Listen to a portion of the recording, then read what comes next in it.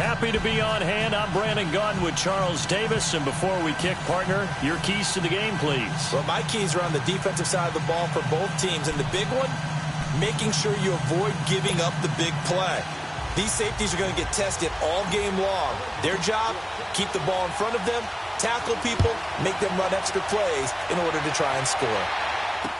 This will be taken to the back of the end zone. And in hindsight, probably should have stayed where he was, as he'll only get back to the 16-yard line. So out comes the Redskins offense now onto the field.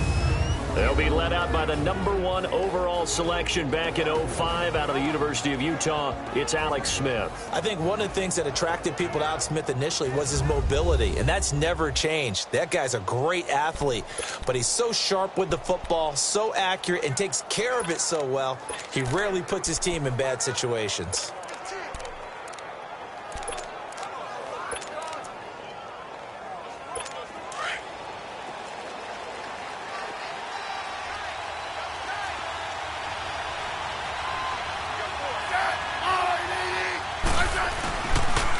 Now the first carry for Adrian Peterson. And he'll lose yardage on this one back to the 13. A loss of a full 3 yards, and now it's second down. All right, quick observation, Brandon, because early on in this game, I'm seeing linebackers putting up their noses close to the line of scrimmage. And my guess is the wheels are turning on that other sideline. As a play caller, you're filing that away right now, aren't you? Yeah, you're trying to find that opportunity later on when you can play action them or stick something to them between the second and the third level.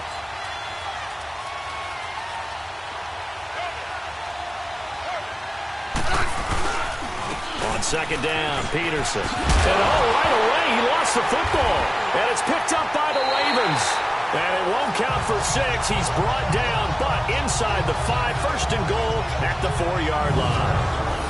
They may have the edge on the scoreboard, but that hasn't made them passive, has it? I mean, they've dialed up a pretty good run blitz there. And Brandon, you know that all blitzes aren't just designed to get to the quarterback and the passer. Sometimes you're just trying to take away every gap, every hole that might be created in a running game, and they did it to perfection and caused a fumble there. Took away the gaps, took away the holes, took away the football.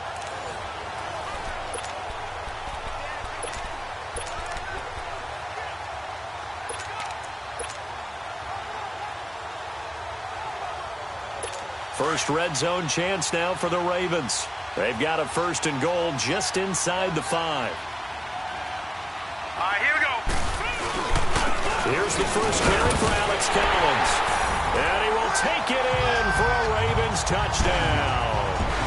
Alex Collins taking it in from 4 yards out. And the Ravens have taken the early lead.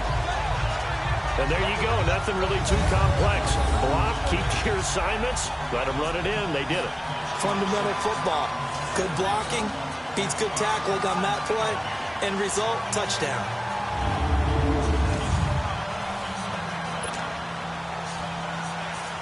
Justin Tucker for the extra point.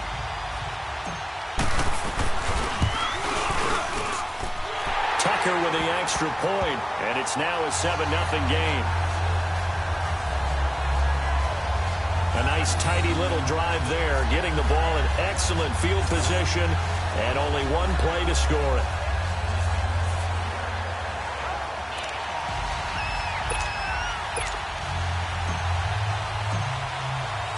Here's Tucker now out to kick this one away. This will be taken to the back of the end zone. Oh, look at the juke. And he'll take it back to about the 19-yard line.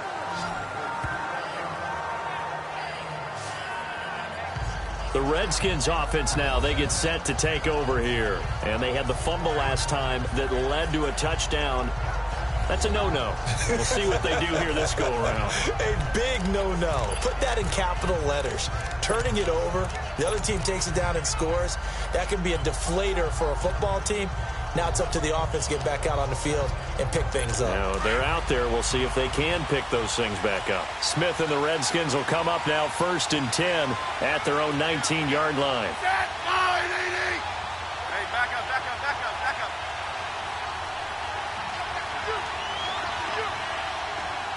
1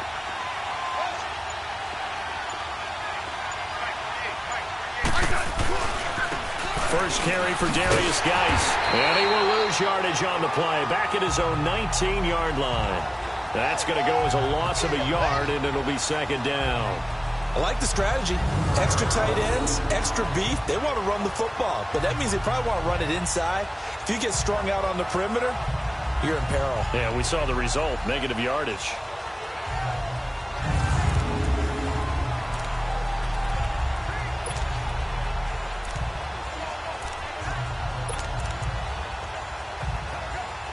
After the loss to start out, here's 2nd and 11.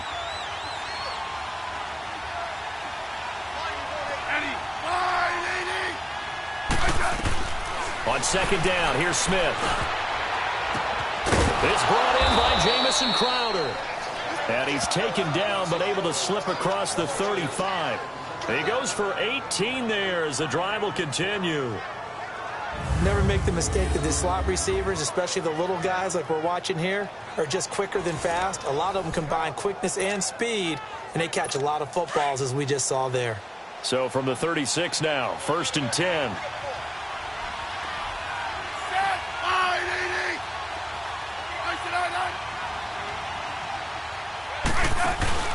Now a play fake here on 1st down. He rifles one that's intercepted. Picked off here by Jimmy Smith. And he's able to get it back to the 41-yard line. Well, they didn't exactly show patience there, did they? Just down a score, they come out firing right away and compound things by throwing an interception. They put their defense in a really tough spot.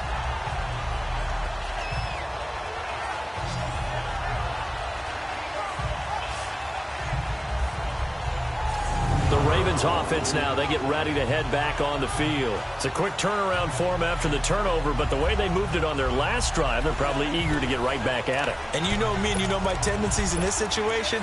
What do I want right now? Be aggressive. Be aggressive. Take your shot right here.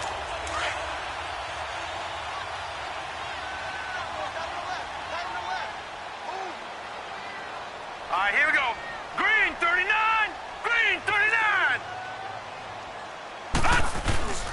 Here's a 1st down run with Collins. And brought down, but able to get it to their 30-yard line. It's a pickup of 11 and a Baltimore 1st down. So this game's not very far along. He's already found the end zone once, and now he started this drive with another big gain, another 1st down run. I've got to wonder if I'm the defensive coordinator. What do I do in this situation? It's only the 1st quarter, but do I go ahead and sell out and try and slow him down and make him beat me another way? Because the risk is if I don't, he ends up having a monster game.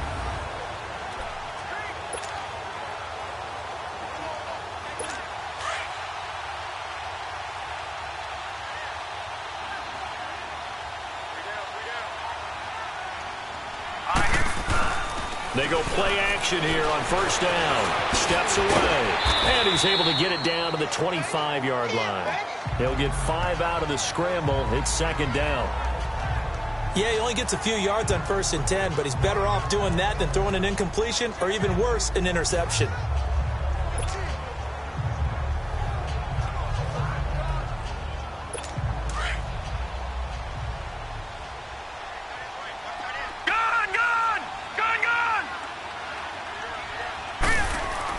Now Jackson on 2nd down.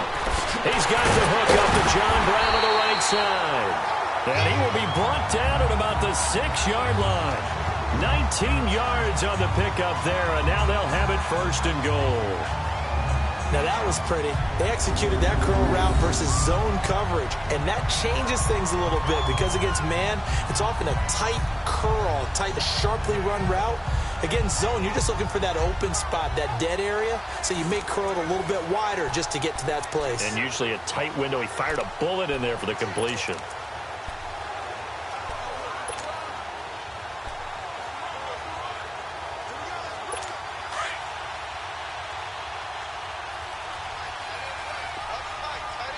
Detroit! Detroit!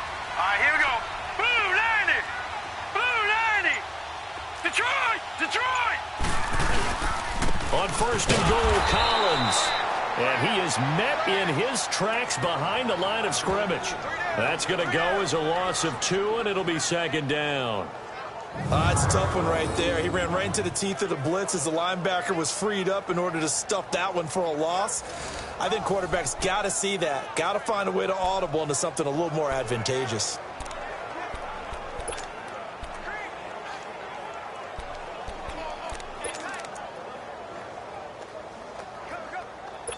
It's 2nd and goal, back to the 8-yard line now.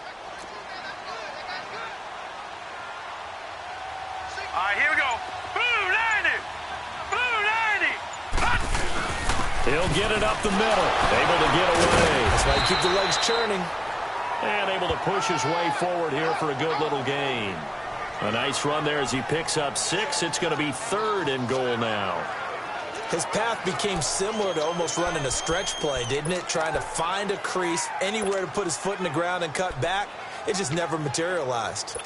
The line of scrimmage is the 2 here on 3rd and goal.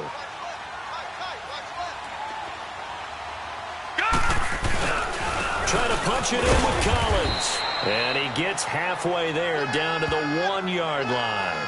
Only a yard that time, so now a decision to be made here on 4th and goal. Now this feels like old school football because this has turned into a good old-fashioned goal line stand. So on offense, what do you do now? Do you decide to run it or throw it if you go for it on 4th down?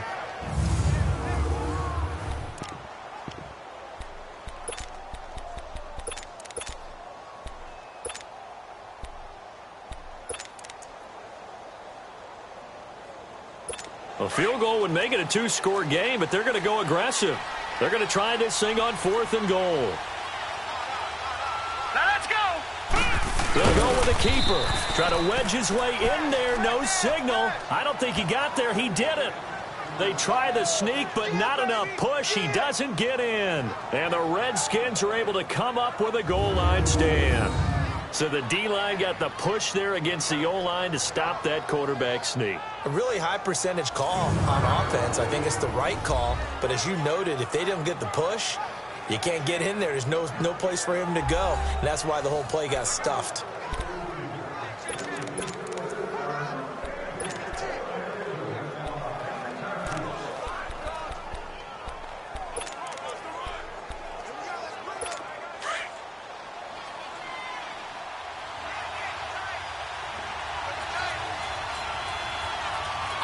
Now on 1st down, he's going to sneak it. No gain there as he kept it himself at 2nd down. And this O-line, it is the lifeblood of the offense. They establish the tone. Mean, nasty, physical. They can't wait to get after people. That allows the rest of the offense to feel confident.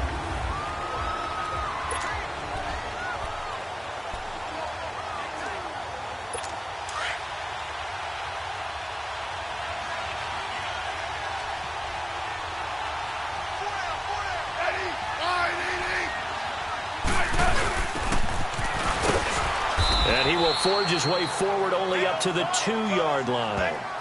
1 yard, the official pickup there, so it's going to set up 3rd and 9.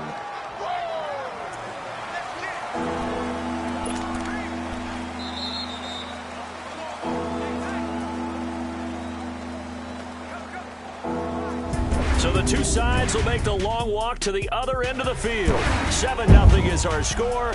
We're back to Baltimore after this.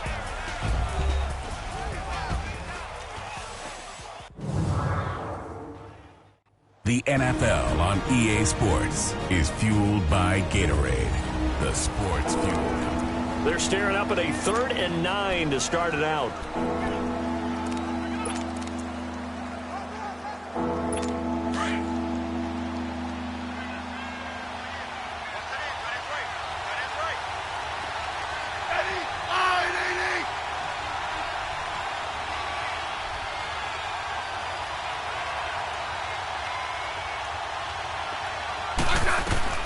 From the end zone, Smith, and he goes down, and it's in the end zone. Smith goes down in that end zone. That is a safety. So they go with the empty set, and that's the risk you run right there. Nobody was there to protect. Well, you know, most offenses have audibles, and they've changed plays when they see certain sets. A lot of defenses do the exact same thing. You go to an empty back set, they bring pressure, and boy, did it pay off in this case.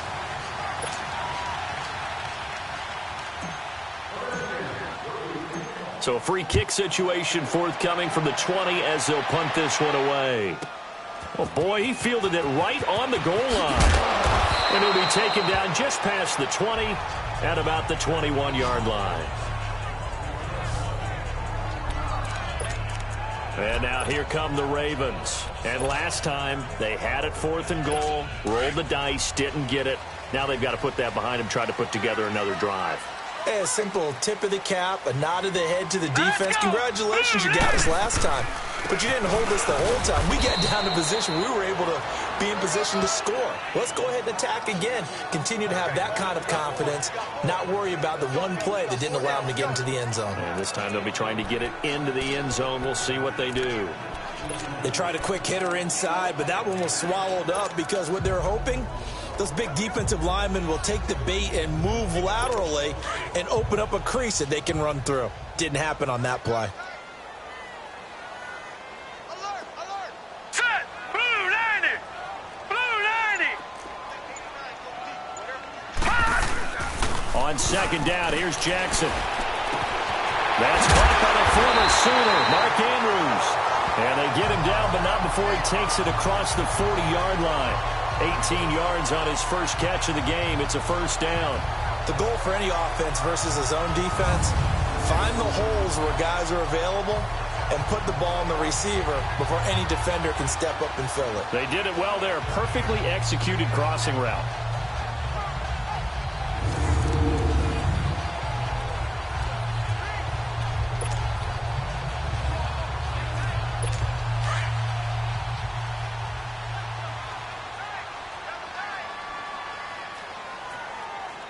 Here we go now. Blue 90!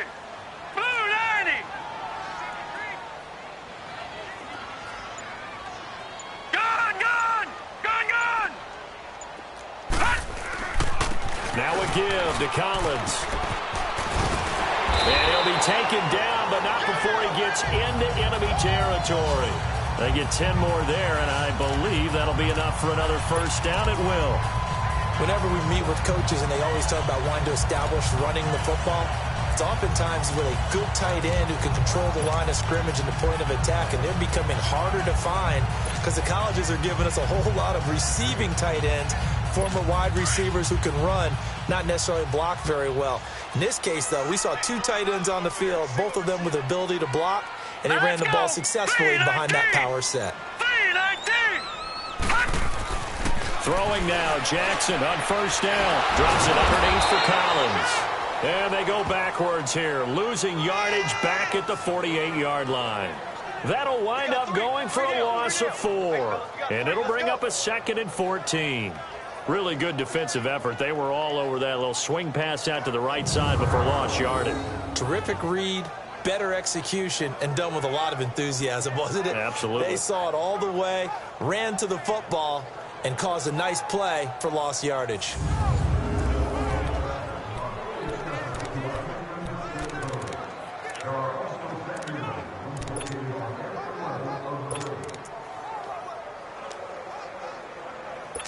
So they had the big loss on that first down pass play and facing a 2nd and long. Hurry up, here we go! Blue 90! Blue 90! Hut! They go play action now. Jackson, he can't avoid the pressure. Redskins get there. Preston Smith in there to bring him down for a loss of 7. Man, he got in there so quickly, Charles. What could the offense have done to adjust and account for that? But what you're hoping is that you figure out and you see and get a clue that maybe there's going to be some pressure coming at you, and you change the blocking schemes. Maybe you go to max protection. The biggest one is maybe you bring your running back in to try and keep you clean. But in that case, that didn't happen. 0 accountability, and a sack resulted.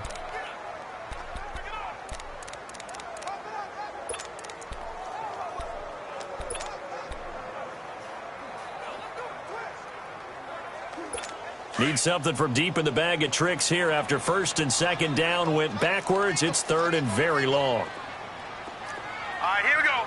Green 39! Green 39! Hut! Now it's Jackson. Under pressure again, and down he goes again. Preston Smith in there to get him his second sack now of the afternoon. We've watched this a long time, and I still don't believe we get it. 3rd and long. Why are you calling play action? Because they're not going to bite defensively, right? No, not at all. I did have a coach explain to me years ago that for some teams, that's how they have to deal with pass protection and their line blocking. But to me, it seems silly. Yeah, well, they're silly, and it leads to a play action sack. So on 4th down, here's Sam Cook to punt it away.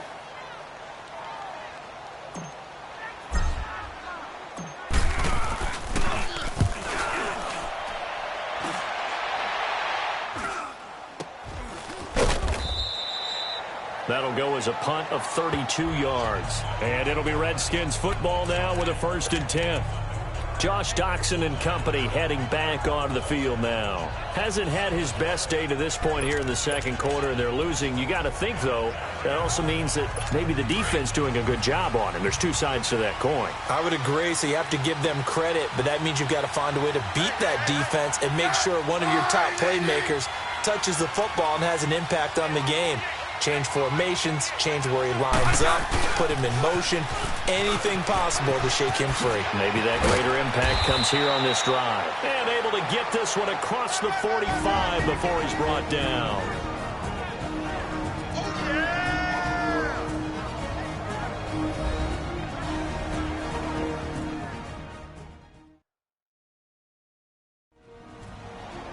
Coming up at halftime in a little less than 2 minutes, we'll send you to Orlando where Jonathan Coachman is standing by. He'll have highlights and analysis of this first half.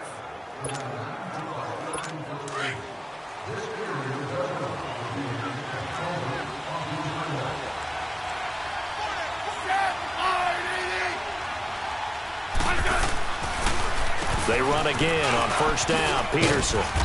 And he's going to take this one down inside the 45. A good run there on 1st down, and it'll leave them with a 2nd and 2. Clock running as the Redskins try to hurry up. And off comes to Peterson. And he'll go down shy of the 40 at the 41. Only 3 there on the pickup, but that's enough to move the chains. 1st down now, but that clock rolling.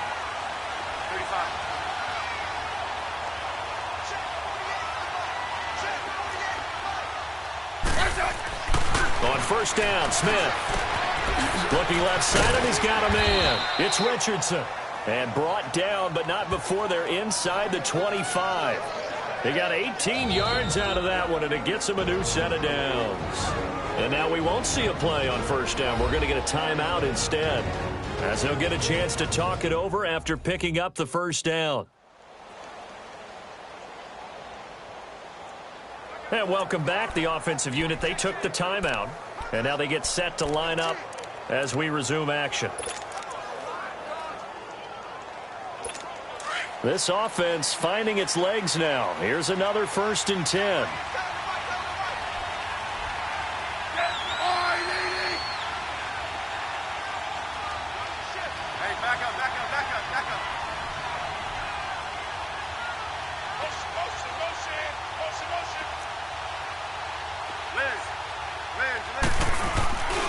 First down, here's the run with Peterson. And nothing doing. He's immediately taken down at the line of scrimmage. No gain on the play there, 2nd down.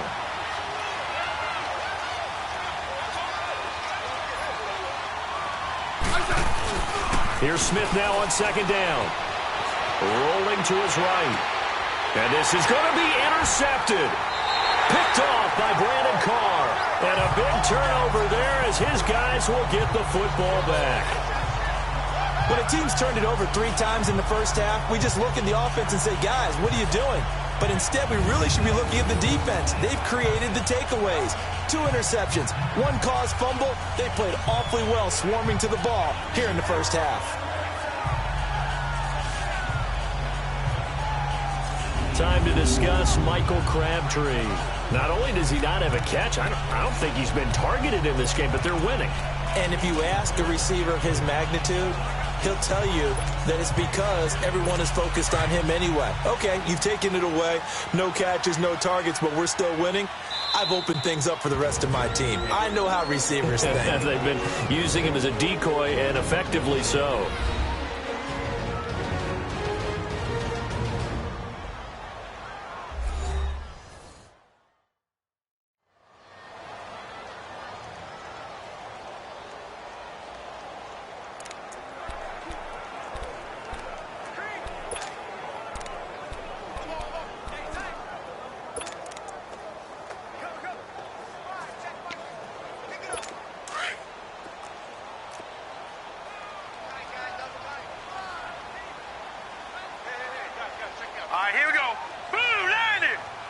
Now on first down, he's going to sneak it. And he will forge his way forward only up to the 2-yard line.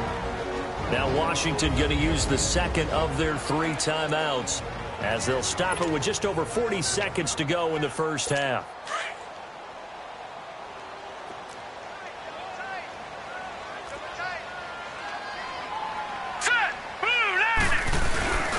On second down, Collins. And he was very fortunate there to get out of his end zone. He maybe got back to the 2-yard line.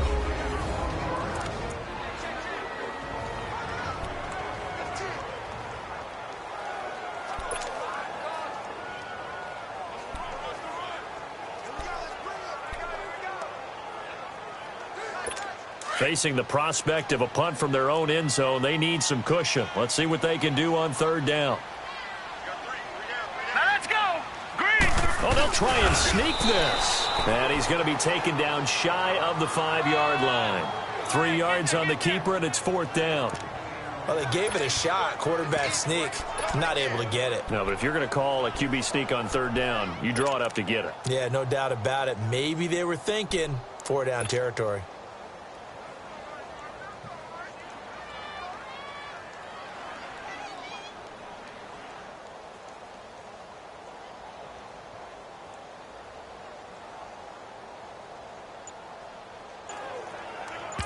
And with just 1 second remaining in the first half, they'll call the timeout. So we're back in the offense getting set following the call of that timeout.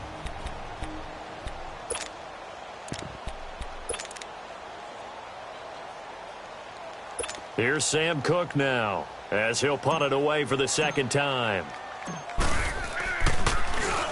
And he's able to get it out of there. This is a pretty good kick. This is Harris. So we're at halftime here in the Inner Harbor. And okay, so much for our halftime break. Apparently we're going to get right back to it.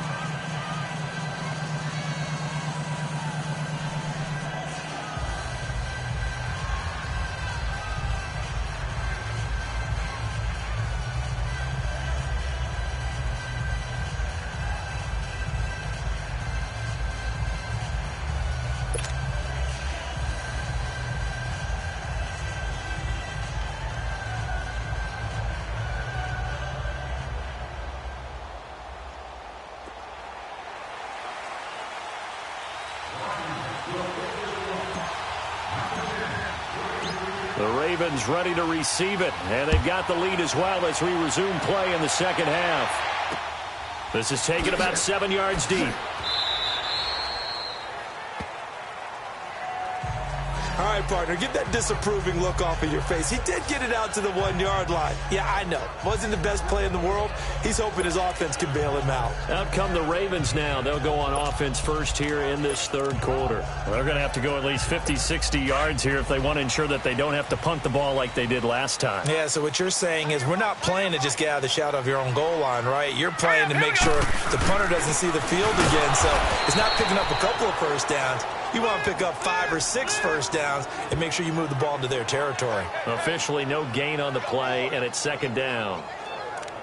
Really shouldn't be a surprise. It's going to be hard to move people in this situation. You know they're going to bring the pressure defensively. Because I remember playing in these spots, and my coaches always say, don't be afraid to try and create a safety, too. They're going to bring pressure.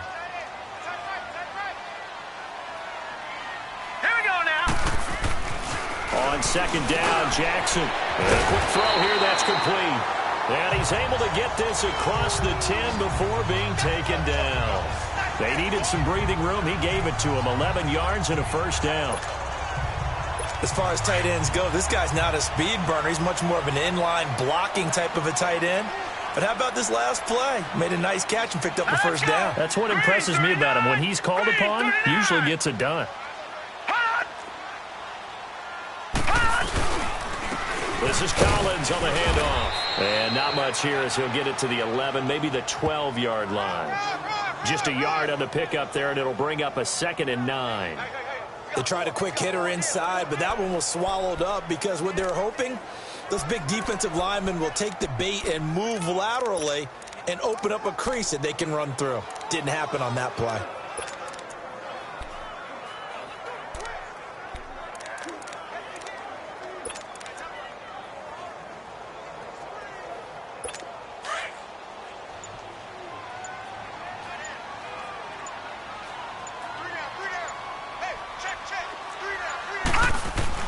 Jackson looking to throw on second down. And the hit jarred it loose. It's incomplete. It is tough to complete passes against zone defenses. The windows that you see open, they shrink pretty rapidly. How about being able to hit a moving target against a zone before the next guy can get there and make a play on the ball? Not easy for any quarterback, no matter the situation, and there the defense won the battle. The Ravens on third down, 0 for 3 to this point. They could use a conversion. This is 3rd and 9. Jackson now. It finds Crabtree for the completion. That one will go down as 33 yards on the third down conversion. Usually hitting a deep post pattern, as we just saw there for a big gainer, that's tough to do because you usually have a safety or two in the middle of the field. But if you hit enough crossers and underneath routes and curls, you start to get those guys creeping up wanting to make plays on the football. It's the equivalent of a changeup in baseball. You show your other stuff, throw the changeup, and on that play, it worked for big yardage. So that changes things. Here's 1st and 10 all the way up at the 45.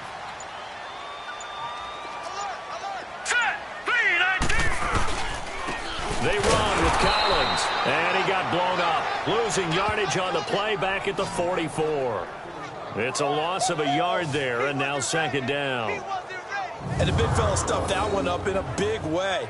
I think doubling him has to be a priority because you can't move up to the next level if you don't take care of him first.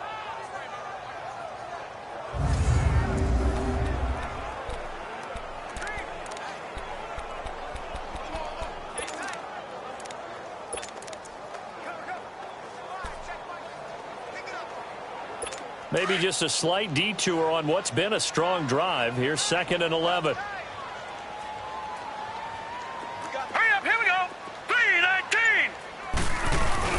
Jackson now off the bootleg.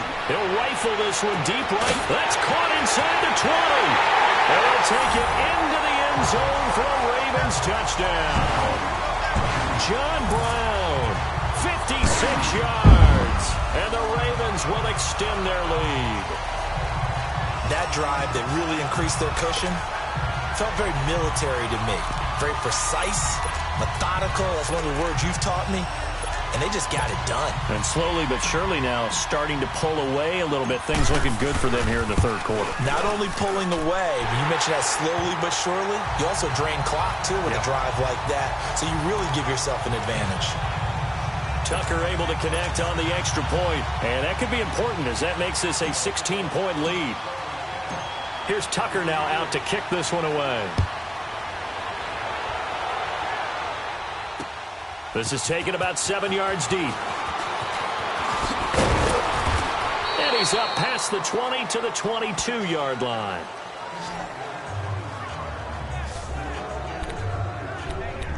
Alex Smith and the offense heading out for their next possession. Interesting stat line right now. And technically, he's completed 4 passes, 2 to his team and then 2 to the wrong team. It makes you wonder what he's seeing downfield because he has completed 2 passes to his own team, but the interceptions are troubling. Is he going through the wrong reads, the wrong progressions? Is he getting fooled by defenses? They've got to figure that out over on the sidelines, working on that Surface Pro to see what they see. And he gets this one just shy of the 40. They'll mark him down at the 39. Successful start to the drive, 17 yards, and moves the sticks. On 1st and 10, Smith. It's complete on the bubble screen. That's Richardson. It's a gain of 11 yards that time, and it produces a new set of downs. I like watching the wide receiver screen because it's a real teamwork play. Because guess what? The guy catching the ball, he'll get all the credit. But how about the people up to block in front of him, either fellow receivers or offensive linemen? That makes that play a really nice timing play, and sometimes it can break big. Back-to-back good plays have them on the move on 1st down.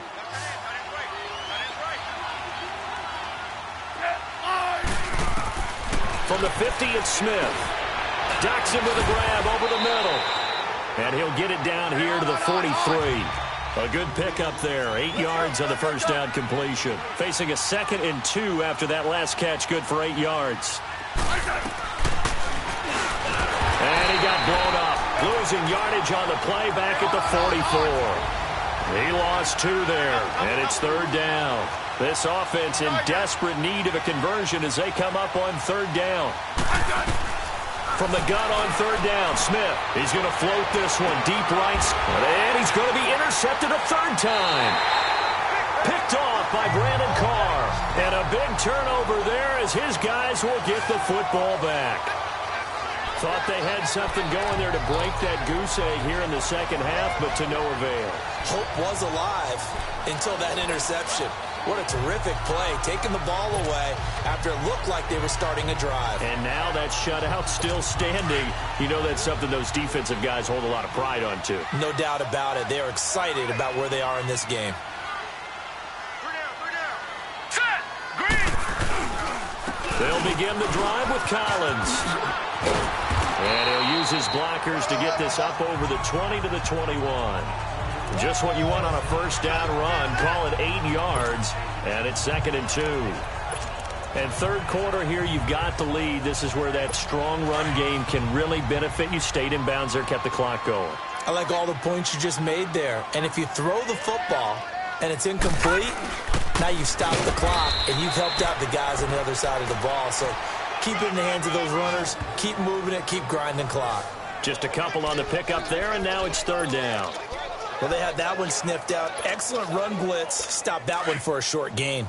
What makes a good run blitz a good run blitz? The ability to stay on task, to follow up your assignment, go to the gap you're supposed to cover, and not be deterred by anything else. And not only will he not get the few inches he needs, he's going to go backwards. That'll go as a loss of 5. And that's going to make it 4th down. I know when I was a kid, I always got real excited when I saw those lateral-type runs. But the best backs that made it happen, they put a foot in the ground and just go. That didn't happen there. That play got swallowed up.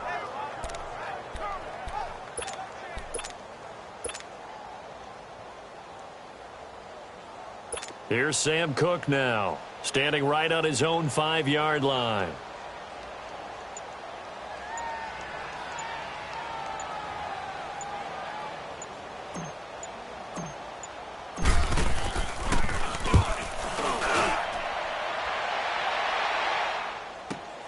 Harris now to return. That'll be put in the books as a 53-yard punt. And the offense will take over with a new set of downs.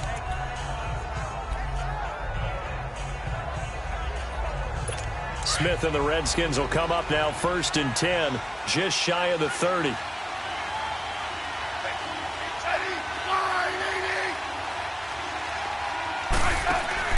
Trying to shake off the interception. He'll look to throw. He's going to try and go deep again. And that one incomplete. They try to sneak in a deep ball with the clock running down. Back now in Baltimore. It's the Redskins with the football, but trailing here as we get down to the good stuff. Quarter number 4. Here's 2nd and 10 now from the 29. I said 580. 2nd and 10, Smith again. Buying time to his left. Even after more than a decade in the league, Smith still one to account for with his legs as he picks up a first. Sometimes guys get locked into such a groove. What do we call it? The game slowing down. They see everything happening almost in slow motion. They see the lanes develop. I feel like he's right there. Well, and you want this from your leader, right? With this deficit, this stage of the game, second half, no quit in him. 0. Smith, and this is caught. I think he got that with one hand. 17 more yards on that one as they keep the drive rolling. Smith now 6 for 6 since coming back out of the locker room. It's 1st and 10.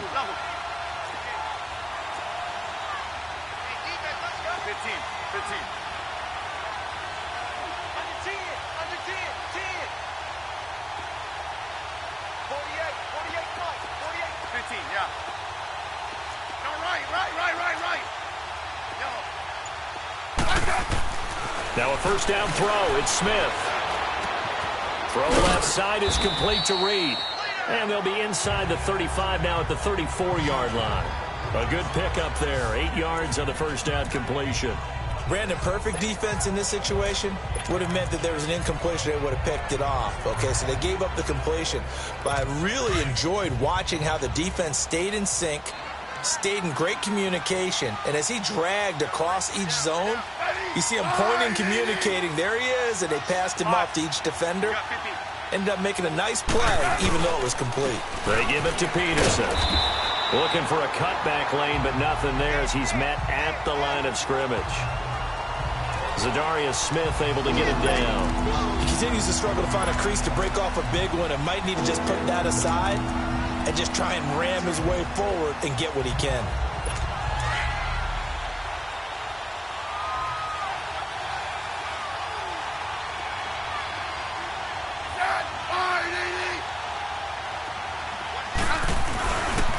They'll try and get it with Geis. And he's going to be taken down right at the line. No gain there on the play, and that's going to leave him with a 4th down. Well, look at the clock. You're down 2 scores. Have to go for this, don't you? And they thought that as soon as they took over possession. It didn't matter where they were on the field. They were always going to be in 4-down territory. Backed up, in good situation, it didn't matter. So they've been preparing for that on their play sheet the entire time. 52. 35. 12. Desperation time for Smith on 4th down. Oh, he's got a man wide open, complete. Touchdown, Washington.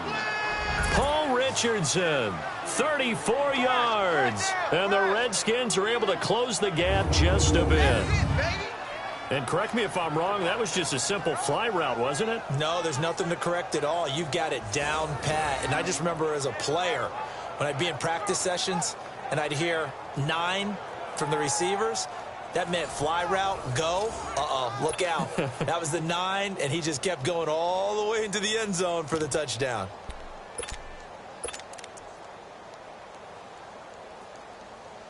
So here are the Redskins now, an important 2-point conversion.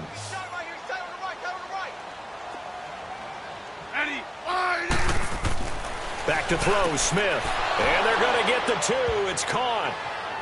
So they get the conversion, and now we're back to a 1-score game. And that almost makes it a brand-new ball game. Now it's a 1-score affair after they get the 2. And you have to know they were holding their breath on the 2-point play because they had to have it to get it within the range that you just talked about. Dialed up their 2-point play. It worked. Now they're feeling like they've got a shot at this one. Here's Hopkins now out to kick it away. That's fielded in the end zone. And no thought to bring this one out. He'll just go down to a knee, and they'll take over at the 25. And now Baltimore gets set to take the field. Right now clinging to a 1-score lead, Charles, and I think operating within that 4-minute offense with a little less than 4 minutes to go applies here, right? It certainly does, and that means the playbook is still wide open. But you are a little bit more careful about what you're calling. You want plays they're going to gain yardage, how would you say it, consistently, right? You don't need the big shots downfield, but make sure the clock continues to run. Pile up the first downs. And the goal, end the game with your quarterback kneeling down at the end, and you still have the lead. And when do they start thinking about burning these timeouts? They've got all 3 still defensively. To me, you have to start right now. Here's the time, and that means you've got to stop them on defense, not give up the yardage, use your timeouts in order to get the ball back and try and score yourself. But now is the time to start using those timeouts. And keep in mind, it'll also stop the clock at the 2-minute warning. Jackson. And look at this. They get the turnover they needed. It's intercepted. Picked off by the all-pro corner, Josh Norman. And he's able to get it back to the 41-yard line. Maybe he telegraphed it a little bit right there. You've got a quarterback knowing that he's going against a rookie quarterback. He stepped in and picked it. You think he had a great week of preparation, looking forward to this opportunity? And the second part of that is, when you're a young quarterback, you are going to stare down targets, but oftentimes your playbook hasn't expanded to give you full field reads as well. Makes it a little bit tougher for him. And here come the Redskins now. And they're hoping to redo their efforts in the last drive when they got into the end zone. And just think of what it's like now on the sideline, because when you score a touchdown, you have to go over and look at the tablet and see what you did on the last drive. When you scored points, it's a whole lot better view than when you're trying to figure out how to fix things there. That's going to go as a loss of a yard, and it'll be second down. And yet again, this run game just continues to be completely shut off. Completely stymied. They're trying to get some consistency, trying to find places to roam. They just haven't been there throughout this game. They get 11 back on that one. It leads to third down. Third down, here's Geis. And he'll lose yardage. Brought down at the 32. That'll make it fourth down after a loss of 1.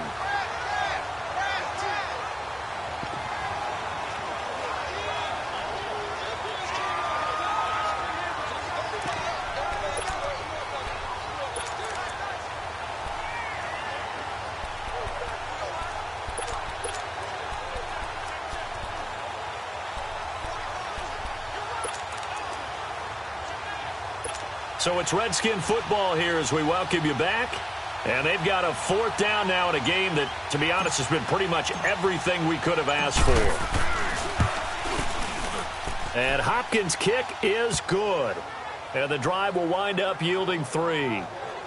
So an interesting call there to take the 3. I mean, I guess they're thinking that their hands were tied, but, you know, fourth quarter, that field goal might not help them that much in the end. Yeah, eventually they're going to need the touchdown. The thinking must have been they didn't feel confident about picking it up there, hoping maybe on defense they can get better field position, get a turnover, get a better play, and then they'll have a chance to attack the end zone. Following the made field goal for 3, Hopkins now to kick it off.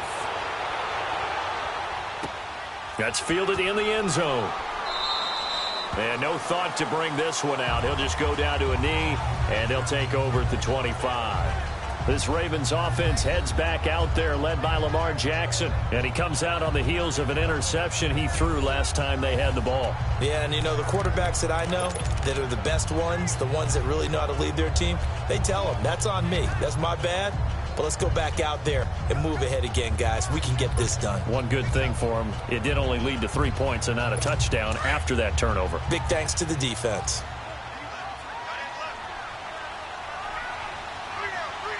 All right, here we go. Blue, landing.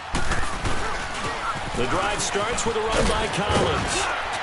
And able to stay on his feet past the 30 to about the 33-yard line. 8 yards on the pickup, and now they'll have some options on second and short. Good gain there on first down. It keeps them in a running situation, probably. They did everything right on that play, didn't they? They got the leverage up front, good blocking, nice hole for him, ends up picking up nice yardage, stays in bounds to keep the clock rolling. They are in charge of this scenario right now. They want to stay that way. And not in any rush offensively.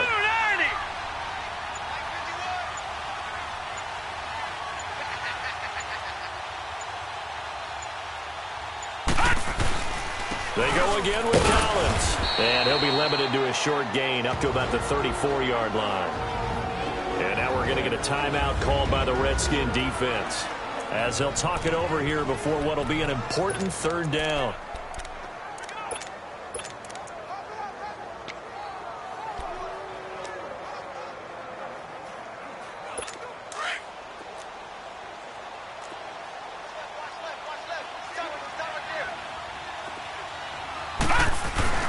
They'll try and run forward with Collins. And he's able to get the first before he's taken down at the 36.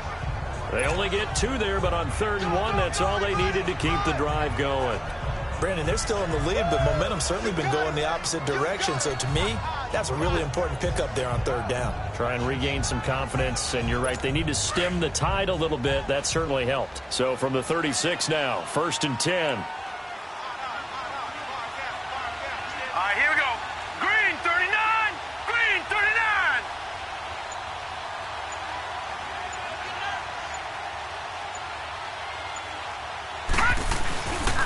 Here's Collins, and he will lose yardage back to the 34-yard line. The Redskins looking for another timeout, and they get it, as they'll stop the clock with 24 seconds to go in the game.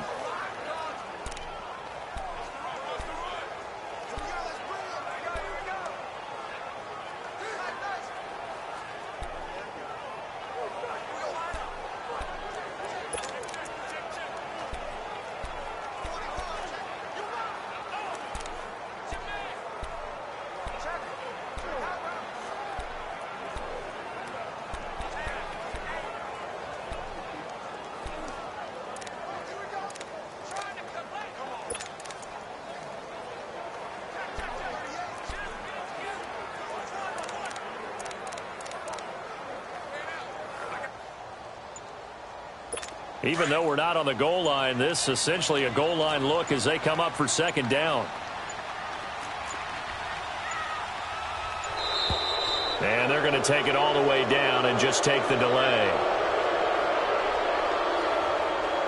Delay of game, offense. And that'll be accepted, of course, and that moves them back 5. Still second down.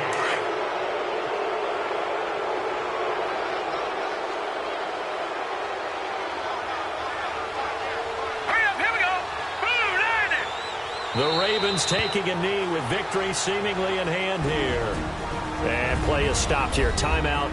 It's the defense calling the timeout here as they stop it with 22 ticks to go in the 4th.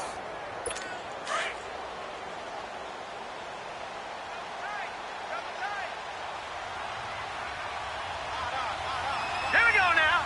Green 39. Green 39. Down to a knee one more time, and that should just about do it. Well, taking that knee, maybe just a sigh of relief. They withstood a big 4th quarter comeback. Able to hold on, though. Certainly looked like they had things going their way, didn't it? In the 4th quarter, they had to just hold on. As you said, furious assault on them, but they were able to get it done, take a knee, and head to the locker room with a win. And, Charles, I think when the schedule comes out, all teams, no matter where they're predicted to finish, talk about protecting your home turf. They were able to do that here in this one. Similar to a tennis match, right? Not letting them break your serve. That way you hold on to it. They got it done, and they feel very good about that victory.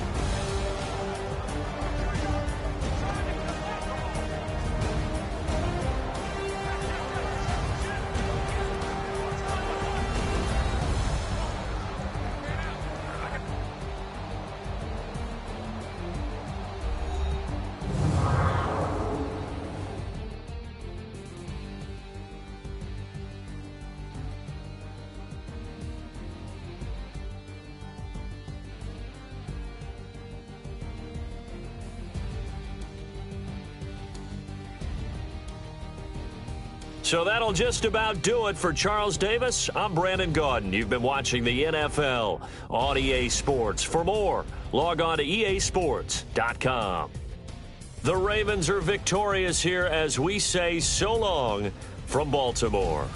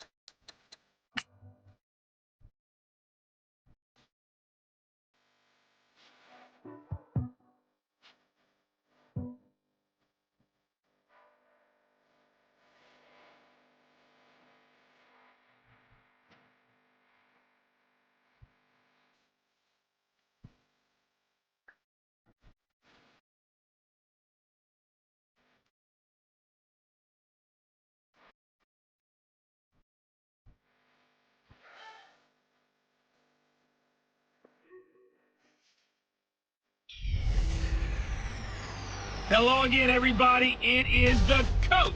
You're tuned in to Madden 19 on EA Sports. Straight ahead, we've got a great one on tap between the Tennessee Titans and the Baltimore Ravens.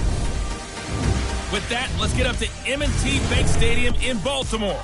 There to call all the action. We welcome in our broadcast team, Brandon Godden and Charles Davis. Coach, thanks. CA Sports coverage of the NFL brings us to the Inner Harbor at M&T Bank Stadium here in Baltimore, Maryland. The two teams emerging from their respective tunnels a minute ago to the approval of this Baltimore crowd. They're all set as their Ravens will match up with the Tennessee Titans.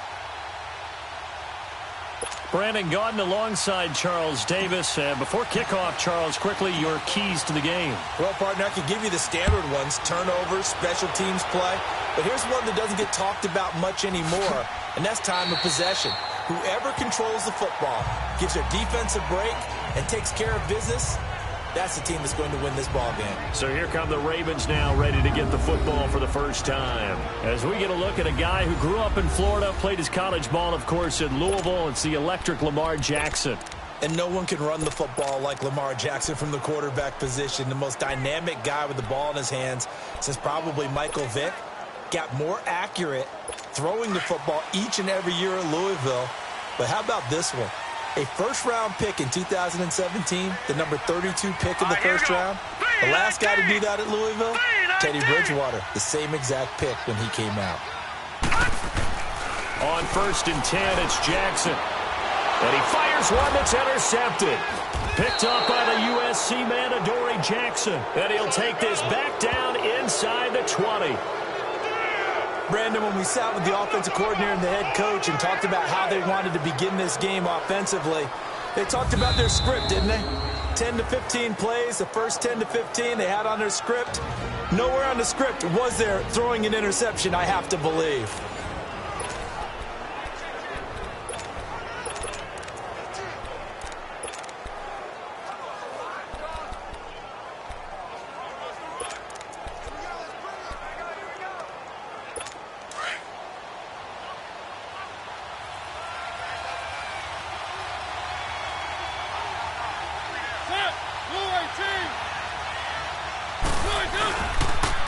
Now a first carry for Derrick Henry. He showed off a nice juke of the defender before the next wave could bring him down. Give him 9 on the carry that time, and they're set up with a 2nd and 1.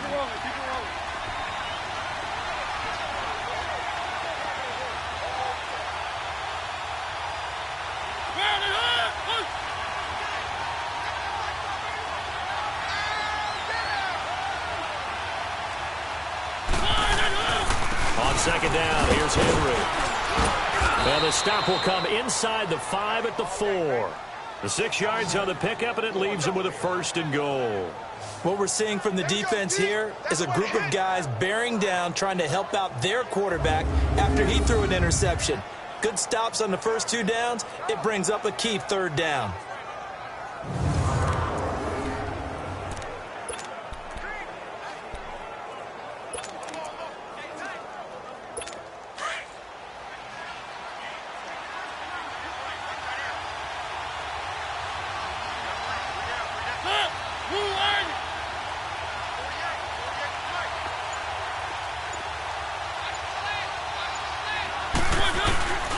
They'll try and run for it with Henry. And he's maybe going to get this back to the 4, but that's about all.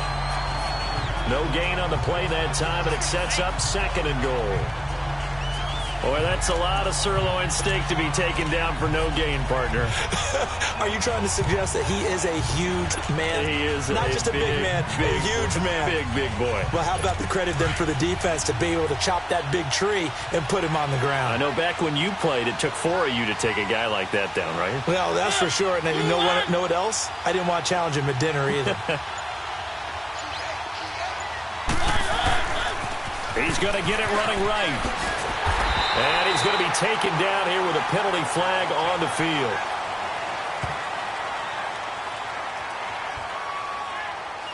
Holding offense.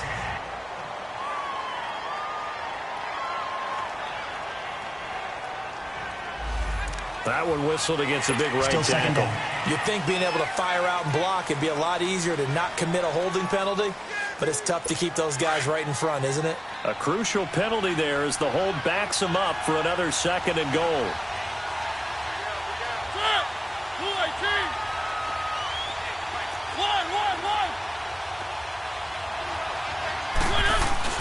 They'll try to throw now. Mariota. And he's not able to get away. Sacked back at the 22. Terrell Suggs in there to bring him down for a loss of 7. Second goal, last thing you need to do is get pushed backwards to take a sack. But he couldn't find anywhere to go with the football. Had to eat it and ended up on the ground. Mariota will need a big play after the sack as the Titans come up 3rd and long.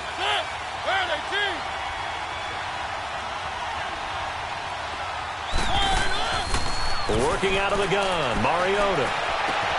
And this is going to be caught by Sharp for a Tennessee touchdown. Tajay Sharp from 21 yards away. And the Titans have taken a first-quarter lead. And, partner, they found a gap there on the post pattern, and it was in the middle third of the field. And that's really difficult to do because ordinarily the safeties are back there to prevent that happening. But they found the opening and exploited it.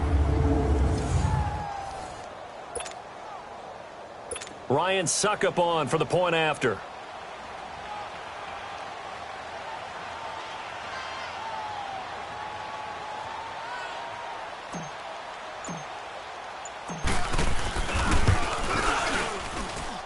Extra point up and good by Suckup. And that makes the score 7-0. So that drive spanned 5 plays. And the result in the end, a Titans touchdown.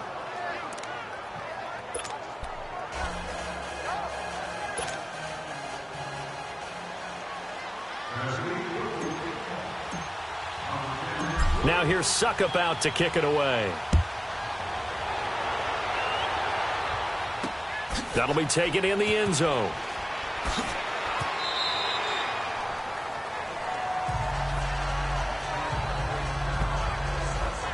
Now the Baltimore offense heading back out onto the field. And last time wasn't pretty. One play and an interception. We'll see if they can do better. I want to see if they want to go ahead and throw the ball again now on this drive after what happened on the last one. Throw it on the first play. Give the quarterback some confidence. See what happens. Jackson and the Ravens come up now 1st and 10 at their own 25-yard line. All right, here we go. 3-19. 3-19. A first carry now for Alex Collins. And he'll be dropped at the 30. But a shifty move got him a couple extra on the play. Daquan Jones in on the tackle there. And the Buffet boys, the O-line. Hopefully they're ready today. Listen, you got to feed them first. But if you do, you usually get a great product out on the field. And when they play well, the quarterback can't wait to feed them afterwards.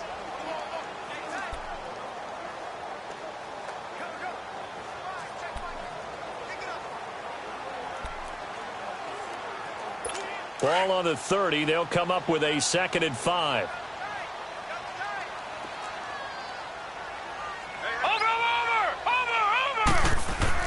Looking to throw on 2nd down. Jackson.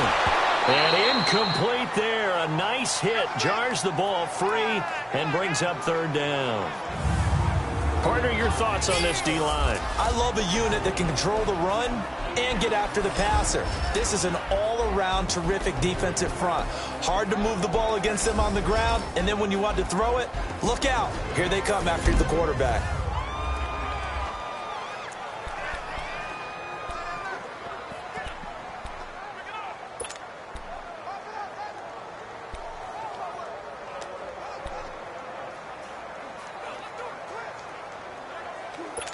They come up now 3rd and 5 following the incomplete pass. Set. Green 39. Green 39. Hot. To throw is Jackson. He gets this one to Michael Crabtree. That one good for 13 and a Raven first down. Nice catch right there. Brings to mind the sentence, when in doubt, find your veterans. He used to laugh back in the day when they would call guys like him crafty veterans. You get up in your 30s, you're still playing receiver, but you're around that long at that position, you're doing something right. Just remember this. When he was young, he thought the crafty veteran was simply a guy who couldn't run anymore. Now he understands a little bit better.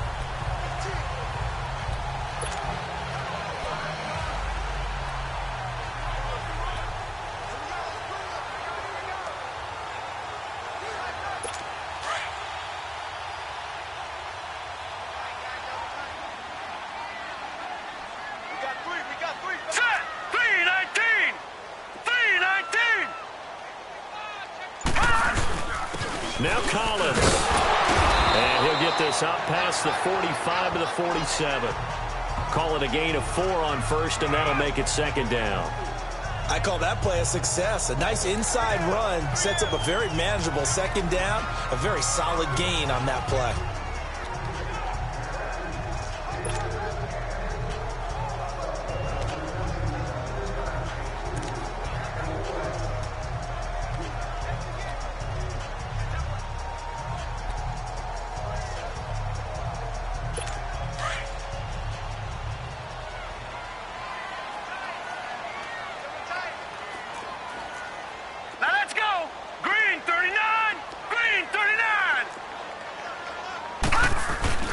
They go play action with Jackson. He rifles one that's intercepted. Picked by Kevin Byard. So that's back-to-back drives where they've thrown an interception. Ordinarily, we look at the offense and say, what's going on with your scheme? Maybe we should look at the defense and just give them a whole lot of credit. They've got them frustrated right now.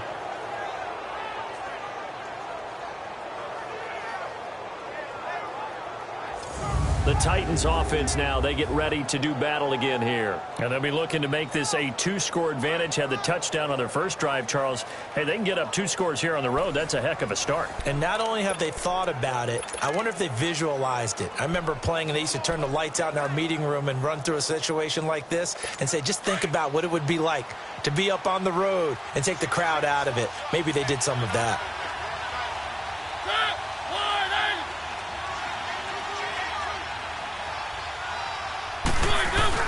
Following the interception here, Mariota. And they're going to get him. He's taken down for a sack back at the 47-yard line. Sometimes I watch games and wonder why they use play fakes on certain passing situations because it's not going to fool anyone. I don't know if that was the case here, but the end result was the same. No one fooled. The quarterback was hit. So that complicates things a bit here. 18 yards to go now on second down.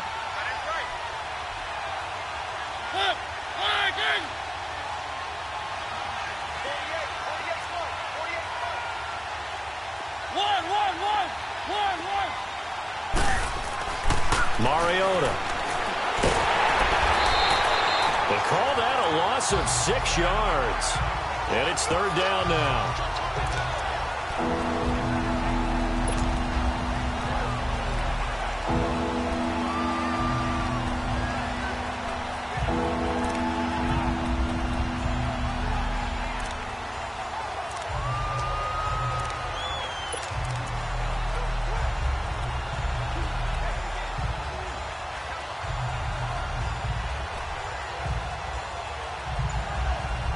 Need something from deep in the bag of tricks here after first and second down went backwards. It's third and very long.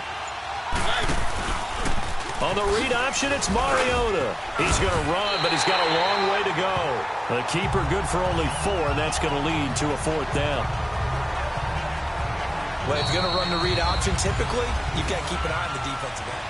With the former Volunteer Charles Davis, I'm Brandon Gaudin. It's the Titans with the football here to begin quarter number 2, but likely not for long as they're in punt formation to kick it away. On is Kern, the punter, to send this one away. 31 yards on the punt there. And the Ravens, they'll take over. Lamar Jackson marching back onto the field. Bottom line, he's got to figure things out. He's completed 3 passes, but 2 of them have been to the wrong team so far.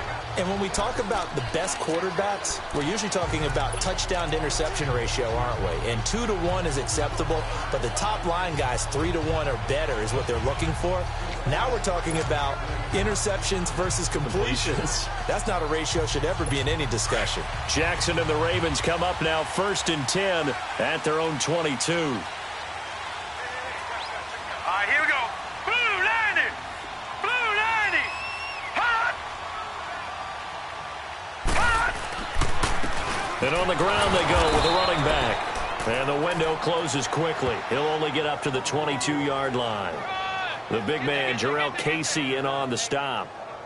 I don't think any of us were surprised that they decided to start this drive on the ground after the last 2 drives ended in interceptions. Unfortunately, though, not a lot going on that first play. Yeah, I think the anticipation was felt also by the defense.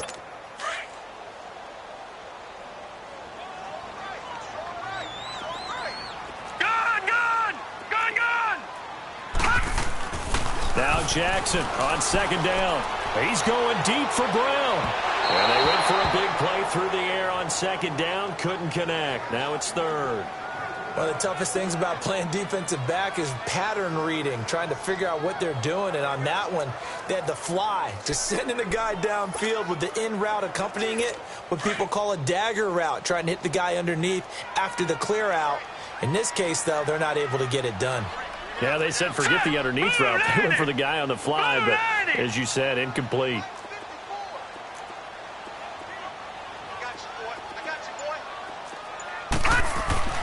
On 3rd down, Jackson, and he fires one, but incomplete.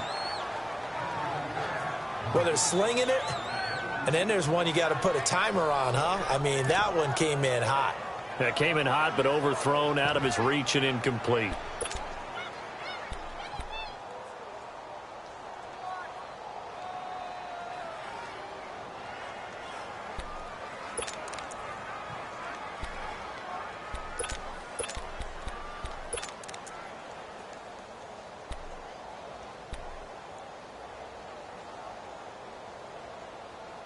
And a tough ask here. They're going to go for it on 4th down and 9.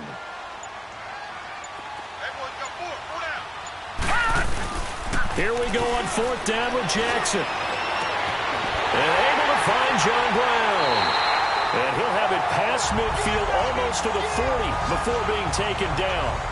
4th down conversion plays, you usually think 1, 2, 3 yards, maybe 10. Not there. What a huge pickup as the Sticks make a drastic shift forward.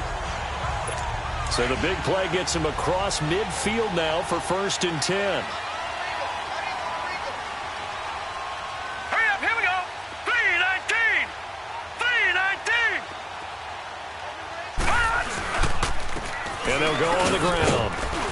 And he's going to take it down to about the 35 here. A solid run on 1st down. Gain of 7 leaves him with a 2nd and 3. That play wasn't quite as big as the play that preceded it, but still, got to like the way they're moving the football, partner. Absolutely. Pretty good room to run on that last play. Yeah, they didn't get a 1st down, but still, you'll take runs like that each and every time, won't you?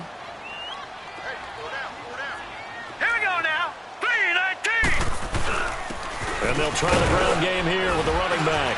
And a short gain down to about the 33. Rashaan Evans out of Alabama had the tackle defensively. I know the scouting report on him is that he doesn't possess the eye discipline to be an elite linebacker. And what that means is his ability to read, react, and make a play. But on that one, he looked like one of those guys. Now let's go. On 3rd down, this is Collins. Call it no gain there, and it leads to a 4th down. Well, to me, that's taking a big gamble defensively because that alignment you see, that's normally something you see down near the goal line. Because now, if they decide to go play action, something should be open there, and I think open big. So maybe that's something that gets filed away for later. I think without a doubt, you write it down, and if you see that look at a later date, go ahead and take your shot.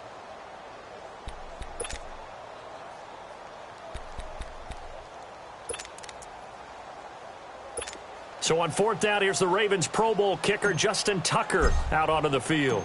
He's going to need a little mustard on this one. It will be a 51-yard attempt. And Tucker's kick right there. It's good. And they are on the board, but still trailing. It's 7-3. These kickers now, it used to be that a 50-plus yarder was cause for celebration. Now seemingly automatic. Yeah, isn't it funny when we prepare for a game, when you look at the backgrounds of these kickers, it's interesting, isn't it, to find out they were all-state quarterbacks, receivers, defensive backs, all-state wrestlers, right? Baseball players. We're finding athletes all along, and now they're just specialists putting it through the posts. And he'll take it back to about the 19-yard line.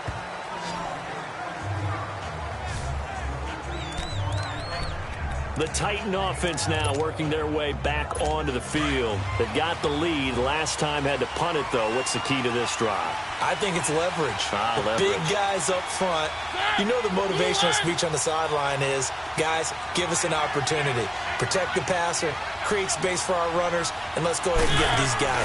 Low man wins. Let's go do it on this drive. We'll watch that leverage on this drive. And maybe the wrong read there as he's going to go down immediately.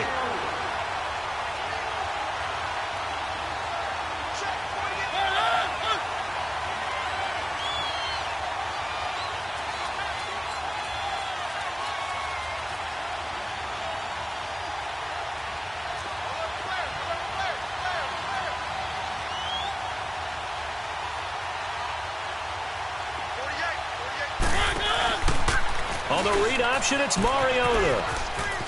Evades him at the 20. And he'll get this up to the 30-yard line. That one good for a pickup of 15 for Tennessee.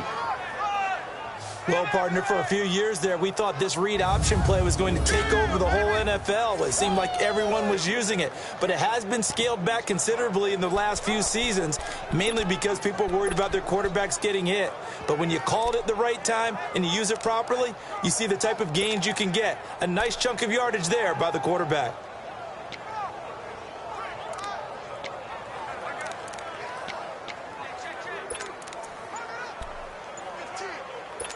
So 1st and 10 now from the 30. Keep it rolling, keep it rolling. On the read option, it's Mariota. And he went nowhere. He'll lose yardage back to the 29. 2 minutes to go here in the first half. We're back to Baltimore after this. A reminder that when halftime rolls around, Jonathan Coachman will have all the highlights and analysis of this first half of play from our studios in Orlando. They'll tussle for it, and this is going to be caught. He's got his first catch here before halftime, and it goes for a first down. A lot of tight ends just use their size and their strength, try to occupy some space and kind of body people away and catch the football. But not this guy. He's a refined route runner. Makes me wonder if he took some dance classes in his background with his footwork.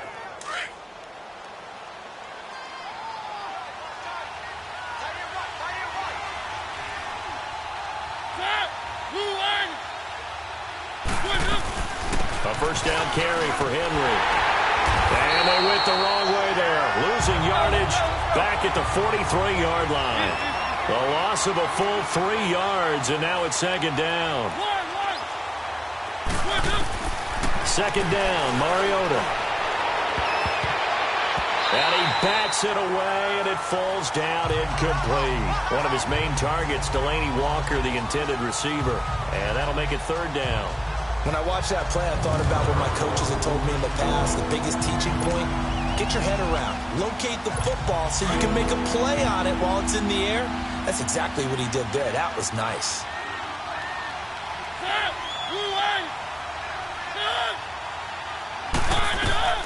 Third and long here for Mariota. And that is incomplete. But no second guessing the call here. It was third and long, so throwing the football was probably the smart play to try and pick it up. But they don't get it, and now the defense goes off the field feeling pretty good about themselves, gaining some momentum as they force them into a likely punting situation.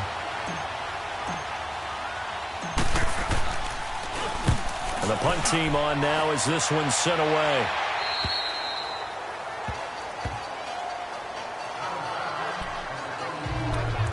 Michael Crabtree and company now heading back onto the field. They've got to be thinking, how can we get him a little bit more involved here? Second quarter, you're down, and really, he's been out of the mix. I would agree with that, and oftentimes you hear, well, we're just taking what the defense is giving us. But sometimes that's just not good enough. Sometimes you have to take what you want, and that means getting him the football. Yeah, so far just a single catch in this game. Now let's go. Green 39. Green 39. Throwing now, Jackson on first down. It's a short one here, complete to his tight end. And they'll get him down here at the 23. Just a yard on the catch there. It'll be 2nd and 9. One thing you're hoping for when you run drag routes, you're able to hit a receiver in stride, and he can pick up a lot of yardage after the catch. But in this situation, the defense was effective, able to stop him before he could get a good head of steam going. On 2nd down, here's Jackson. He's going to fire one deep over the middle. And the hit jarred it loose. It's incomplete. Well, partner, they're not content to run this one out as we head towards the half, trying to hit a big chunk play right there and add to their score. Yeah, this is a confident group. At the very least, they're thinking field goal. Yeah, and I don't blame them one bit. I don't think you sit on the ball going into the half when you have a chance to put some more points on the board. After an incomplete pass on 2nd down, that'll leave them trying to convert on 3rd and 9. Green 39. Jackson now.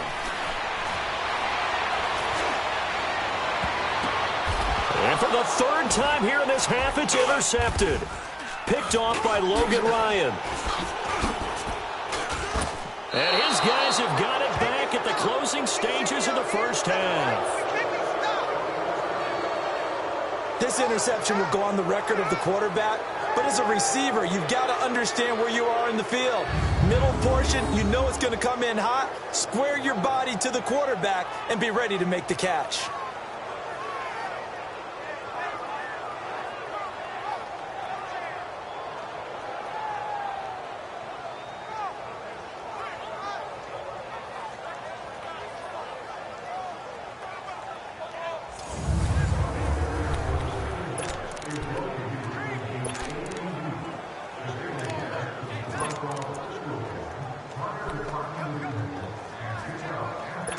They've got good starting field position as they come up here 1st and 10.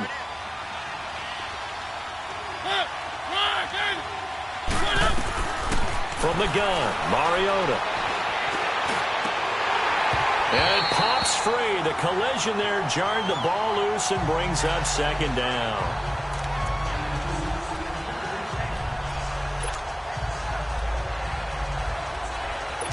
So 2nd down, still 10 yards to go. Ball on the 43.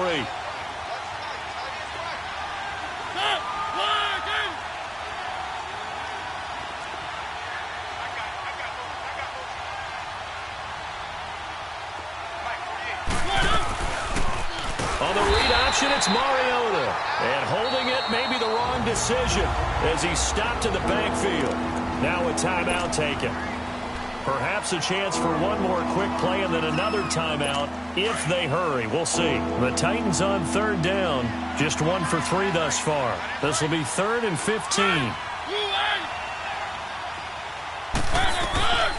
From the shotgun, it's Mariota.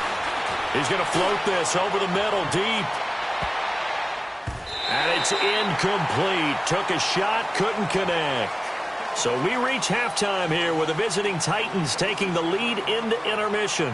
As we'll send you down to Orlando, we check in with Jonathan Coachman for our EA Sports Halftime Report. Coach. Okay, Brandon, thanks very much. And welcome in, everyone, to an abbreviated version of the EA Sports Halftime Report. This one has been a hard-hitting affair to this point, and you got to expect we'll see more of the same in the second half. And to bring the action your way, let's get it right back out to Brandon Gott. The Titans hold the lead, and they'll get the football first as the 3rd quarter gets underway. It's a very short kick taken by an up man. And they're able to return this one all the way up to the 45. Any return that gets you to midfield is a great return. 1 first down, and you're almost in field goal position. And the Titans getting set to go. They have the lead. Now they'll be looking to extend that lead. And this is where I enjoy talking about one of my favorite subjects, tendency breakers, or counters as I also like to call them. You've done things in a certain way in the first half, and they've had the ability to see what you've done. They're going to make their adjustments. So guess what?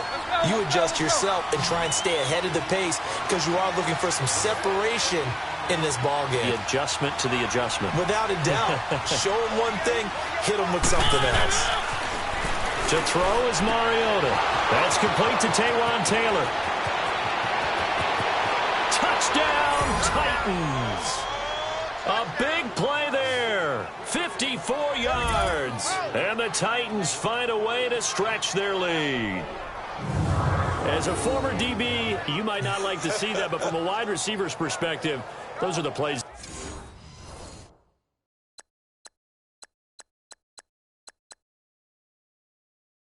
they dream of. Correct on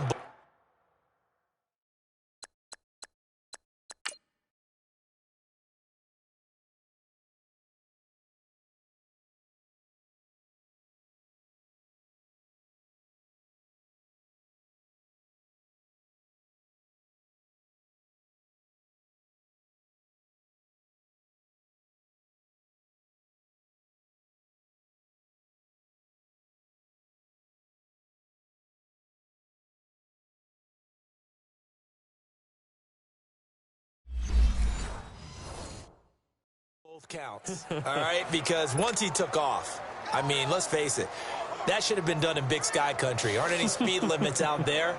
And off he went. Glad I wasn't the one trying to chase him.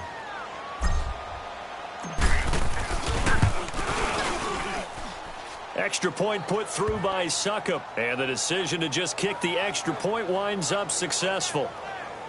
Pretty clean and simple there. Just 2 plays. The long pass resulting in the touchdown on play number 2. Now here's Suckup out to kick it away. This is taken about 7 yards deep. And he'll take it back to about the 19-yard line. As the offense takes the field, we zero in on Lamar Jackson. So with the 3 interceptions, how does he erase those from his mind and just focus on this drive? I think he made it.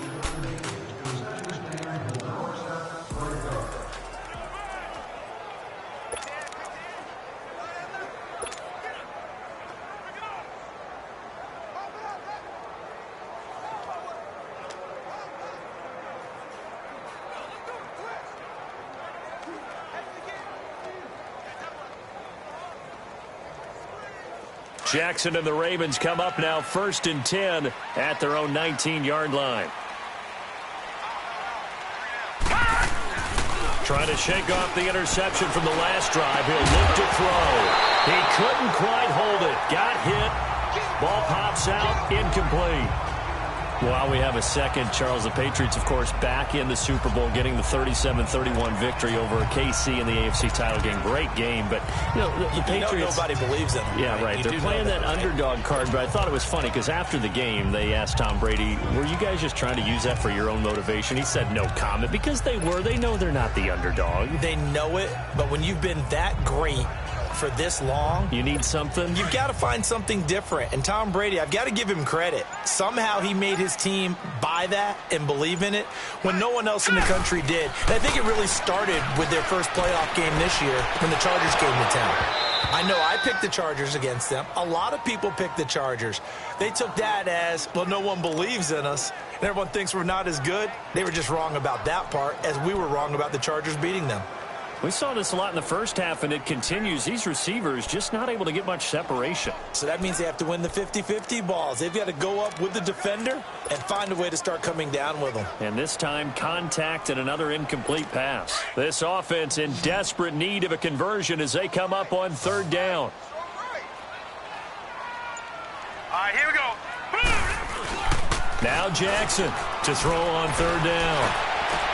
He gets it to Brown, complete. And they'll get it all the way up about 5 yards shy of midfield. A really nice gain of 25 yards. Well, we're used to seeing the guy that you consider the #1 receiver double covered, but how about this guy? He's double covered and finds a way to make the play for a first down. That's how you increase your Madden rating, right? No doubt about that at all. And you know something? I think we'll hear about that from him soon.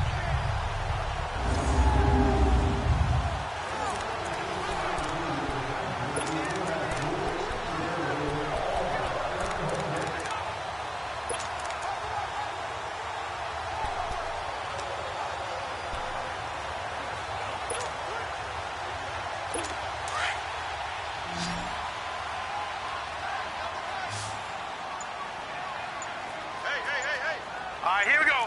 Blue 90. Blue 90. They go play action here on first down. He's going to rifle one deep left side. That's caught inside the 20. A big play that time for the Ravens. 44 yards.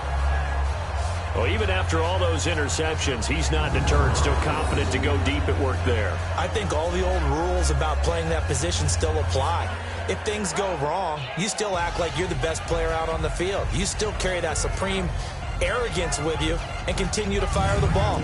I've seen guys have games like this, and this is where you find out if you're great or not. Can you overcome some interceptions and still lead your team to victory? So how about this for field position after the big play? Inside the 15 now as they come up on 1st and 10. And he'll be dropped at about the 11 after only a yard. Well, they still have time to get him established, but in my estimation, they've got to pick up the urgency here. They've got to get quickly in and out of the huddle and run off a bunch more plays.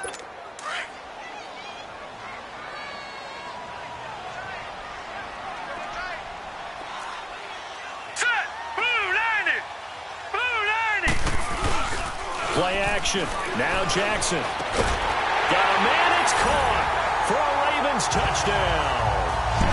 John Brown, an 11-yard touchdown. And the Ravens draw a bit closer. And he's a little bit on the shorter side as a receiver. Maybe sometimes for the defense, tough to find the little guys, right? Yeah, sometimes they get lost in the traffic, but usually what it means is that rather than just winning with height or even speed, they use their quickness to find a way to get open. Well, tall, short, wide, skinny, whatever, there it results in a touchdown.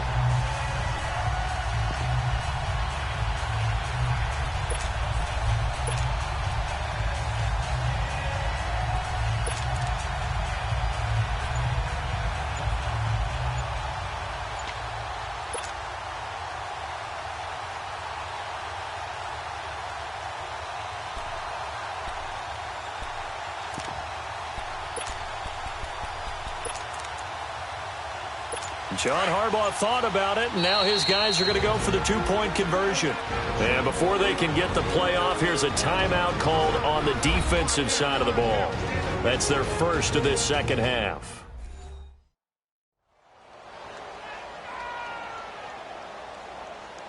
All right, so the timeout over and all 11 men back out onto the field for the defense.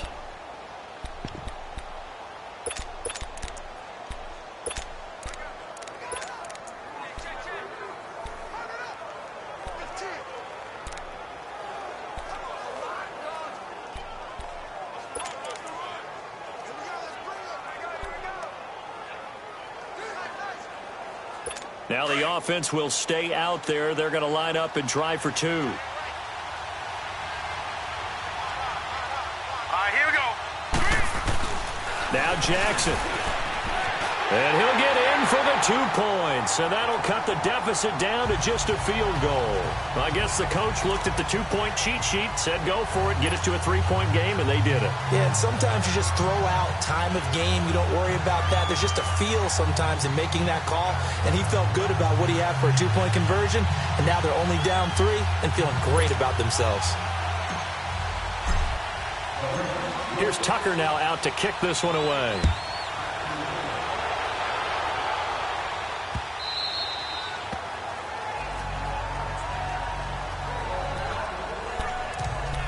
And here comes Tennessee as they get set to take the field. And for them, a touchdown their last go-around. Obviously, they'll be hoping to do that again. And when you start plotting for this drive, when you start thinking to yourself, okay, what are we going to do? You don't go away from what you did before because that worked, but you have to be prepared for wrinkles and counters because you know they'll make some adjustments.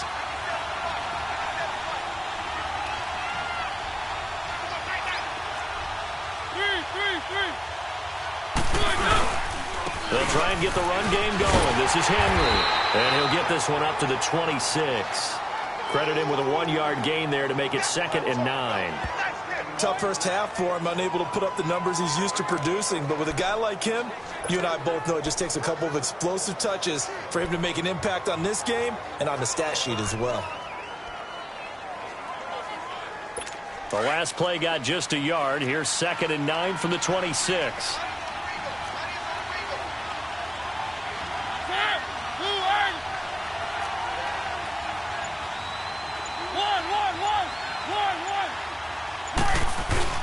Now a 2nd down throw for Mariota.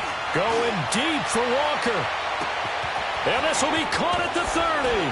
And they're going to have this in a great spot way down in Baltimore territory. A big play that time for the Titans. 56 yards. Well, partner, I'm not sure how this drive's going to end, but how about the way they flip field position there? A nice attacking play that picked up a heck of a chunk of yardage.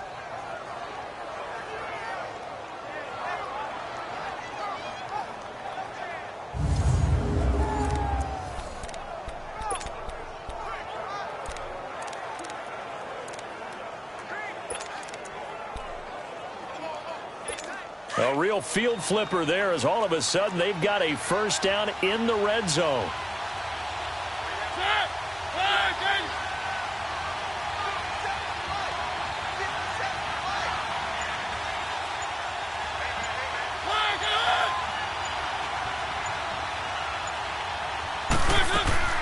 They'll run it now out of the gun.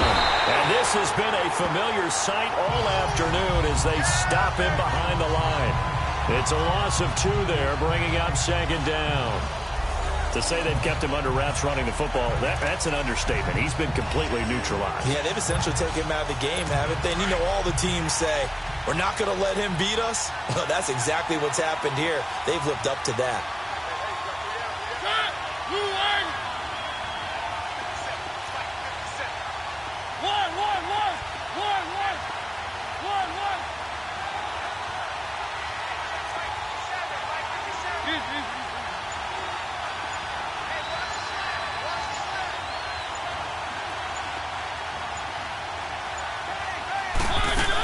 Again, it's Henry. And he gets it down close to the 10-yard line. A nice job there as he rumbles for 9, and it'll be back to a 3rd and 3. Sometimes with the running game, you've just got to stick with it. Look, it's the 3rd quarter, no time to panic. But that also doesn't mean you just do it the same way you've been doing it the entire ball game. Maybe change up some blocking assignments or run a few different plays, but stay with the overall essence of the running game. The Titans on 3rd down. They've only converted once in 4 tries. This time it's 3rd and 3.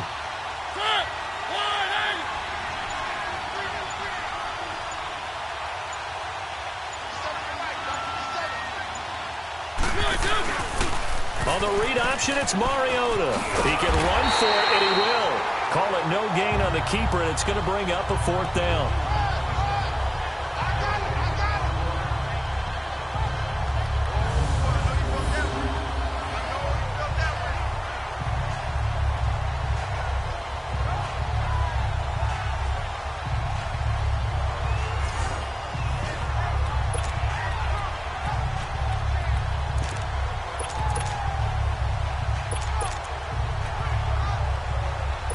And no field goal try here from the red zone. Offense out there. They'll go for it on 4th. Mariota to throw it. And that is caught. Walker, touchdown Titans. Marcus Mariota with his 3rd touchdown pass of the afternoon. And the Titans are going to add on to their lead. A good, sustained drive there in this 3rd quarter, capping it off with a touchdown to give them a nice 2-score advantage. It was actually a fun one to watch, wasn't it? I mean, for me, seeing the mix of what they did, how they moved the ball downfield, very sharp, too. Each and every play seemed to be executed with great dispatch. So that drive, 6 plays, 75 yards. And it ends with a Tennessee score.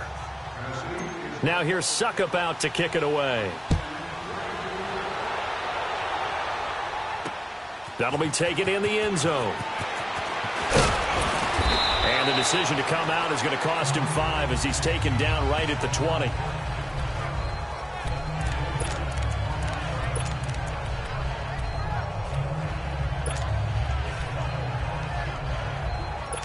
Jackson and the Ravens come up now 1st and 10 at their own 20-yard line.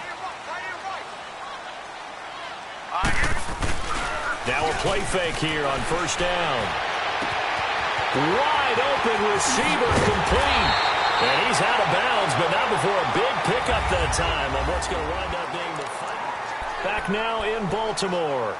It's the Ravens with possession of the football, but trailing on the big board as we get set for the 4th. So the big play gets him across midfield now for 1st and 10. All right, here we go. Blue, line it. And they'll run it here. And he gets this inside the 35-yard line.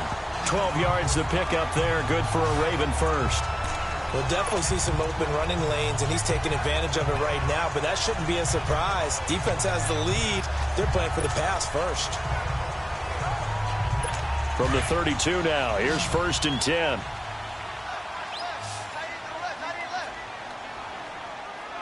Here we go now. Green, 39. Green. Now Jackson on 1st down. And he is out of bounds right around the 10-yard line. A good pickup there at 22.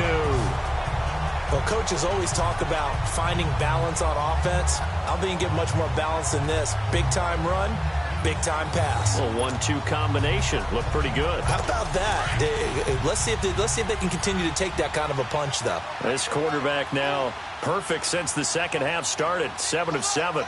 It's 1st and 10. They'll run the counter with Collins. And that one blown up quickly as he's going to be stopped before he could even get started. That'll set him back with a loss of 3 on the play. And that'll make it 2nd and goal. This linebacking core, they've done a good job of keeping that running game in check, haven't they? They certainly have, and what they'll also do when this game is over is thank the guys up front, the big defensive line, because they've kept them clean, so to speak. Not letting blockers get to them, allowing them to run to the football and keep that running game bottled up. They'll try again on 2nd and goal after going backwards to the 12. Jackson from the shotgun. And that one got tipped, kind of threw everything off. It brings up 3rd. Well, we're not playing 3 yards in a cloud of dust football anymore. I kind of get why those old school coaches sometimes didn't want to throw the football. Because if it's popped up in the air, it almost turns into slow motion. And both sides trying to get to the football, and you're holding your breath wondering whether it's going to go good or bad for your team. Here we go now. Play action. It's Jackson. And it's intercepted at the goal line. LaShawn Sims with the INT.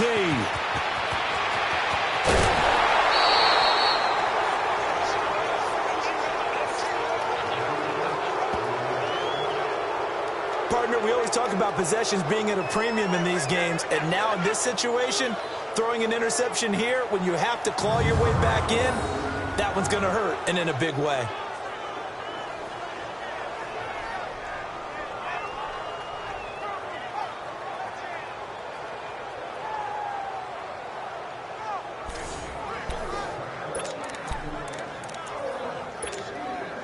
And here comes Tennessee as they get set to take the field.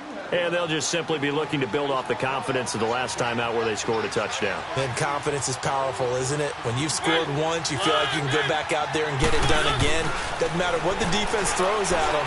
They feel like they're in a groove right now, and they want to get out there and show it. Yeah, hoping to stay in that groove here this go-around. Nice way to start the drive, a gain of 12 and a 1st down.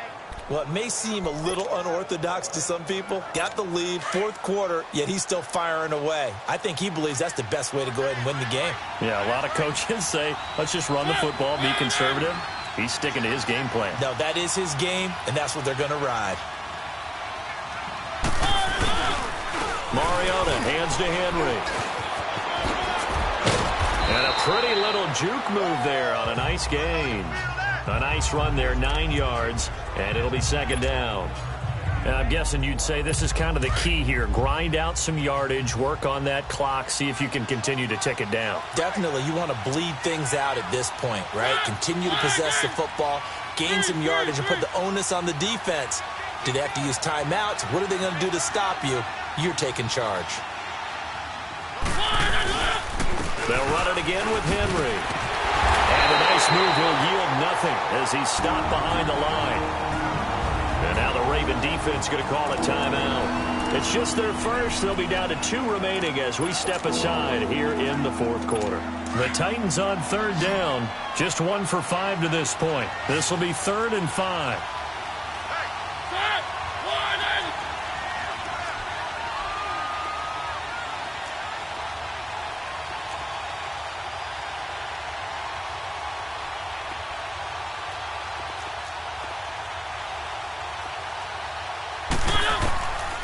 Mariota, and that's complete to Lewis.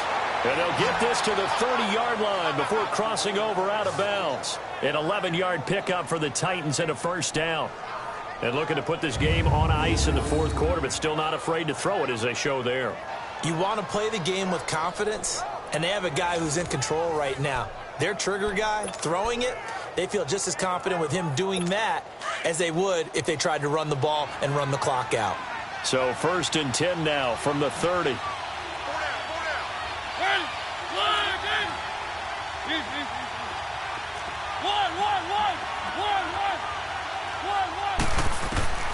Mariota now to throw on first down.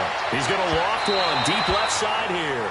So they took a shot on first down but couldn't connect. Quarterbacking 101. Never force the ball into double coverage, especially not this close to the goal line. The windows are so tight, you just don't want to force it in there because it could be tipped up and picked off.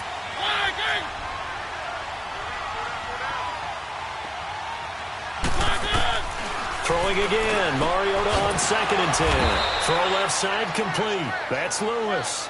And inside the 20 before he's brought down.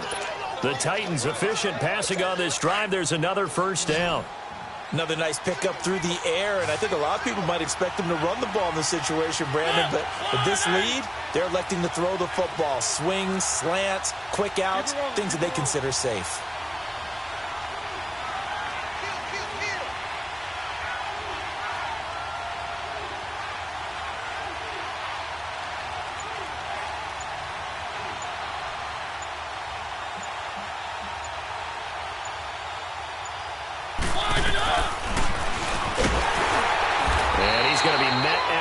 Scrimmage and taken down. No gain there as he kept it himself at 2nd down.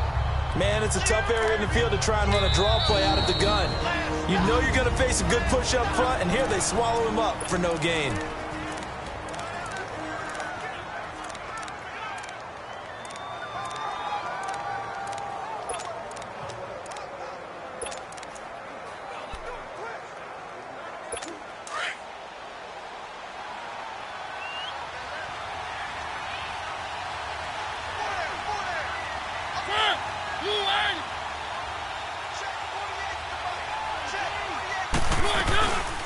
Carry now for Derrick Henry. And they'll get him down right around the 16. Brandon Carr there to make the stop. Well, that call makes sense because they've been throwing it well on this drive, and once again they show passing formation, showing the shotgun. Then they ran out of it. That was a nice play by them defensively, though, to hold it to a short gain.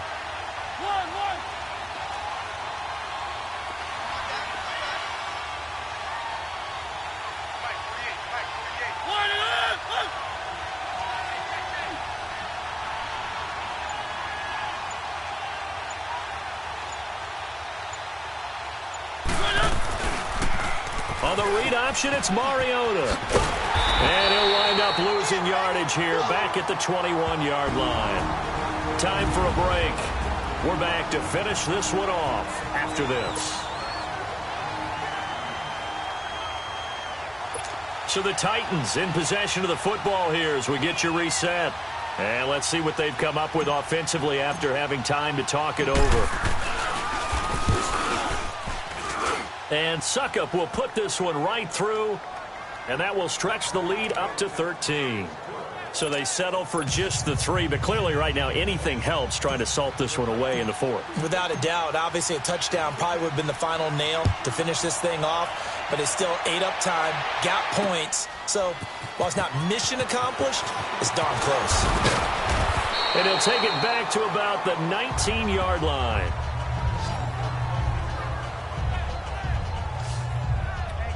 The Ravens offense now, they get set and head back onto the field.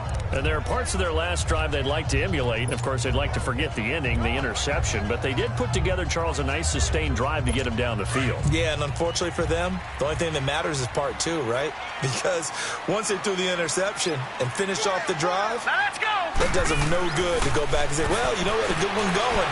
Finish things off. That's the only way you can get it done. Grab through with it over the middle. And they nearly get this all the way to midfield. Mark him down at the 49. Give him 30 yards there. There will always be a place for methodically marching the ball downfield. But when you can pick it up in big chunks and strike like that, have explosive plays, that's often the difference in winning and losing. Those types of plays that can knock a defense off balance, that'll drive a team towards a victory. The big play has them all the way out near midfield for a 1st and 10. Detroit! They go play action now. Jackson. And the Titan defense steps up here, and down he goes. Brian Arakpo in there to take him down, and the clock will roll. And you hate to say it with a rookie quarterback. He's done some good things, but overall, looked a little bit overwhelmed back there, hasn't he? He certainly has. But in his defense, he doesn't have a lot of time to throw the football. You like the way I said that? In his defense. In his defense, I got it. You see what I did there? Yeah, he needs better protection, that's for sure. And he is tackled inside the 40, not quite to the 35. The Raven passing game getting in sync, another 1st down. Now hold everything here. We're going to get a timeout by the offense, as they'll stop him with a little over 30 ticks to go in the football game. So from the 36 now, 1st and 10. Now let's go. 3-19. They'll throw on 1st down with Jackson. And he'll be wrapped up around the waist and pushed down. Jayon Brown in from his linebacker spot. He's able to drop him for a loss of about 10. Exactly what they were looking for. They've been giving up yardage. They've been letting them drive right downfield, but they got a sack right there. How about that for a little bit of revenge? Jackson. Oh, he's got a man wide open, complete. And they'll wind up getting this one all the way down inside the 20.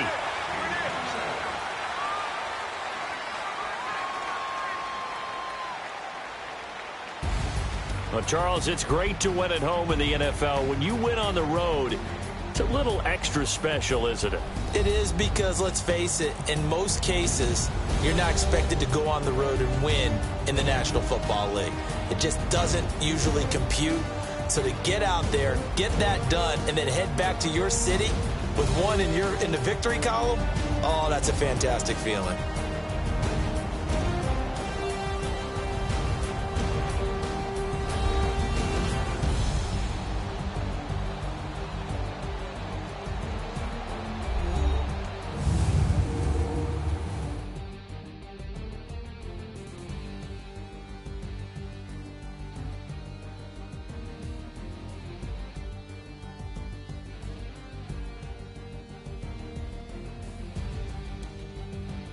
So that'll do it for my partner, Charles Davis, and the best darn crew in the industry. I'm Brandon Gaunt. This has been a presentation of the NFL on EA Sports.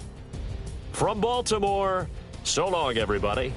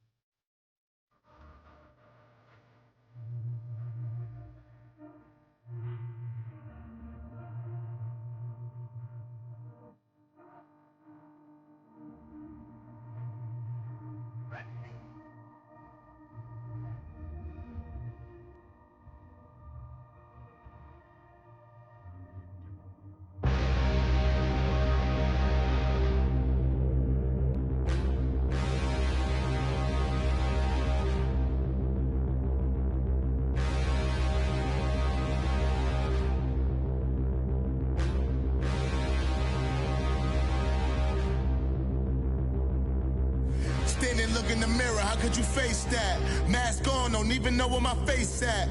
Plenty don't even know where waste at. All these in the room, how could you waste that? Huh? Why would you chase that? It's a never-ending run on this racetrack. No matter what, I'ma stay black. It's a never-ending run on this racetrack. Need more jewelry. What I tell myself as I'm writing my eulogy. Ask the mirror, how you put up with this foolery? It reply, how you put up with this song and dance, all this buffoonery. Long romance, death, what it do to me? Yamagini dream was a nightmare. He was dancing with the devil for his life, yeah. We all on the dance floor. Girl, come with a dance.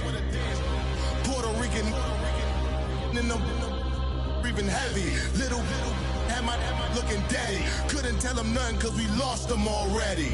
Cozy boy with his spaghetti. With the money and fame, the price come heavy. The price come heavy.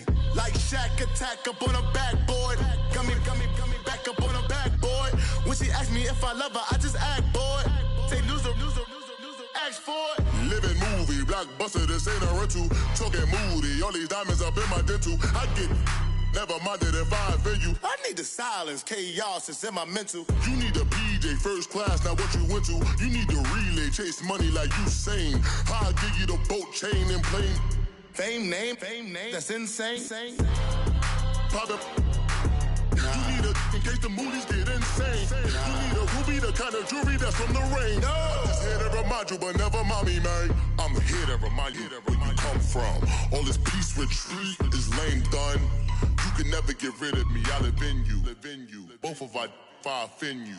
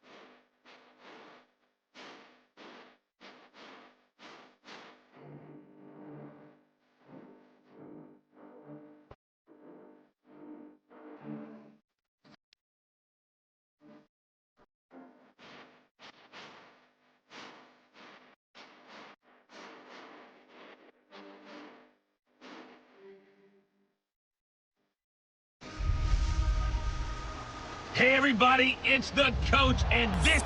We are sandwiched between Fort Worth and Dallas, Texas, and Arlington at the luxurious AT&T Stadium. Today, we've got a good NFC matchup on tap between the Atlanta Falcons and the Dallas Cowboys. The kickoff team on the field now as they will send this one away. That's fielded in the end zone.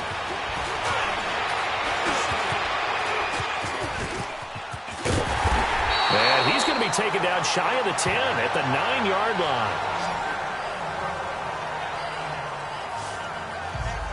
So a long field ahead for the Falcon offense as they head out. They'll be led out by the #1 overall pick of the 2008 draft, the man they call Matty Ice, quarterback Matt Ryan. And you know how they say it's not about the money? Sometimes it is about the money. Matt Ryan is going to average $30 million in salary per year now as one of the highest paid quarterbacks in the NFL, and he more than deserves it. The NFL's MVP in 2016.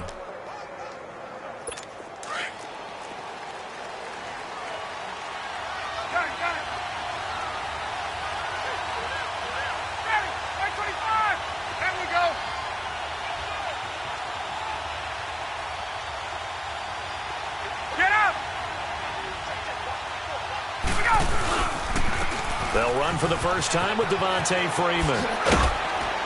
Showed a good move, but quickly corralled just beyond the 10-yard line. Give him 3 on first down. It'll set up a 2nd and 7. A glance at the starting unit. Julio Jones, a threat on the outside, of course. Combines great athleticism, incredible speed, and a whole lot of toughness to be one of the better receivers in the NFL.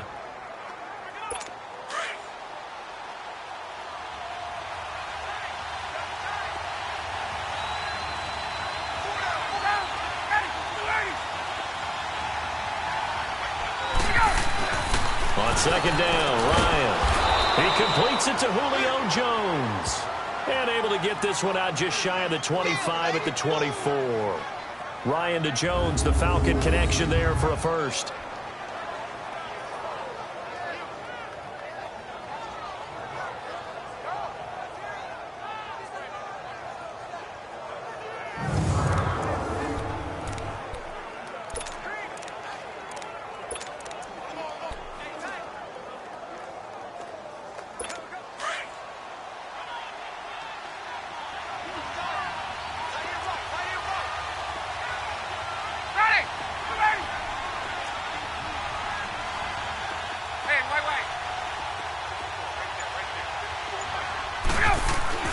Now Ryan on first down. And it pops free. The collision there jarred the ball loose and brings up second down. And a look at the defense for the Cowboys. I think most people locked in on Byron Jones when he came out of UConn at the NFL Combine, where he darn near jumped out of the stadium because of his vertical leap. But there's so much more to his game than that. Played cornerback and safety in college, and they can use that same ability to move him around in the NFL in order to create great matchups on defense for Dallas.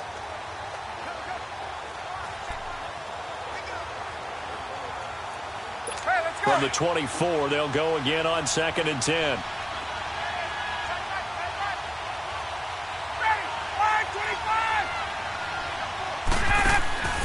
Again on 2nd and 10, it's Ryan.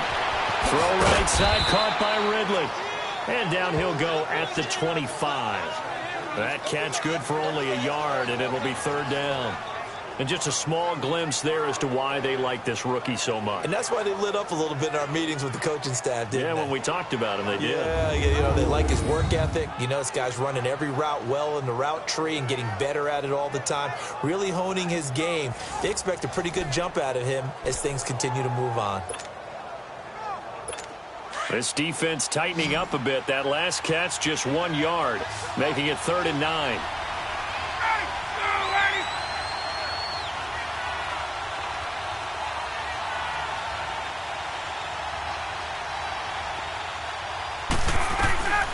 Ryan will throw again. And it's complete. Hooper. And he's got the first down, yardage before being taken down at midfield. A good pickup there, 26 yards. And forget about the run to set up the pass. They're just coming out throwing. Forget trying to set anything up. They feel like they have the advantage. They feel like they have the matchups, and they're just attacking right now. Yep, going to the air on the opening drive.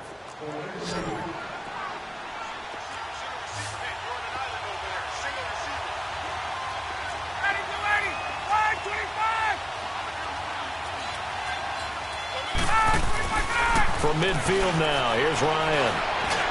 He couldn't quite hold it. Got hit. Ball pops out, incomplete.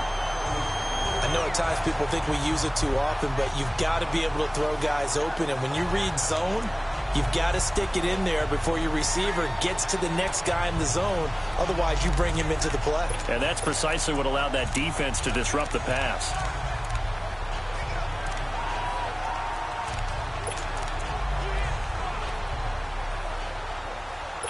An incomplete pass on first down. That leads to a 2nd and 10.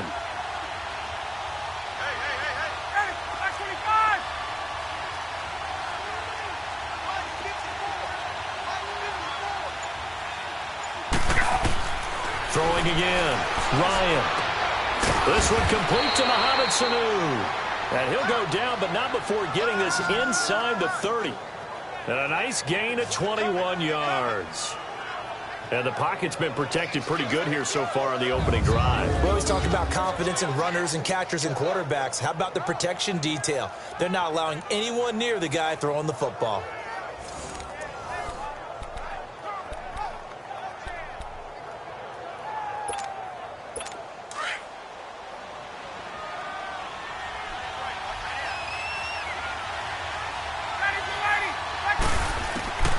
On 1st and 10, it's Ryan. He's going to take a shot for the end zone and nearly picked it off. He had a chance to come down with that in the end zone, but it'll wind up just being incomplete. Well, that certainly looked like something that they discussed all week in practice getting ready for this one. Take the big shot right out of the gate. At worst, you'll open up the defense a little bit, loosen them up, have them back on their heels. Here's 2nd and 10 now from the 29.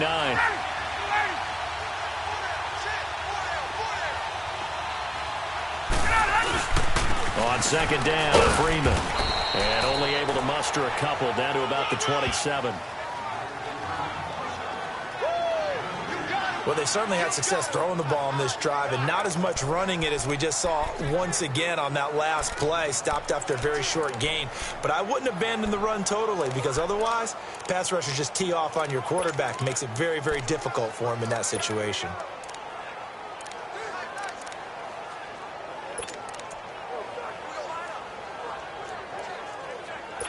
Play number 9 now on this pretty long opening drive, but this is 3rd down. Off the play fake to Freeman. It's Ryan. And he's got a man, Calvin Ridley. And he's out of bounds. Almost gets to the 10. 15 yards through the air and a 1st down. Well, they're piecing together a nice drive to start this one. Seems pretty scripted and pretty successful so far. And I think they did it without our help. Because you remember when we sat in the production meeting with them to talk about this and, hey, you know, how are you guys going to come out of the gate? I know I offered my help with a few plays, and they didn't seem to want it. I didn't offer mine. You know, you were the smart one. Whatever they're doing, though, it's working really well.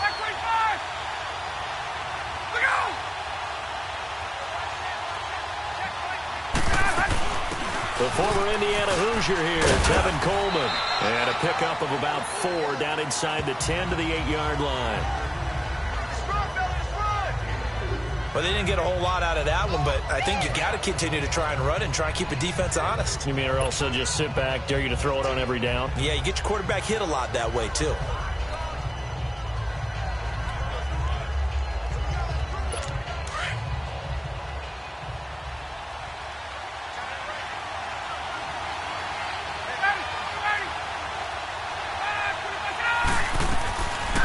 They'll run it now out of the gun. And he will maneuver his way down to about the 7. Just a gain of a yard there, and now it'll be 3rd down. Hey, Tuesday.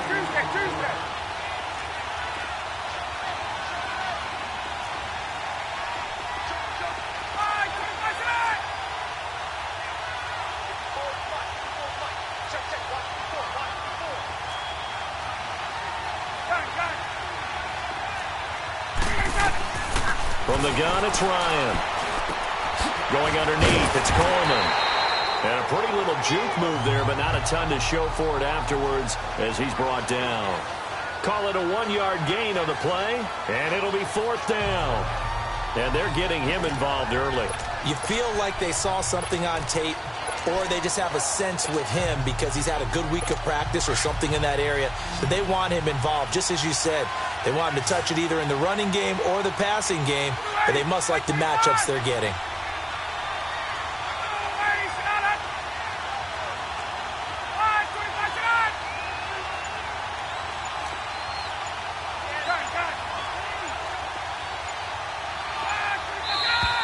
Oh, and now movement and a whistle, and they may have to rethink their plans on 4th down. False start, offense.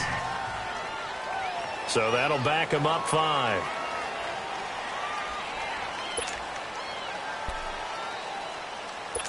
So a field goal try here on 4th down as the Falcons call on Matt Bryant.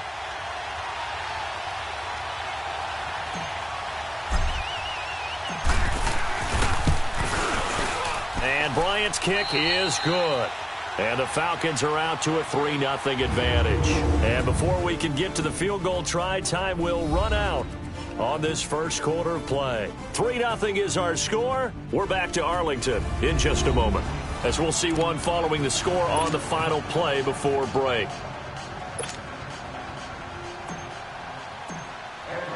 Here's Bosher to kick it away. That'll be taken in the end zone. And he'll bring it a few past the 20 to the 23-yard line. So here are the Cowboys now ready to go on offense for the first time. As we get a peek at their dynamic signal caller hailing from Mississippi State, it's Dak Prescott. I love his mobility, and I think he continues to get better and better as a pocket passer. But how about just his plain intangibles that he brings to the position? Mental toughness as well as a physical presence that helps power any offense. So Prescott and the Cowboys now with a 1st and 10 at their own 23. They start on the ground with Elliott. And he'll take it forward for about 5 up to the 28-yard line. Despite the blitz, they're still able to pick up a nice solid gain. The disadvantage of blitzing often alters the normal spacing and run fits and leaves creases like they were able to exploit right there.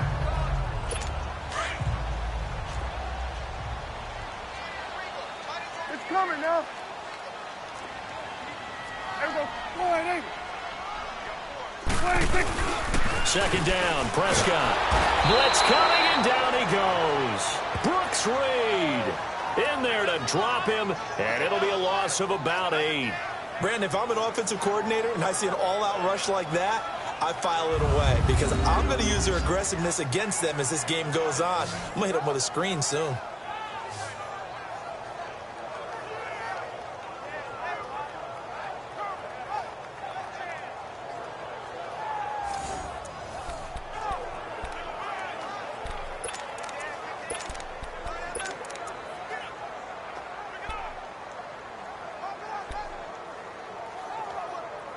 They'll need a big play here. Will Dak and the Cowboys after the sack. It's 3rd and long.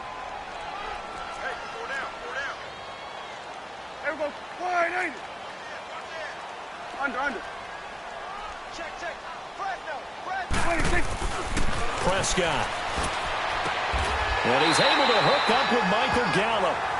17 yards on the pickup there. The drive will continue. It's a 1st down. And the key number on that play, 3. 3rd play of the drive, 3rd down, spectacular catch, turns into a 1st down. 1st down saves them from a 3 and out.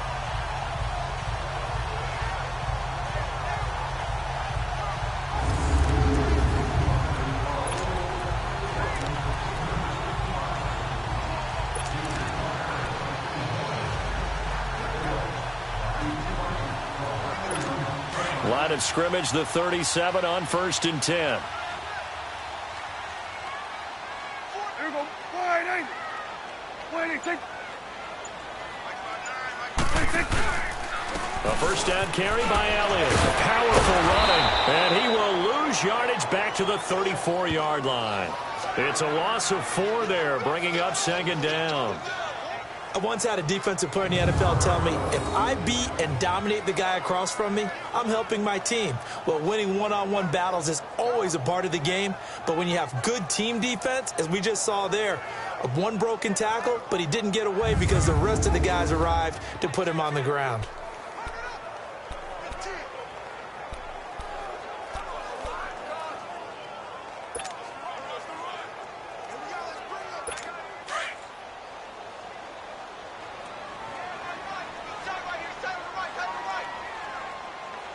Here we go. Wide eight. Good. Prescott now on second down. Looking deep in the direction of Cooper. So the long attempt falls innocently to the ground, and it brings up third. Sure, that pass was incomplete as they made an attempt to get a big one downfield, but that's okay because the second part of that is if you don't get the completion, at least you've told the defense you're trying to stretch them out a little bit, and they may have to change accordingly. An incomplete pass on that last play, and that means they'll need to come up with something here on third down. Here we go. Wide eight.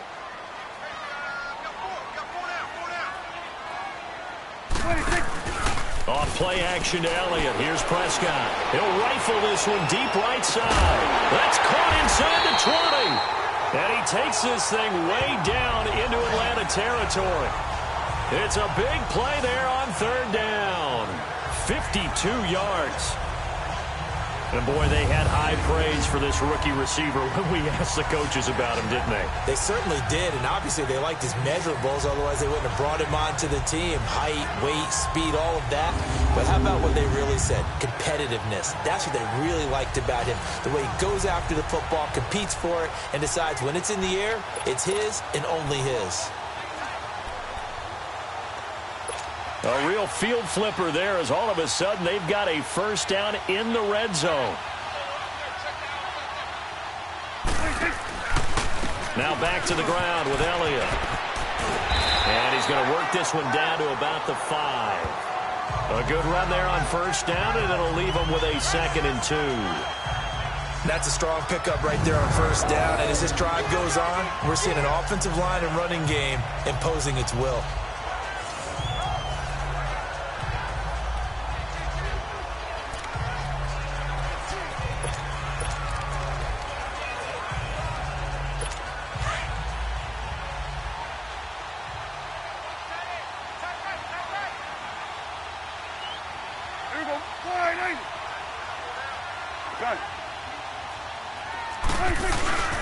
On second down, Elliott. And he'll get this one back to the 5-yard line, but no further than that. No gain on the play, and now they're faced with a 3rd and 1. He had a great read there from his free safety position. And, Charles, you know with those guys, it's all about their eyes. They have to be laser-focused. Yeah, I had to fake my way through it when I was playing, but now I can see exactly what they're doing. And on that play, he obviously had no presence to feel like he's being pushed for a pass. And without that, that allowed him to get up to the line of scrimmage and hold him to no gain.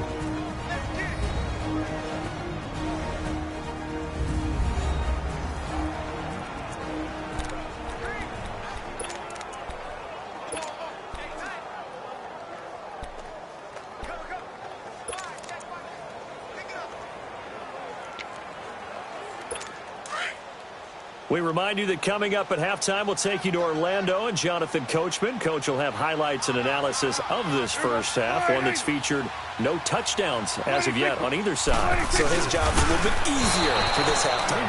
Need to give the coach some highlights here. Yes, we do. The keeper nets him only a yard, and that's going to bring up 4th. They tried their best to pick up that 3rd and 1, but their surge wasn't enough to counteract what came back at them from the defensive side, was it? Offensive line, especially in the middle, looked like they were on skates a little bit when that one started. So now we bring up 4th and inches. This will be a critical call.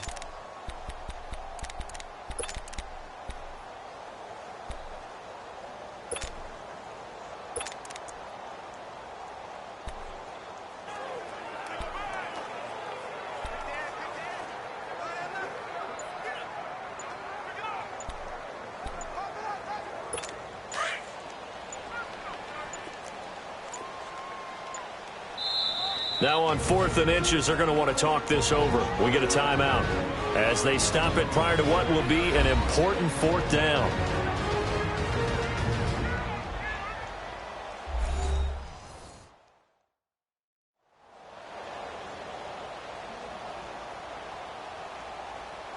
So the offense takes the timeout, and they are back out and ready to rock.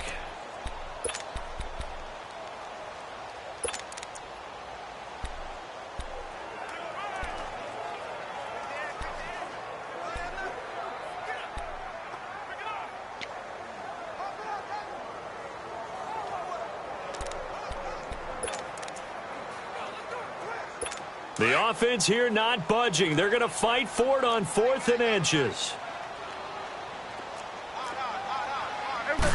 It's a keeper with Prescott. And this will depend on the mark. I'm not sure he pushed the line forward. And indeed, he did not. They stop him. A chance to get some momentum here in the second quarter, getting their first trip into the red zone, but unable to get it across. And if I'm the head coach, sure, you feel some disappointment, maybe a little bit of deflation there because you didn't get it in, but I'm going straight to rah-rah mode. All right, guys, we didn't get it this time.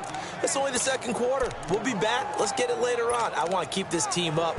I don't want them to feel like they've let everyone down. Positive. Got to be positive in this situation. It's too early to think that you don't have a chance to win this game.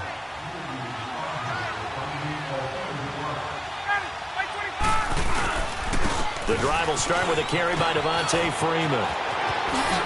Freeman with a fast feet, and he's taken down, but not before reaching the 20. They were looking for a cushion from that end zone. He gave it to him, 15 big yards.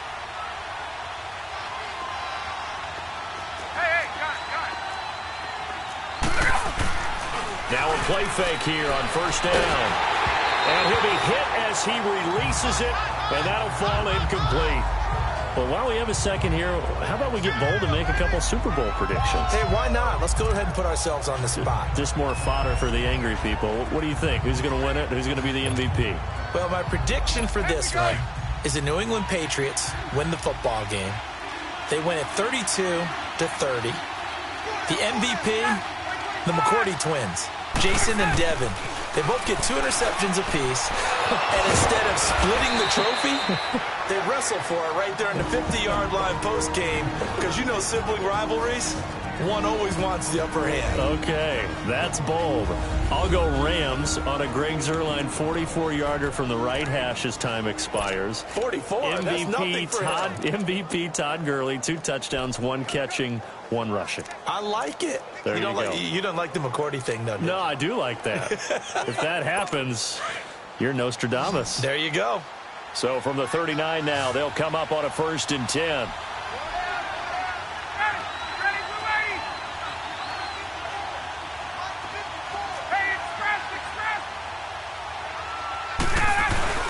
They go play action here on 1st down. Looking deep for Julio. Jones, and this is caught inside the 5. And now before this 1st down play, we're going to get a timeout here, as they stop it here with just under 40 ticks to go in this 1st half.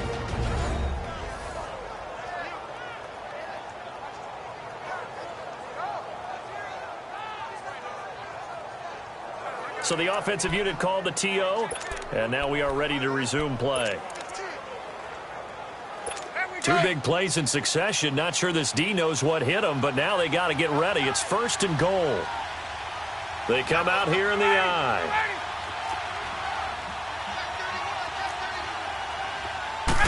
On the keeper, here's Ryan. 2 yards the gain on the keeper, and it's 2nd down. 2nd and goal from the 1. Ryan keeps it on the sneak, and he gets in. Touchdown, Atlanta. Matt Ryan scoring on the sneak from a yard out, and the Falcons will extend their lead. And that'll give them a 2-score lead here, but I'm looking ahead. They just want to hold it for the final moments here of the second quarter. They don't want to give up anything on the other side. No, not at all, because if they don't, it almost had the feel of an imposing their will score. And right now, they want to make sure they keep that and carry it into the second half.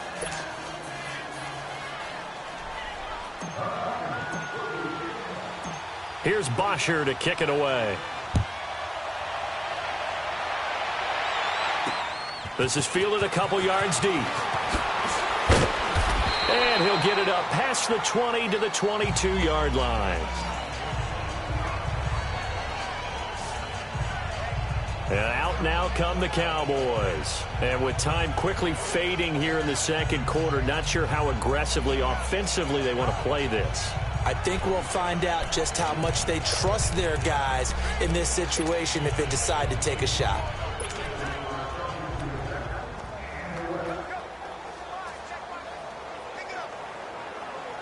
And just 25 seconds to go in the half now as they've got it 1st and 10.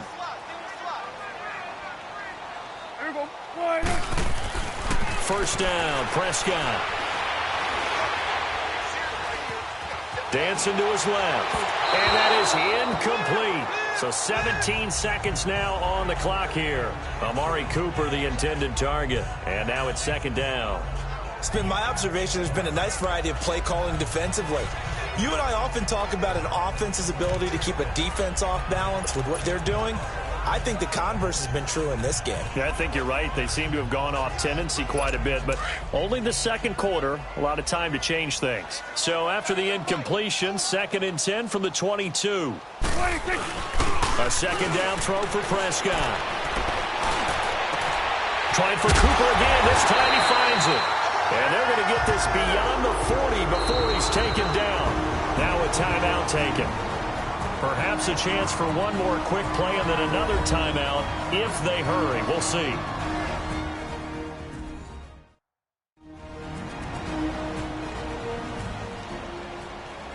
So the offense took the timeout. Looks like they're ready to go as we get set to resume the action.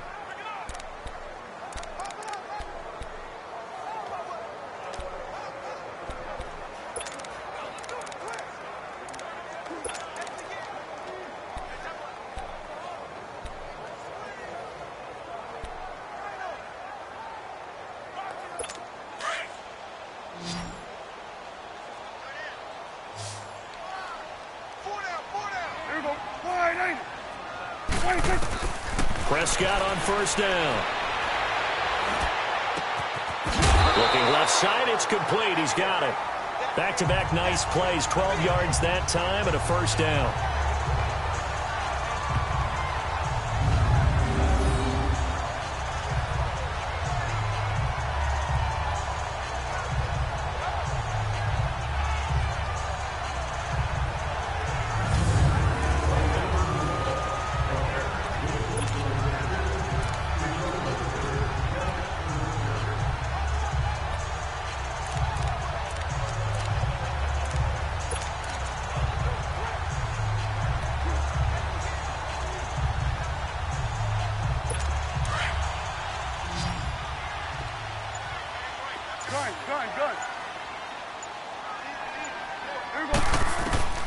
Final play of the half. Prescott on the left side. Gallup's got it.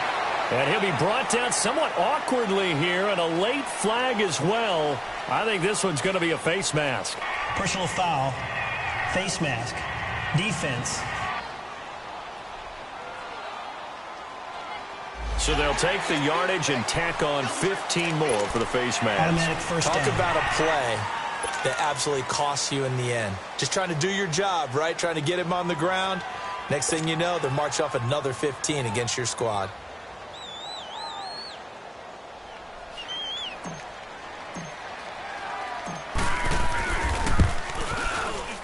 And he missed it. It's no good.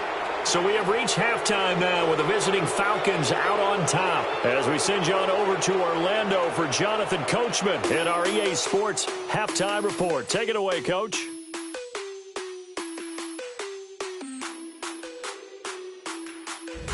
Okay, right, Brandon. Thanks very much. And welcome in, everyone, to this. You want the third quarter already? No problem. Let's do it.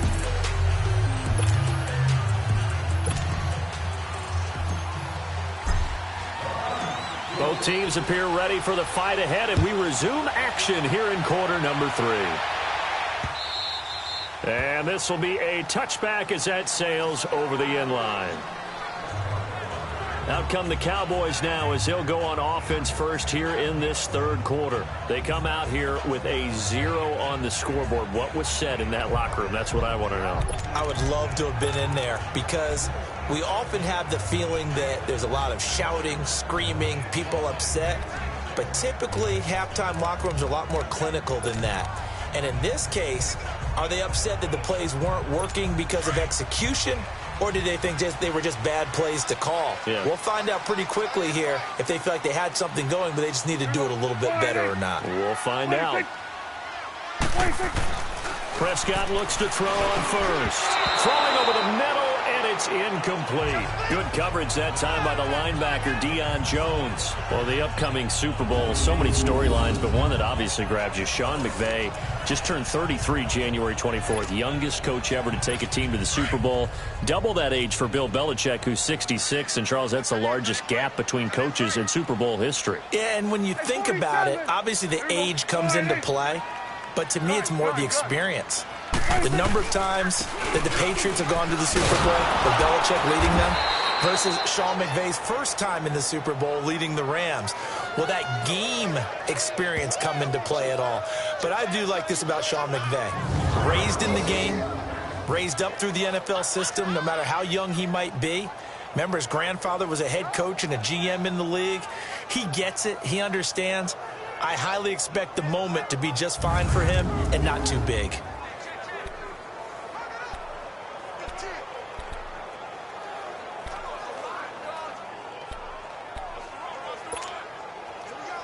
This offense in desperate need of a conversion as they come up on third down. On third down, it's Prescott. He'll rifle this one deep right side. And he couldn't hang on to it through the contact. Incomplete.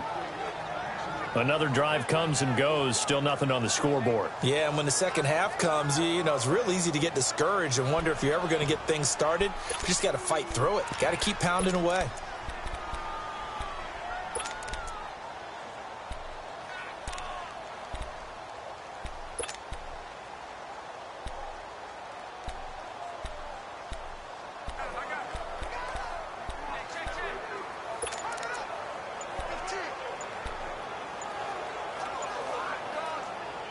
They failed once in this spot earlier, but the offense will stay out to go for it on fourth down.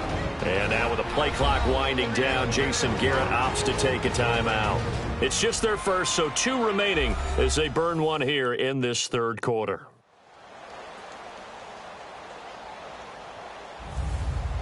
And we are back here. I'm Brandon Gaudin alongside Charles Davis. So the offense takes the timeout, and now we're set to get going.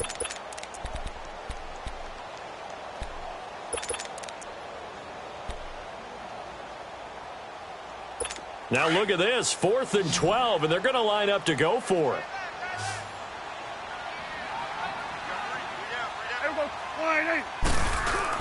They're indeed going for it. It's Prescott. And they will not be able to hook up there. It's incomplete. Boy, a real head-scratcher there. And the Falcons will take control of the football in great field position.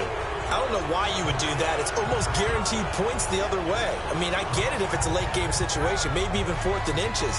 But, boy, that's a huge risk to take. Yeah, now they're set up in prime position going the other way. Here comes the Falcons offense. It's their first possession of the second half now. And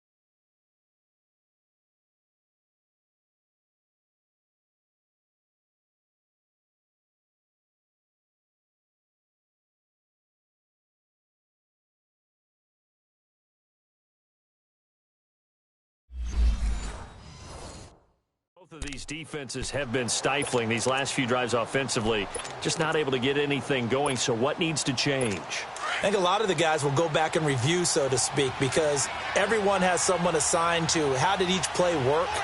Okay, what did we use that kind of worked for us during this game? Try and get back to some of those plays, as well as the possibility of showing something you haven't shown already in this game and trying to change things up. We'll see if they take the advice of Mr. Davis. He'll get 3 yards on the scramble there at second down. Okay, he's not going to get the first down, but this is still a nice job of buying some time and then running to get to the sideline and get out of bounds and avoid the big hit.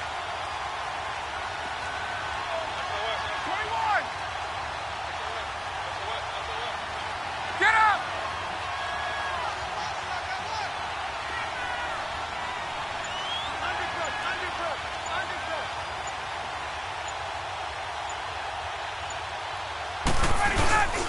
Now Ryan going to give it to Freeman. And he's brought down just outside of the 10 at the 11.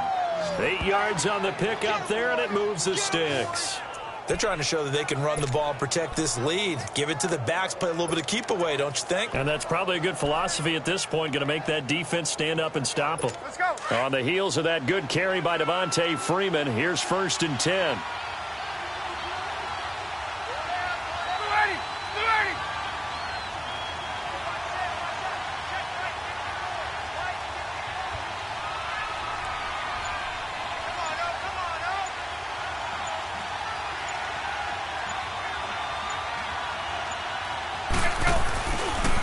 Freeman again, a 1st down carry. Oh, and now he bowls him over. And he'll fight forward maybe to the line of scrimmage, but that's all. Call it no gain on the play, and it'll be 2nd down. But at least he was able to break that initial contact, or it could have been a loss. Yeah, give credit to the defensive player, though. What did he do? Made him slow down, slow up his feet, and allowed the rest of the guys to get there to finish him off.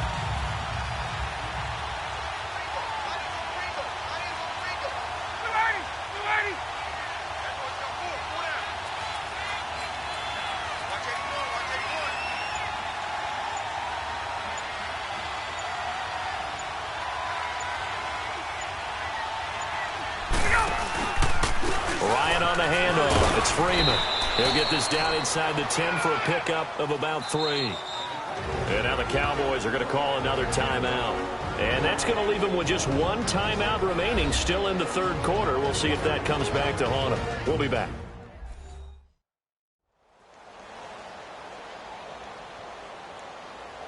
So the defense had a chance to catch their breath, and now they're back out and ready. The Falcons on 3rd down. They've been okay, 2 for 3 thus far. This is 3rd and 8.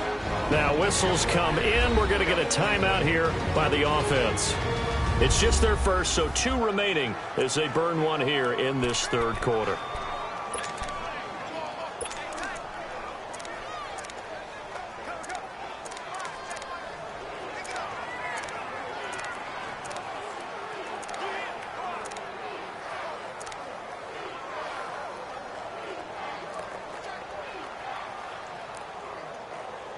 The Falcons on 3rd down. They've been okay, 2 for 3 thus far. This is 3rd and 8. Hey, Tuesday. Out of the gun, it's Ryan. And the Cowboys' pressure gets there this time for the sack.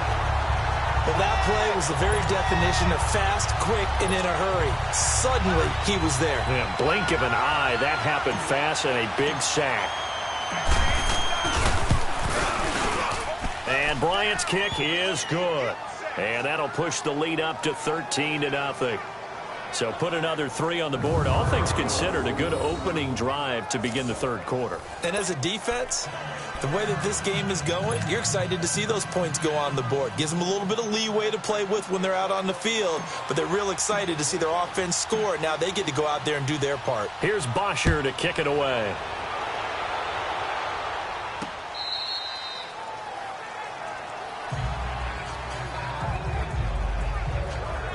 And now Dallas gets set to take the field. And on that last drive, went for it on 4th, turned it over. But good job by their defense, though. They held them to 3, but this offense, they've got to be a little bit better, a little bit more careful here. And sometimes when you see these calls on fourth down, when they decide to go for it, it's not necessarily the coach saying, I believe in my offense. Sometimes the coach saying, I believe in my defense. I can afford to go for it here because if we don't get it, I don't think we'll give up more than 3. And that's exactly what happened there. You think that factored in? I do. I think that he had that in his mind going into the game, that I'm going to be aggressive on offense because I know I've got a defense that can hold up their end. And he was able to shed the tackle, but the reserves come in for the stop. Foyesade Oluwakan made the tackle there from his safety position. Well, they're hoping that the second half is better for him than the first half. They've got to find a way to get him going. He's a big part of their offense.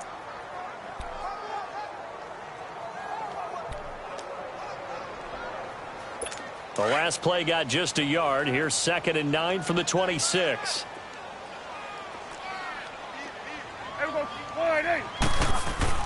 A second down throw for Prescott. Toward the center of the field, but it's incomplete.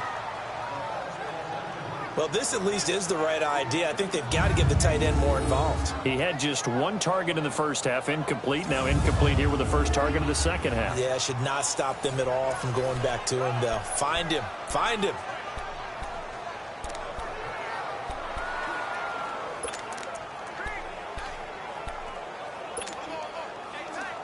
This offense in desperate need of a conversion as they come up on 3rd down.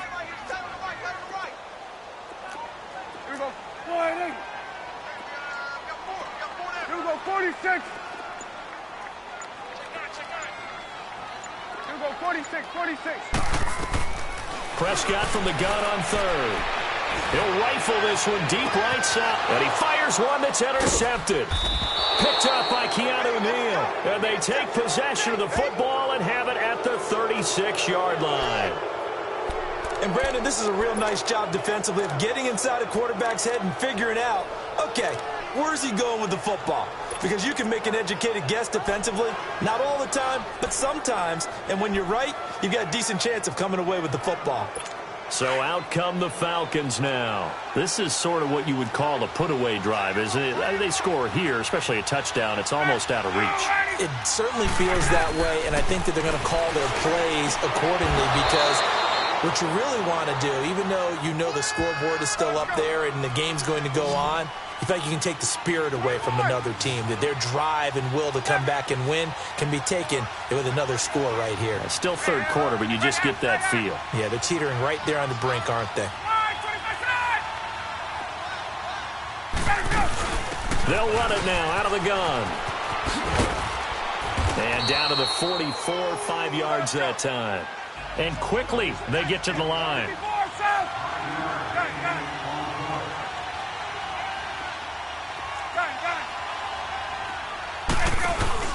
A fake to Freeman. Now it's Ryan. And he's going to go down. Back near midfield at the 49. Now, we talk about players blitzing all the time. I often laugh and sometimes call it just straight-ahead pursuit. What a running start right back to the backfield for him. Yeah, it really didn't give anybody a chance to get up there and stop it. No, I mean, that's really, really difficult. You're asking a whole lot anyway, but when he gets that kind of a start and comes through clean, oftentimes the advantage definitely goes to the defensive player. On 3rd down, Ryan. And he'll dump it underneath to his running back, complete. And he'll go down shy of the 40 at the 41. It's a gain of 9 yards. And that'll bring up 4th down. So much about offense is what you call hidden yardage. You know, you throw the ball to someone, they catch it, and then they can make a big play. You know, they create a play, run after catch. They did a really nice job there limiting that and keeping him from a 1st down. Yeah, stopped him in his tracks. Feeling like they're not quite in field goal range yet. They're going to go for it on 4th.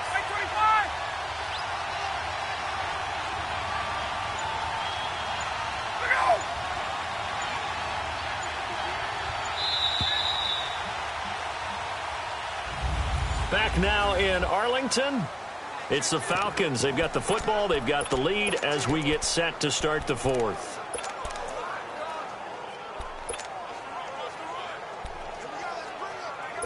And with things looking pretty good on the scoreboard, they're going to keep the offense out there and go for it here on 4th.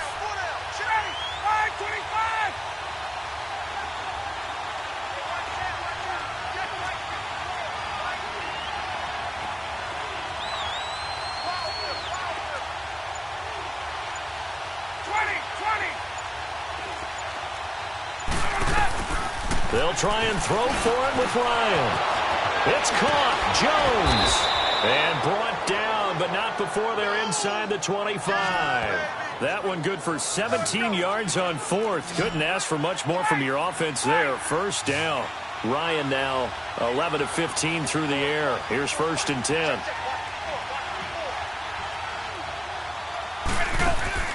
Here's Ryan. Throw right side, caught by Ridley. Give him 9 there on the first down completion.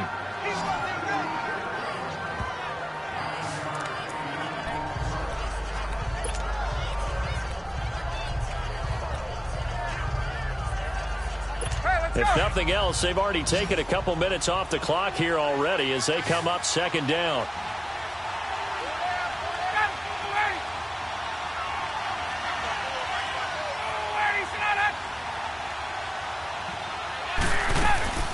To throw again is Ryan. And finding the tight end Hooper. And all the way down inside the 5 to the 4. It's a good gain of 11. Sets him up 1st and goal.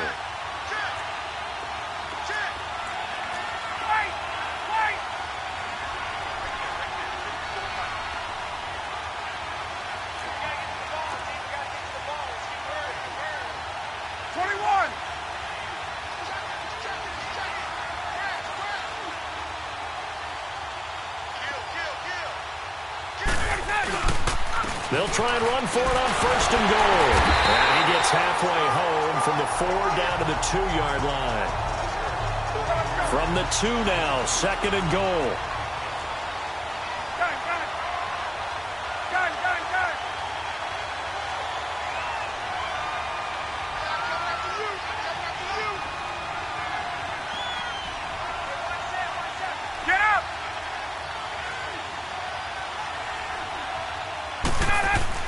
It's Coleman here. And he pushes forward but comes up short of the goal line as he'll get a yard down to about the 1. 2 straight shots on the ground. Now on 3rd, do you go to the air? I think the possibility exists, and if you're doing it, you're probably going play action since you ran it twice. But I often think that 2nd down is the time you go play action and throw the ball. I say commit to the run and think about it being 4-down territory. On 3rd and goal, Ryan. And he's going to go down just outside of the 5, right around the 6-yard line. Demarcus Lawrence. And now we're going to get a timeout here called by the defense. So that will leave them with no timeouts left. Still plenty of time on the clock. We'll see how that affects things here in this 4th quarter. So now here comes the field goal team for the 3rd time today. From the right hash, and this one just a chippy. And Bryant's kick is good. And that's going to make this a 16-0 ball game. So the field goal there caps what winds up to be an 11-play drive. Well, partner, that's a lot of offense to run there to only get 3 points. I just wonder, are they going to recycle those plays because they were successful in getting 3?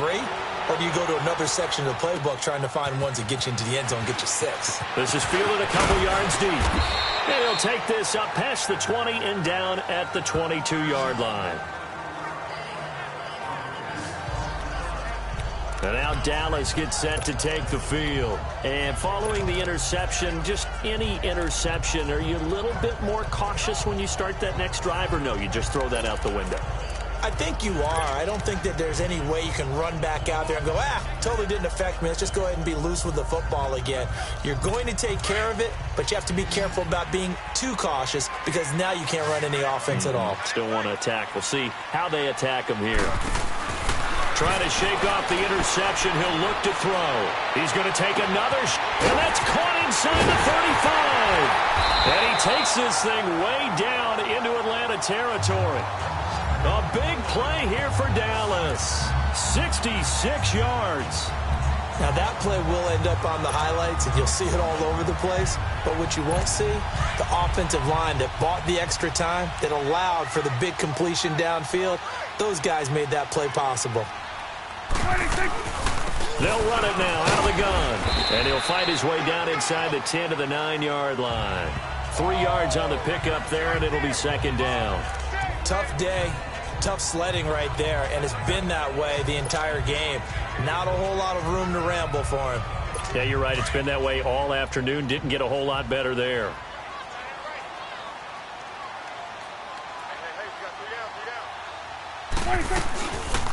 Prescott now, option right, and he probably should have given that one off as he's going to get hit and taken down behind the line.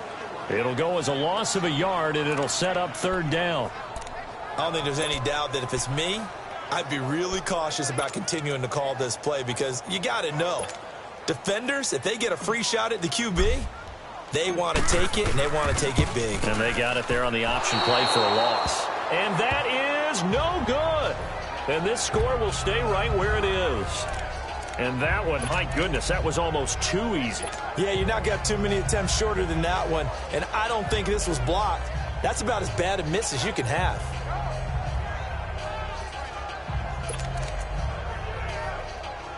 Bryant will bring the Falcons up now, 1st and 10 at the 20.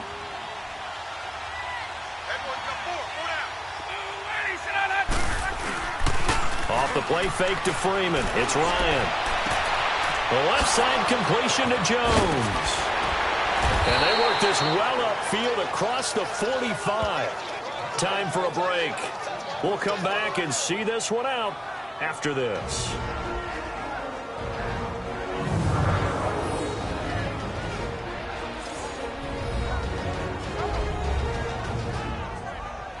So it's Falcon football as we welcome you back. And you'd have to figure they're just looking to burn these final 2 minutes away and get out of here with a victory.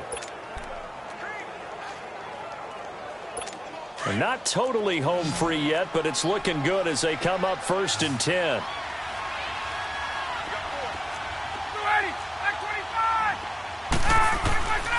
Off the play fake. Here's Ryan. Wide open receiver complete. And they're able to work this to the 25 before it's all said and done. He got 29 yards that time. Not only have they completed a couple on this drive, but they peeled off some pretty good chunks of yardage, too. Absolutely. Great start. 2 nice plays in the pass game. Now can they continue to feed off that?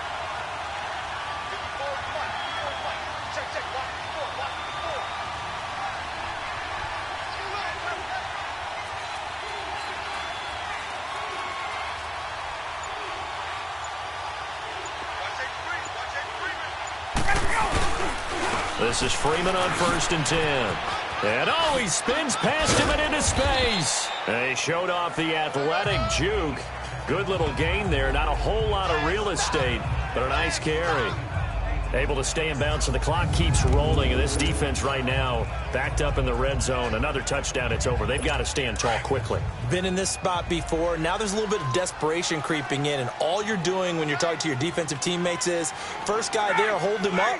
Second, third guy in, rake at the football. Get it out. We've got to create a turnover because one more score, and this game's over. And he is met quickly in the backfield. Down he goes, folded like a lawn chair. It'll be a loss of 1, and it'll be 3rd down. We all have habits. We can be somewhat predictable, and you know me pretty well on 2nd down and short. What I like to see. Play action. Yeah, without a doubt. I thought that was a great spot to call it.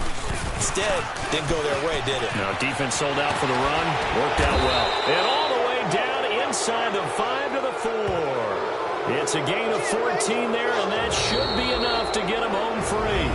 And now we won't see a play on 1st down. We're going to get a timeout instead. That'll leave them with just 1 remaining in this 4th quarter of play.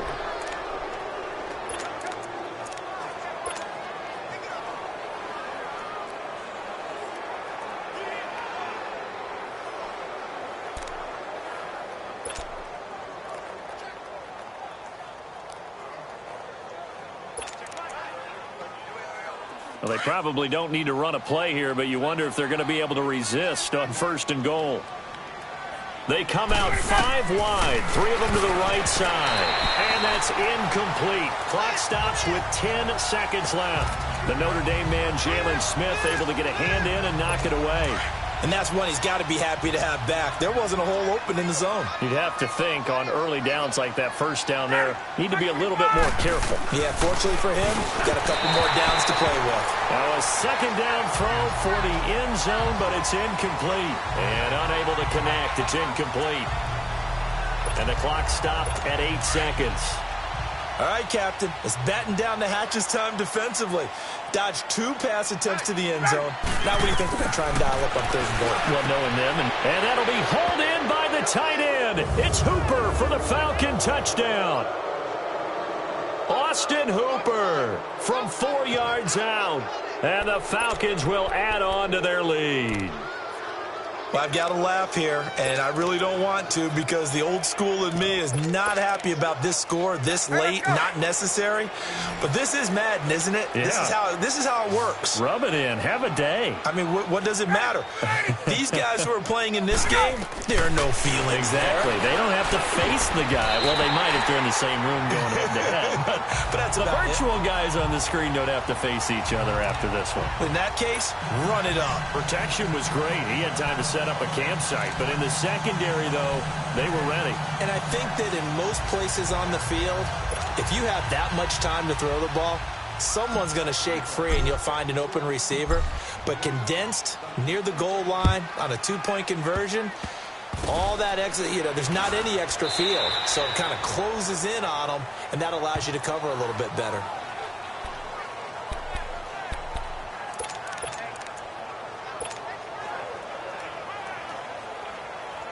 Line of scrimmage, the 37 on 1st and 10. Here we go. 180.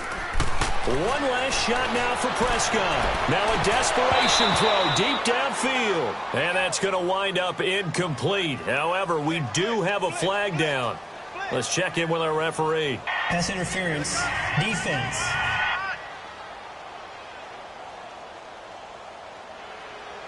This home crowd, they're happy with that call. I like the way you said happy there, right?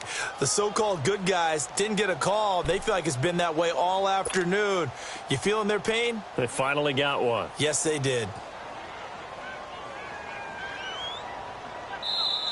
And play is stopped here. Timeout. It's the defense calling the timeout here. It'll be their 3rd and final timeout, so as they talk things over, we'll step aside.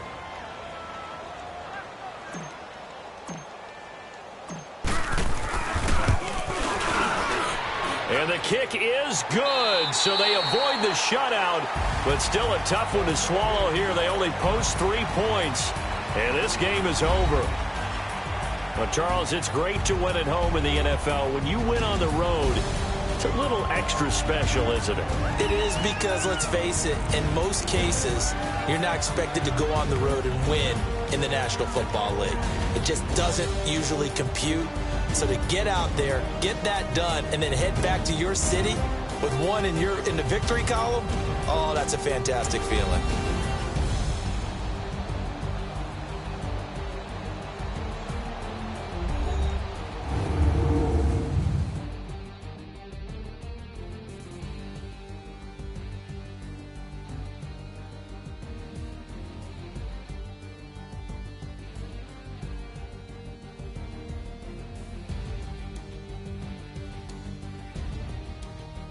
That'll do it for us. For Charles Davis and all our hardworking crew, I'm Brandon Gaudin. You've been watching the NFL on EA Sports. For more, find us on Twitter at EA Madden NFL.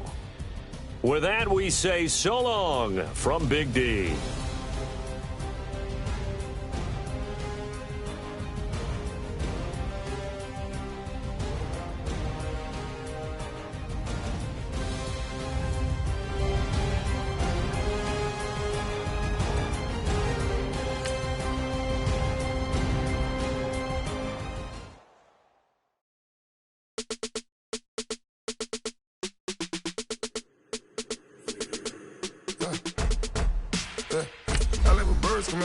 Sounds like I see it in there. Hey, I'm on your turf again. This, that, you from the back of the. I got a girl, Brad. She go to battle. LED logo the tag. I go in back of the. They all from that. My diamonds, they all look at. This, that. I go to bed on bed. I got the beam in the flex. I got the in the back. Haters, they talk the chat. They step on the rock, the man. I'm a K-back. 400K. I found out where you lay at. I got the lurking and they hate cats. Pockets stay fat. I got the from the block and they scamming, they know what banks at. I got the work on the avenue, they know what tanks at. I got the live in the mansion, they know what that. I got some that's up in the jungle, they know what that. I came on top of the building again, we had a plan. We came on top of the building again, we never ran. Down there, thought that I had a fan. Oh, hey, 10 o'clock, got a flight out, yeah, I'm going back out to Japan. I got 2 Billy truck and a bitch door with a land. Bruce Wayne, I'm Batman. Batman, I'm best man. I got my best man. I go to hotels when I step out, yeah, your boy got a doorman. I go to nightclubs with yeah, they call me the madman. I ain't no madman, I just go crazy, man. Ball hard, can't face, man. Choppers, rip wasteland. This what happen when you give it a taste life, then you give it a wasteland. This what happen when you give it a fake life, then the aping. I live with birds come in. Sounds like I see it in there. Hey, I'm on your turf again. This, that, you from the back of the. I got a girl, Brett. She go to battle. I live with birds come in. Sounds like I see it in there. Hey, I'm on your turf again. This, that, you from the back of the. I got a girl, Brett. She go to battle.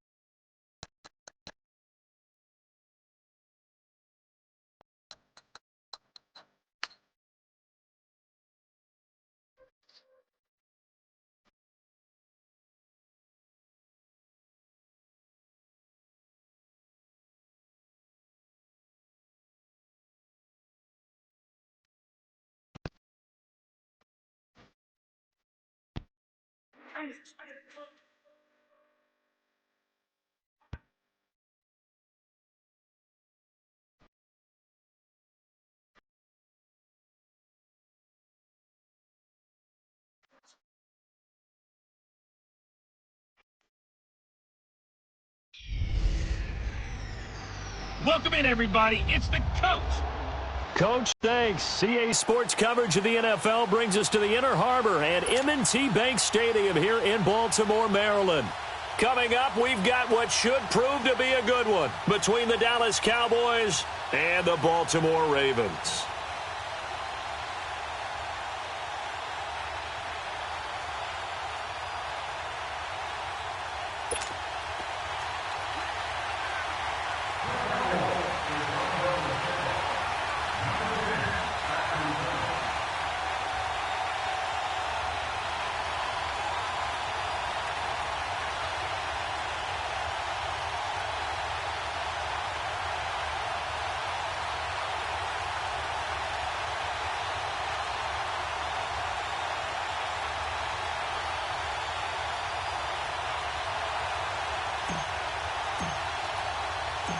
What we can see of the ball appears to be teed up and ready to go.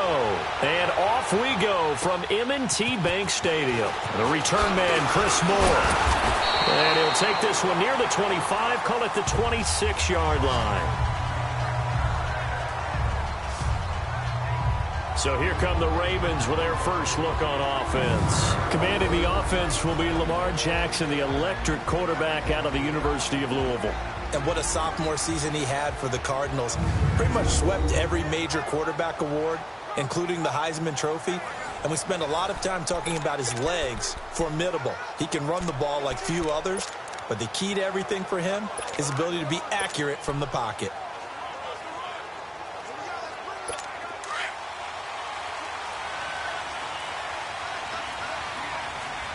Detroit! Detroit!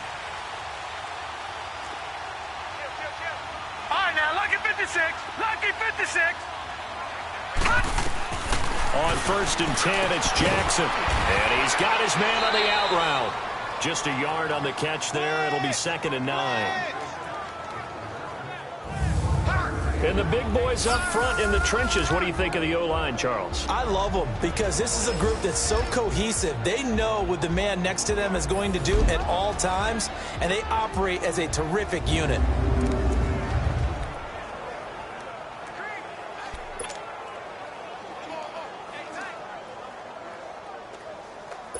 They only got a yard out of that last completion, and that makes this 2nd and 9. Lucky 56. Lucky 56. Now let's go. Green 39. Green 39. No. Ball. Check 26. Check. Hot. From the gun, it's Jackson. He rifles one that's intercepted. Chidobe Awuzie with a pick. And they are going to set up shop at the 40-yard line. Certainly not how they envisioned ending their opening drive here in the first quarter. Too many ones in this play. First quarter, first drive, first interception thrown. And that last one, that hurts.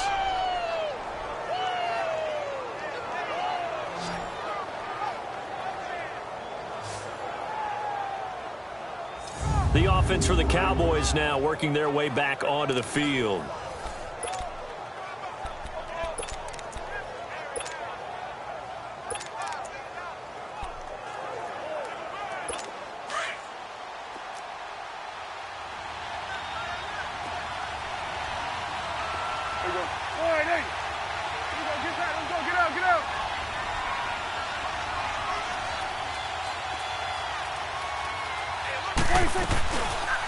Prescott now, option right, and he'll lose yardage here, back at the 41. It's a loss of a yard there, and now 2nd down.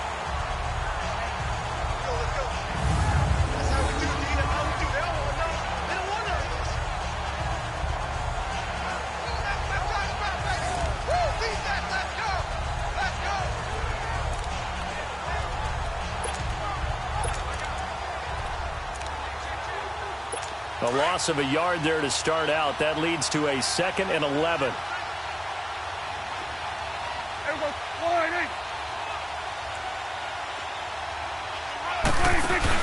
Off play action to Elliott. Here's Prescott. And that is incomplete.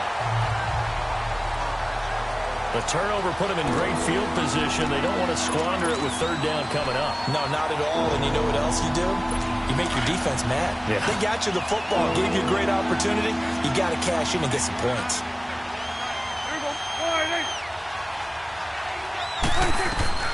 From the shotgun, it's Prescott. And this is going to be incomplete. You can tell they were hoping for a flag there offensively. Several on the sideline motioning. Hey, why not a penalty? Why not a penalty? What did you see? Yeah, I think you got to let them play, and the officials are instructed. If there's contact coming from both sides, no flag. Let them fight it out. And forces 4th down. So on 4th down, here's Chris Jones to punt it away.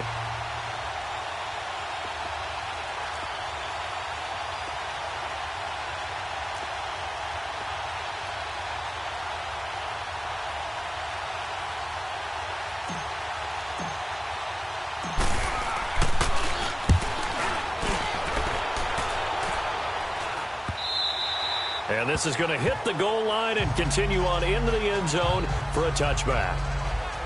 The Ravens offense now, they get set to head back on the field. That opening drive ended with the INT. It didn't lead to points, but still not the way they were hoping to begin the game. But how about going and telling your defense, thank you, a huge thank you. You said it didn't lead to points, stalled off that drive. Now they've got a chance to redeem themselves and maybe reward their defense a little bit by putting some points on the board on this one. Jackson and the Ravens come up now 1st and 10 at their own 20-yard line.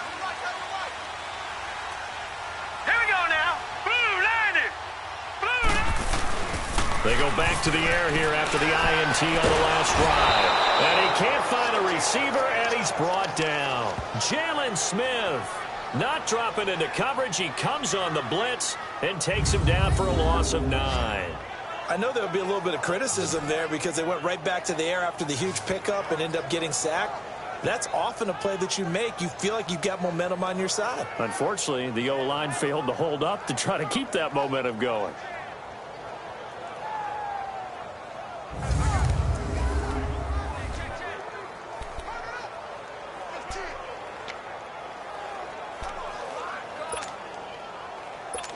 after the sack, it's 2nd and 19, and the road gets a bit tougher from here. Hurry up, here we go. Green 39, green 39. Detroit, Detroit. Now Jackson. And a flag comes in as that one falls incomplete. Now let's see who this is on. Pass interference. Defense. So flag for the contact, pass interference. And I know that you're going to look at me and roll your eyes, and rightfully so, because you know what I'm going to say. Doesn't the defender have a right to the football as well? No, I don't like defenders. That's because you spent too much time with me. Okay, I'll side with you on this one. This is the correct call.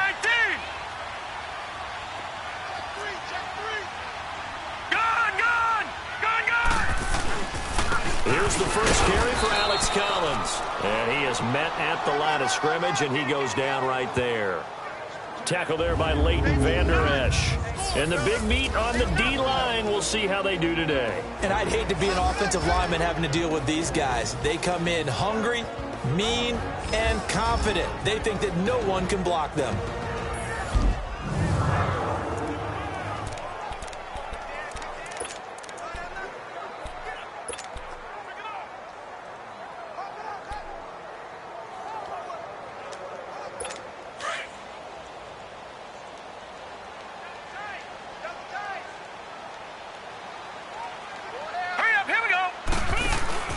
They go play action now. Jackson. Looking for his tight end on the corner. It's complete.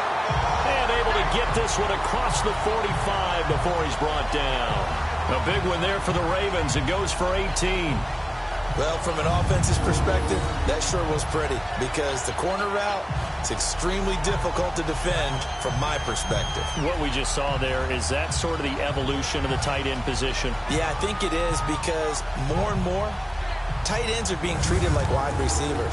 These are some agile players who can make a play in any spot on the field.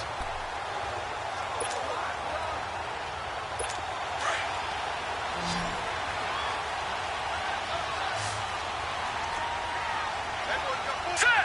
319! 319! Throwing on first down, it's Jackson. It's brought in complete. It's John Brown. And he'll be brought down. Oh, that's a face mask. Certainly looked like it. Indeed, here come the flags. Personal foul. Face mask. Defense.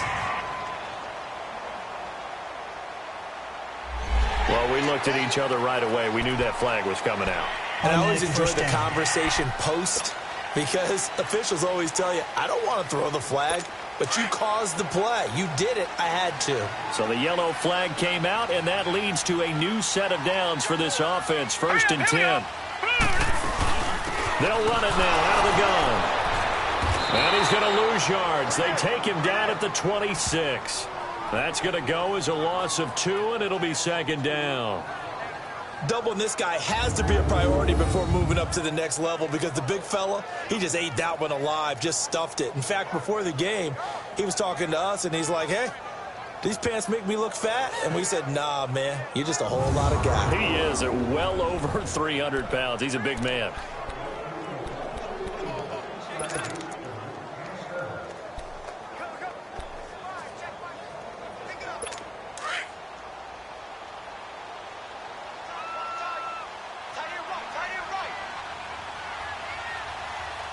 Here we go.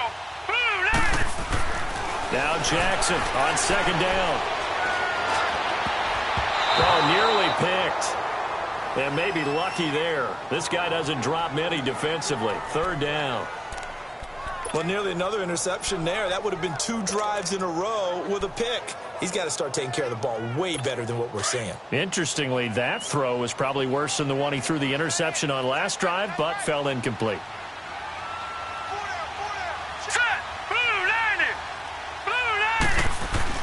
On 3rd down, Jackson, and almost picked off. I guess the good news for them now, it's 4th down. Not only was the call spot on, How about the execution of that defense right there? The zone was absolutely locked up tight. He was trying to force it in there on third down. But if there's a time to force it, he felt like he needed to make a play, right? Yeah, exactly right. Third down, you got to try and find something. There's nothing available there for him. So on fourth down, here's the Ravens Pro Bowl kicker, Justin Tucker, out onto the field. From the left hash mark, this a 43-yard attempt.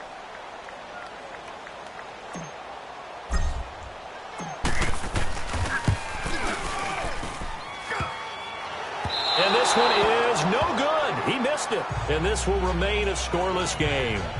Well, that hollow metal sound is the bane of any kicker's existence. And here, that sound is going to keep our game scoreless. And you can see him give that body English as the ball was in the air. Come on, baby, come on. But no dice that time.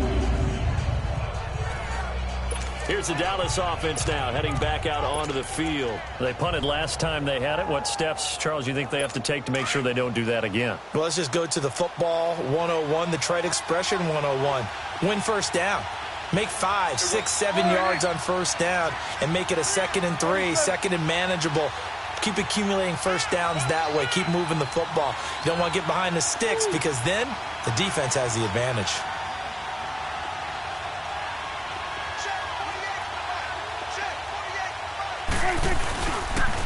Here's the first carry for Ezekiel Elliott. And now running right through it. And they'll get it up just short of the 45 at the 44. Right off the bat, it's a first down to start the drive, 12 yards. A tough run by Ezekiel Elliott, the 4th overall pick in the 2016 draft. If you watch tape of him in college, you saw plenty of those runs because I know the highlights showed him in the open field breaking away from people, but that's how he wore down defenses, those exact type of runs.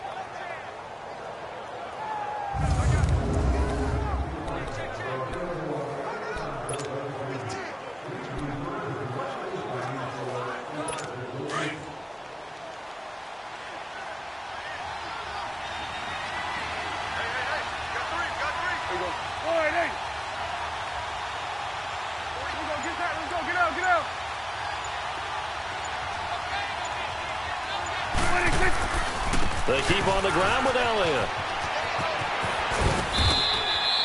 5 yards is the tally on first down. That brings up 2nd and 5. I think that's the type of run we'll continue to see throughout this game. The snow coming down, I don't expect a lot of big plays to be broken.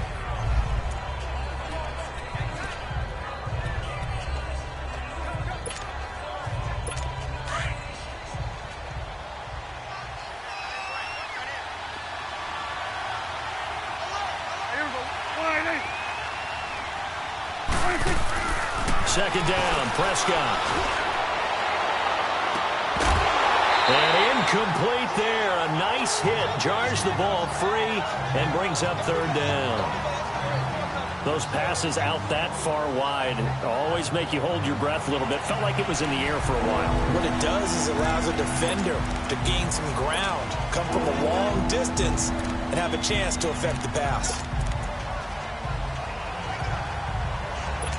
They come up now 3rd and 5 following the incomplete pass.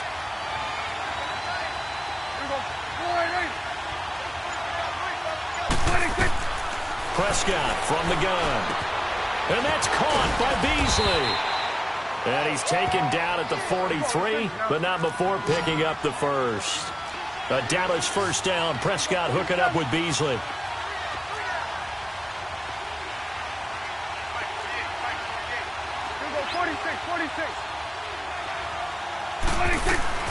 Prescott on first down. On the left side, Gallup's got it. 5 yards on the catch there, brings up 2nd down.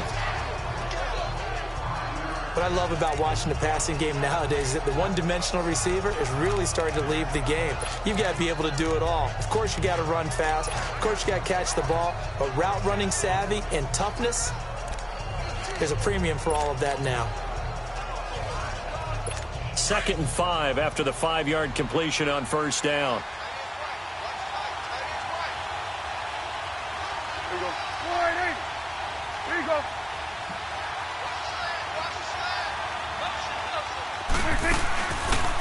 Prescott now, option right. Stepping up, he's going to keep it. Fighting his way down to about the 35-yard line. So not much to speak of scoring-wise in this first quarter of play. 0-0 our score. We're back to Baltimore after this.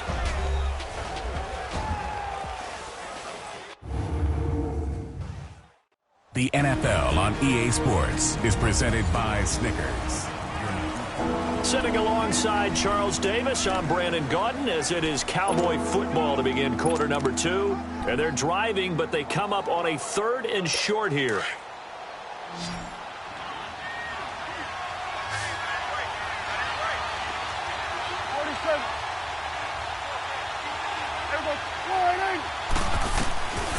Out of the gun, here's Prescott. Cooper's got it. And inside the 20 before he's brought down. Cooper's first catch, and good for a first down. It's funny when I go back to our pregame meeting with Amari Cooper, and we mentioned, what if they play man coverage against you? He almost seemed offended by it, didn't he? I'll beat it. That's basically what he said, right? I mean, the best receivers we've ever talked to and covered, when you talk about covering them with one guy, they think that's a personal affront. If they feel like if they can't just beat one defender, then they're not very good.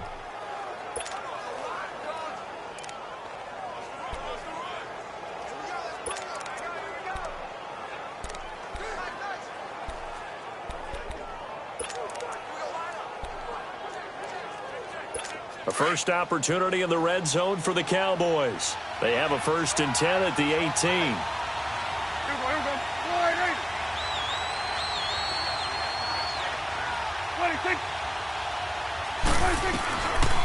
They'll run it now out of the gun. And they're going to lose some on this play. Being knocked back to the 18. That's going to go as a loss of a yard, and it'll be 2nd down. Maybe just a slight detour on what's been a strong drive. Here's 2nd and 11.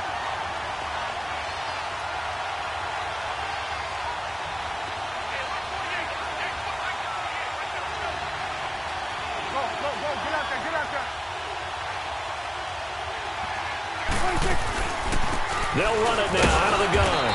And he'll get this one down to about the 17. A gain of a yard gets them back where they started. Now it's 3rd and 10.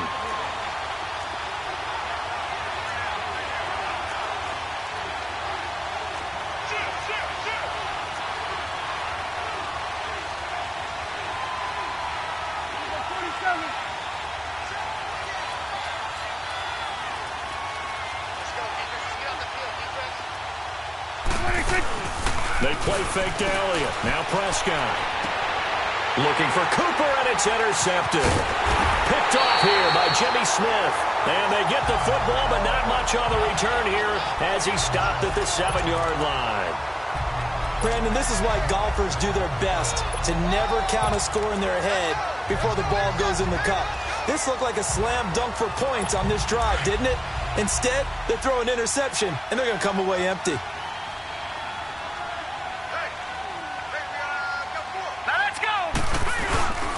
The drive starts with a run by Collins, and he stopped immediately there.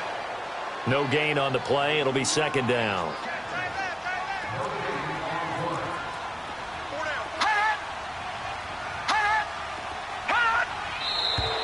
Now flags come in. I think one of the Ravens got going a little early.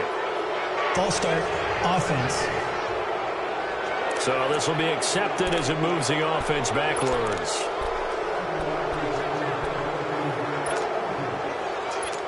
And that false start penalty is certainly not helping their cause here. 2nd down and long.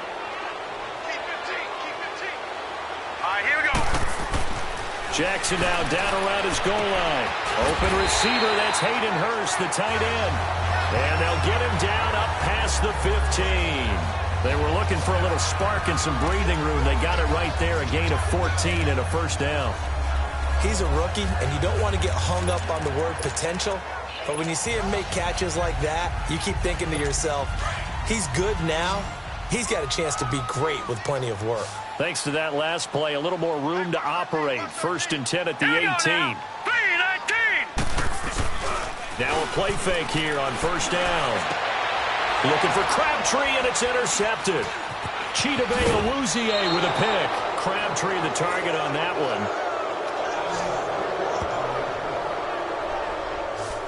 And that's now the second time he's picked off a pass here in the first half alone. Again, another great read defensively, and you just see him get in the right position to make the play and get his guys the football back.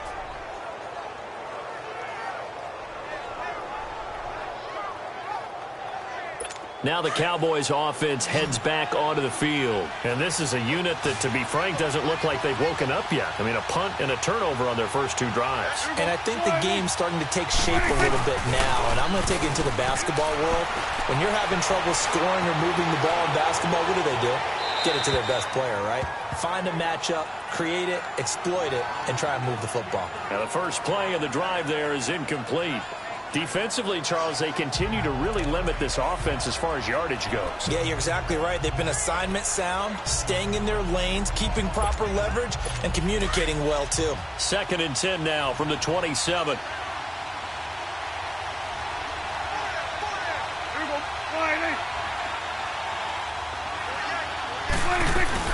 On 2nd down, Prescott again. Looking for Cooper, and it's intercepted. Picked off by the safety, Eric Weddle. Past the 10 to the 11-yard line, and that's where the return stops. Cooper was the target there. Well, partner, after the conference championship games, there was a lot of talk about the overtime rules, understandably so. Do you think that anything needs to be changed in the NFL overtime situation? I don't think so. And you got to remember, I'm an old crone, all right? So here's the deal on it. The NFL jumped into popularity with an overtime game. The Baltimore Colts being the New York Giants. Back in, 1959, 58, 59?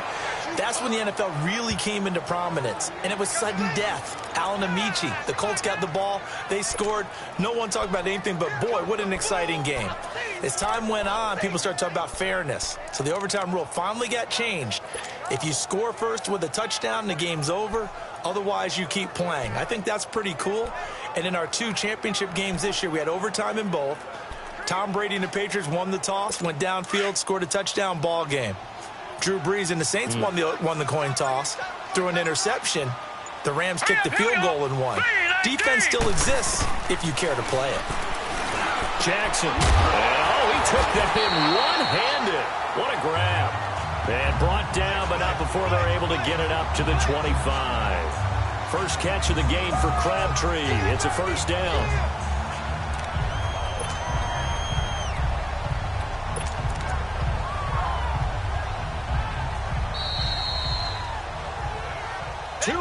Remain in a scoreless first half. We're back to Baltimore after this.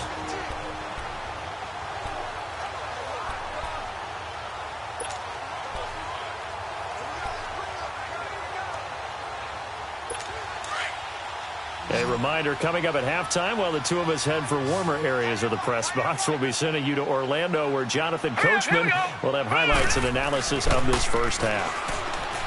They go play action here on first down. He's got a man complete. 20. And all the way in for a Ravens touchdown. Michael Crabtree, 75 yards.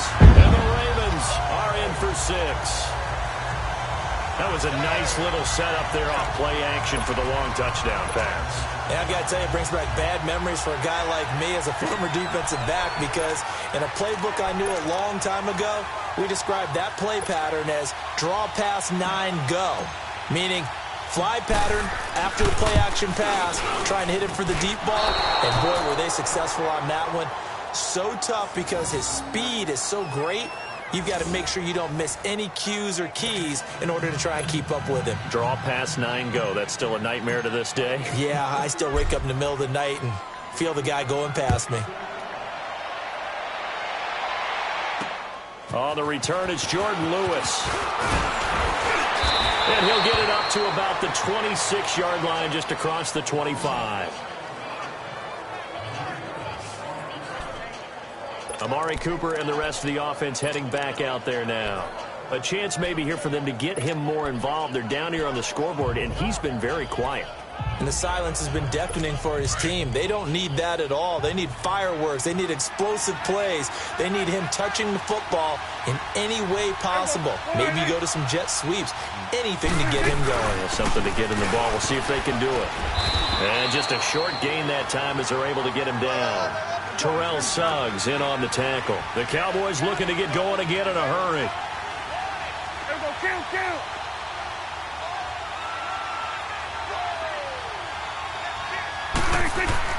Prescott now on second down.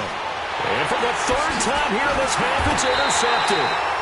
Picked off by the linebacker, C.J. Mosley. And they are going to set up shop at the 32-yard line. You hear me laughing, partner, and I'm not laughing at the situation. But sometimes you just get yourself into a rut. It's hard to shake yourself out of it.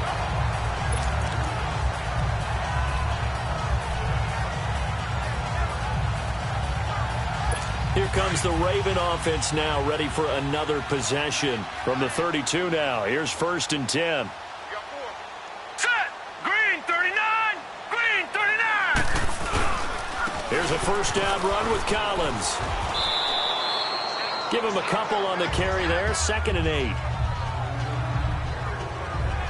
Early down stuff to put this offense in a precarious position. We know that securing the point of attack, especially against the big-bodied guys in the middle of this D, has got to be priority one. Set. 3-19. On 2nd down, Jackson. And an incomplete pass. That'll stop the clock here with just under a minute to play in half number 1. That one was intended for John Brown. And it's 3rd down.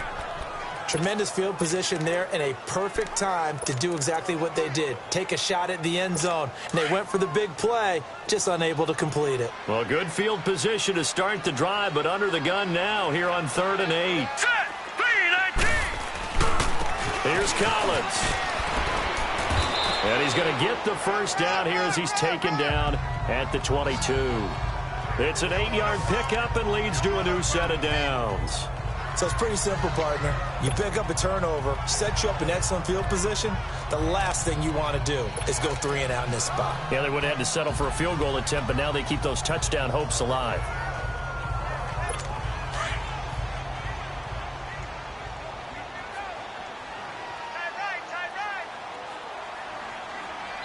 And now a timeout called by the Cowboys defense, as the clock will stop with 35 seconds to go in quarter number 2.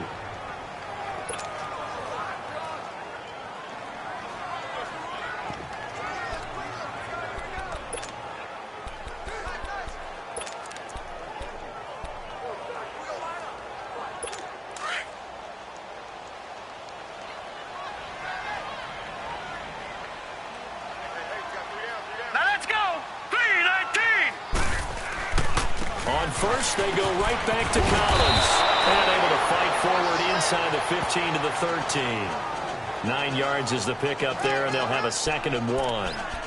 Some runs are blocked so well, you almost forget that someone has to carry the ball to gain the yardage.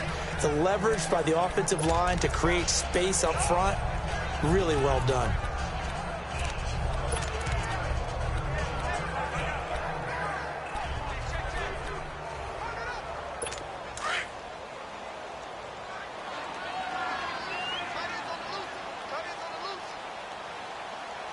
Here we go. Boom, landing. On 2nd down, Collins. And nothing doing. He's immediately taken down at the line of scrimmage. And with just 4 seconds left in this first half, a timeout call.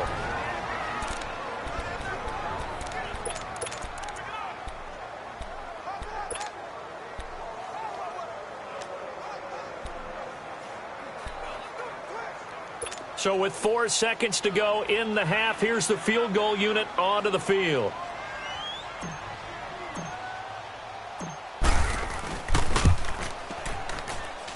And Tucker's kick right there. It's good. So we're at halftime here in the Inner Harbor with the hometown Ravens on top. As we'll send you down the coast now to Orlando, that's where we find Jonathan Coachman ready with our EA Sports Halftime Report. Coach. No, I'm not mad at you for skipping halftime, but can I just have a sip of water real quick? Please, thank you. All right, let's go. Here's Tucker now out to kick this one away. And that'll carry over the back line of the end zone for a touchback. Dak and the Cowboy offense heading back onto the field. And that first half was nothing short of a disaster. 0 points on the scoreboard and a big 3 in the INT column. So they've got to get him going, obviously, right? So you've got to get him in rhythm. And we always think of short passes. I think of jet sweeps where they just kind of toss the ball forward. You know, that counts as a forward pass.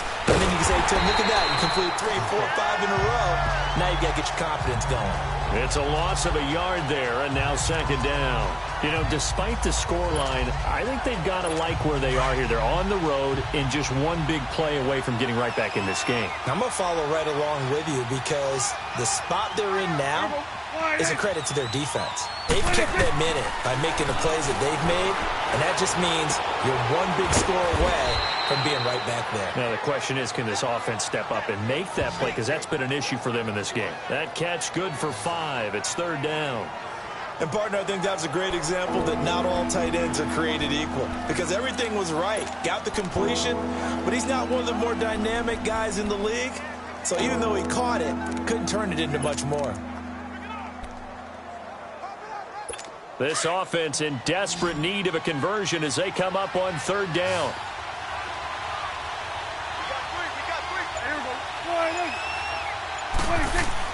On third down, it's Prescott. And incomplete. The contact made the ball roam free and brings up fourth down. Anytime a defense can sit back in a zone like that, it tends to create a lot of congestion in the middle of the field. Makes it very hard to slot one in. Looked like I-4 at rush hour in your hometown of Orlando, Florida. An absolute mess.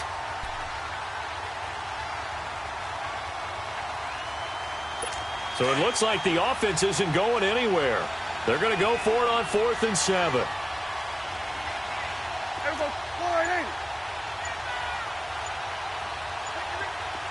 46, 46. 26. They're indeed going for it. It's Prescott. Looking. Well, this is taken in. It's complete. And they're going to have this in a great spot way down in Baltimore territory. Wow, 1st and goal, and defensively all they can do is shake their heads. Not only did they allow the conversion, but a big play as well. And they pick up the first down on a 4th down play. I don't know if the defense relaxed because they thought maybe they'd stopped them on 3rd down or if they just didn't protect the sticks very well. But, boy, that's a big-time pickup right there. And now they're in the hurry-up.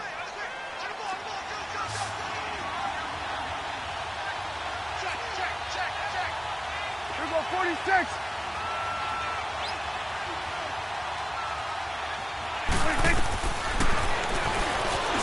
And he's going to be met at the line of scrimmage and taken down. No gain there as he kept it himself at second down.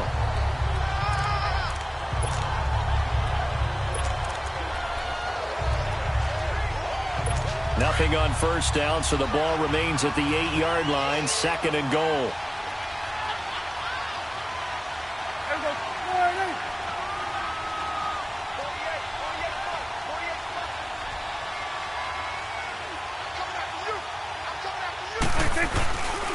He's going to get it running right. And he'll take it into the end zone for a Cowboy touchdown. Ezekiel Elliott, an 8-yard touchdown run. And the Cowboys have cut it to within a score. I know we don't talk about it enough, but the intelligence level of the guys up front blocking, the offensive linemen, maybe the smartest guys in football overall. Add in a little bit of athleticism and a whole lot of toughness, you've got a lot to deal with, don't you? That's why the guys in the backfield get them really nice Christmas gifts, right? If they're smart, they do.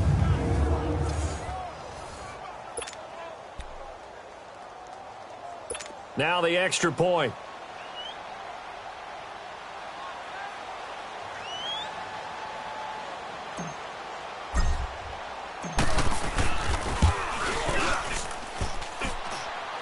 And this is no good. It's a missed extra point. Boy, in a tight game, how important might that turn out to be here as the second half rolls along?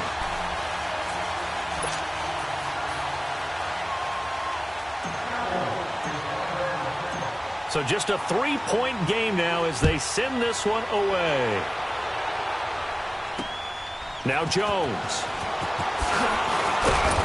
And not a bad return here. He gets it out to the 25-yard line. The Ravens offense getting ready now for their first possession of the second half. And they have to feel like they missed on an opportunity for points last time when they couldn't connect on that short field goal try.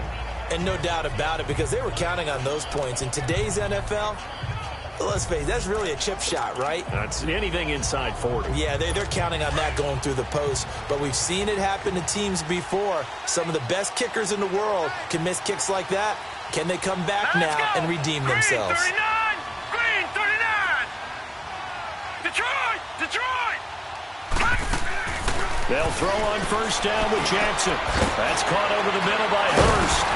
And he'll get it up near the 35, right at the 34 here. Given 9 there on the first down completion. Seeing that play and understand just how tough it is to cover tight ends, especially the ones running around the NFL nowadays, makes me glad I didn't make it in that league. I would have had a really difficult time. But now you get to sit up here with me. Yeah, and that's fun, isn't it? And what a really nice gain right there on first down for them. Brings up a nice second down for them. They'll run it now out of the gun. And he'll be taken down, but not before they work it across midfield. That burst good for 20 and a first down. Sometimes it's hard to believe, but there are times this game is about patience, isn't it? Has had the game he expected, but that run there, that may get him going. I was just going to say, maybe that gives him a little juice, because you're right, he struggled, especially in that first half. Yeah, and I know the great ones always think to themselves, just hang in there. I'm just one big carry away from busting this open. That's a good start for him. Now. Green 39! Green! Right back to him on first down. And they go backwards here, losing yardage back at the 48-yard line. That's going to go as a loss of a yard, and it'll be second down. So statistically, both of these offenses having a rough time getting a running game going. But, boy, what a nice play there defensively. Tackling him behind the line, but you're right. You look at the numbers. Neither side looks on track in the ground game.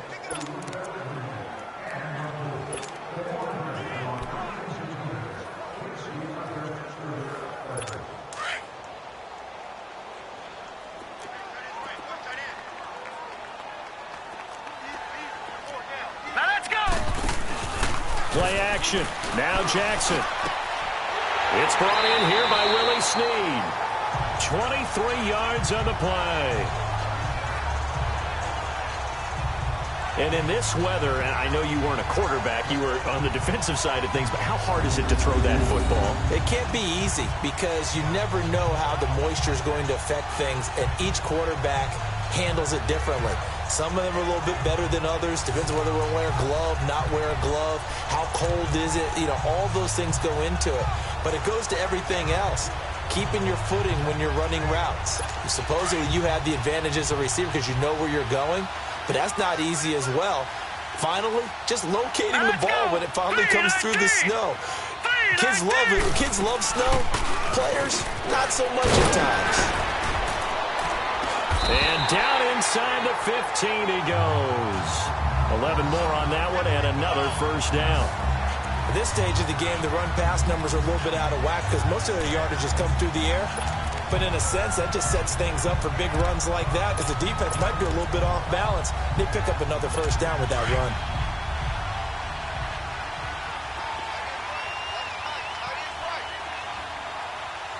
Here we go now. 319! 319!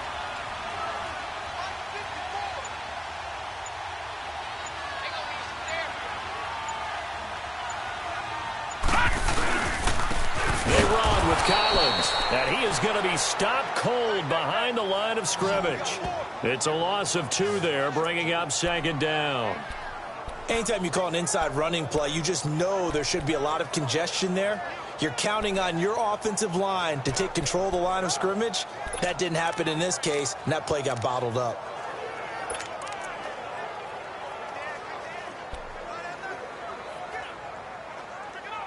A rare misstep on that last play because the drive has been strong, but now it's 2nd and 12. All right, here we go. Blue 90! On second down, Montgomery. They stopped after only a yard, taking it down to the 14. That was a particularly nice play because not only was it his job to force the play inside, he was actually able to... Back now in Baltimore. It's been a very hotly contested game to this point. Just a field goal separating these two teams as we get set for the fourth quarter.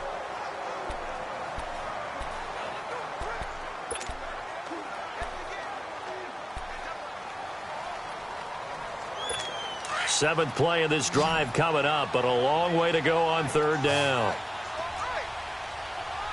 Here we go now. Jackson now.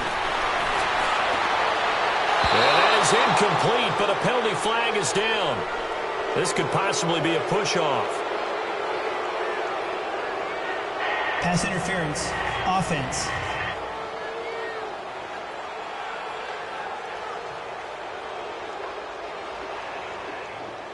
So they decline it as that will bring up fourth. And I know that yardage and field position are keys to any game played, but you got to consider downs when you're talking about penalties, and they wisely did not take that one and made it fourth down.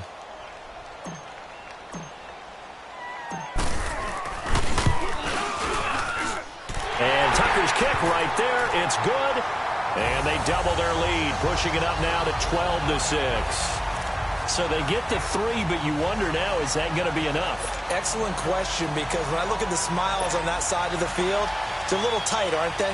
If they had scored a touchdown there, those would be big half-moon grins right now because they'd feel a whole lot better about their position. And a touchdown in the other direction, all of a sudden they're down. This one fielded at the 5. A beautiful fake. And a nice return sets him up pretty good here at the 30-yard line. And now Dallas gets set to take the field. So Prescott of the Cowboys now with a 1st and 10 right at the 30.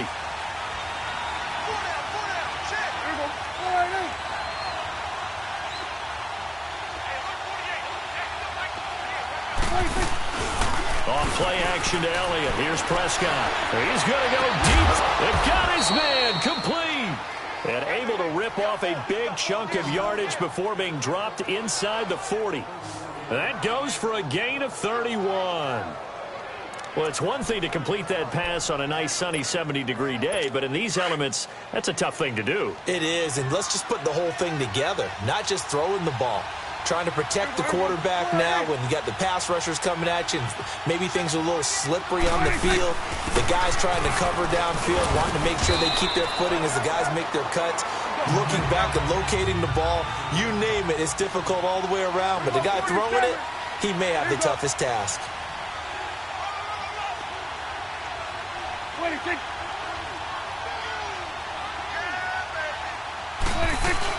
They go to Elliott again. And he won't get much. Maybe a couple. Down inside the 35 to the 34. In need of a conversion on third down. They had the big play to start the drive. Not much sense. Here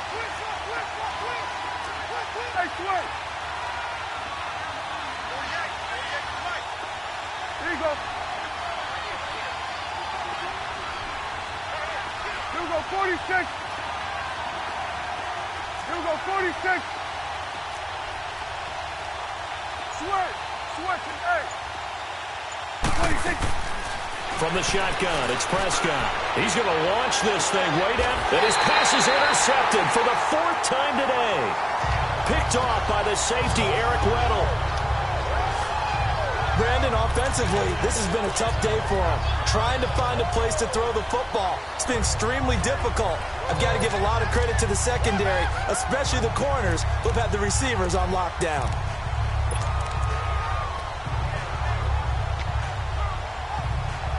And the Ravens taking the field. They're holding on right now to that slim advantage in a one-score game. And you hear a lot about 2-minute offense and 4-minute offense. Obviously, the 4-minute offense applies here. How do they run that effectively? Yeah, really what the 4-minute offense is you're just trying to grind the clock. So you want consistent gains, steady gains. Doesn't have to be big plays, but it has to be plays that gets first downs and keeps the ball away from your opponent. But certainly throwing the ball is in the mix here. It certainly is. Just make sure that you're careful with it. And again, get those first downs, keep possession of the football. Clock running, under 4 to play now as they come up on 1st and 10. All right, here we go. 3-19. 3-19. And again, it's Collins. And he got blown up on that play. Back at the 20. It's a loss of a yard there, and now 2nd down. Well, partner, I guess sometimes just a matter of philosophy. Some say run until they absolutely stop you, and others say, well, when you think they're about to stop you, fool them a little bit. I guess they should have tried to fool them on that play.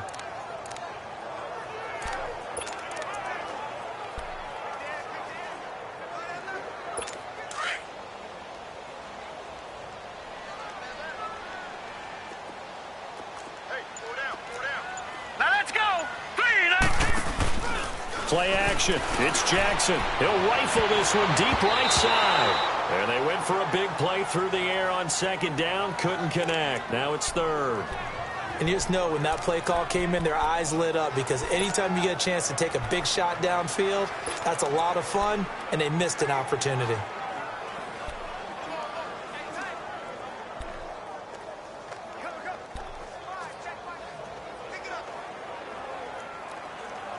Possibly a turning point. Big play coming. This is 3rd and long. Now let's go. From the gun, it's Jackson. It's incomplete. Took a shot, couldn't connect. The best receivers we know always tease their quarterbacks that, hey, no matter what you do, you cannot overthrow me. Well, guess what? That's exactly what happened on that play. Normally, they time it up pretty well, but on that one, he just overshot him. On is the punter, Cook, who sends it away.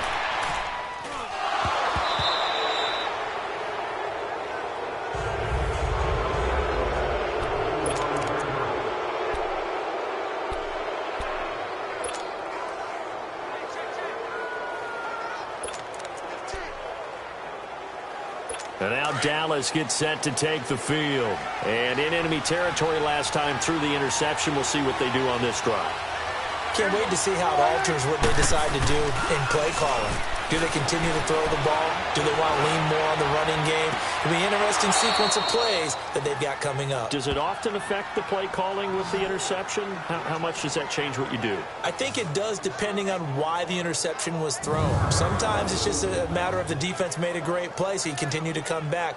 But if it's on you, if the offense just doesn't have the confidence, if they're a little bit shaky, maybe try and take the pressure off and run the ball a little bit.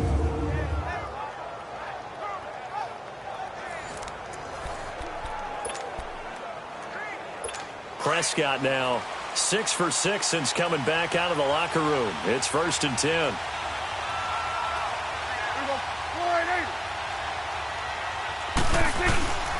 10th carry now for Elliott. Down to about the 22 here. 7 yards on the pickup there, and it'll leave him with a 2nd and 3. Again, it's Elliott. And this carry not as productive. He's swallowed up at the line of scrimmage. Call it no gain that time, as it's going to leave him with a 3rd and about 3 to go. They'll try and run for it with Elliott. And he'll be brought down with the 1st down, and a late flag here, too. And he may get a few more tacked on for good measure. Personal foul. Face mask. Defense. Well, when you're leading in the 4th quarter, that's not the penalty you want. Not at all. And now your discipline comes into question. Having poise this stage of the game, you can't have those kind of plays. So now then, the penalty's got him set up with a 1st and goal.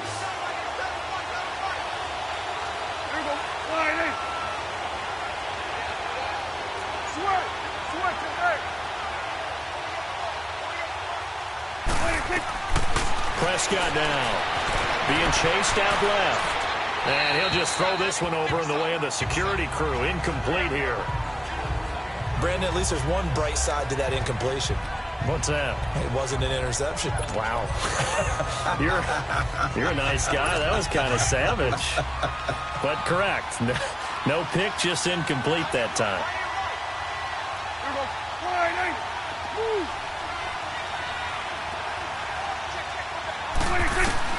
A second down throw for Prescott. Steps away to his left. All that gets him is just a yard, and now it's third down.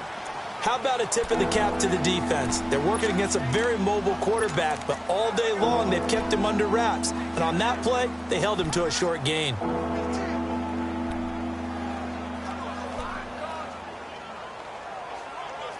One of the bigger plays in the game thus far, and the crowd getting into it as we come up on a big third down.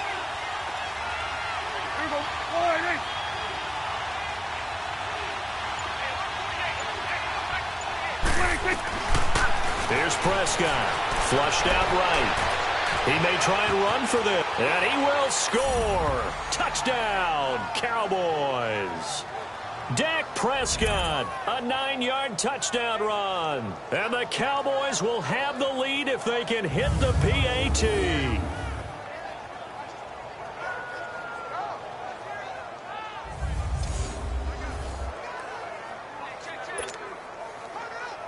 Still an important piece of business to take care of, the extra point.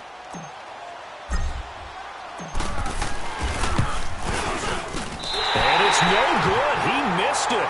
And the game remains tied. Oh, boy.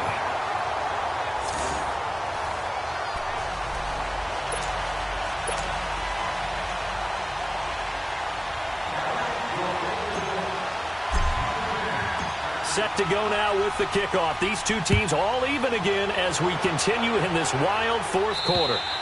And this will not be returnable. It's out of the back of the end zone for a touchback. And now Baltimore gets set to take the field. And a tight game after punting last time. See if they can get something going on this drive. As they head to the field now, with the game this close, you've got to feel there's a sense of urgency for them going on offense right now. But they have to do it without letting panic creep in and affect their play.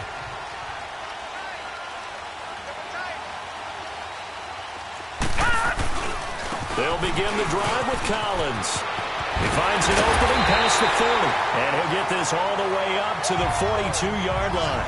That's a good way to start the drive, 17 yards and a first down.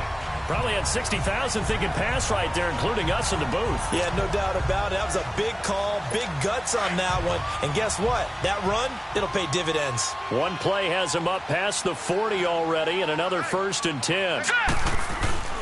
Now a first carry for their fullback. And he will be brought down at about the 43 that time. Just a yard on the first down carry, so it's 2nd and 9.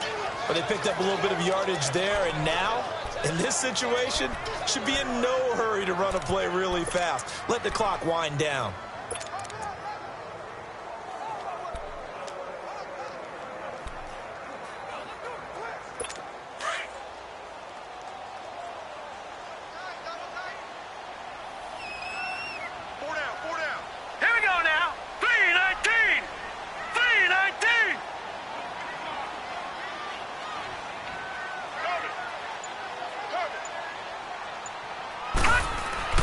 Jackson to throw. He's got his man on the crossing route. And taking it across midfield and inside the 45. They get 14 on that one. That's good for a Baltimore first down. This quarterback now 6 for 6 since coming back out of the locker room. It's 1st and 10. Hurry up, here we go. This is Collins on the handoff. And some good tackling there as he stopped up at about the 41. Just a yard on the pickup there, and it'll bring up a 2nd and 9. They're making steady progress, but I see your face. You're worried about that clock. I'm worried about the clock, and at some point you have to have a splash play in there as well.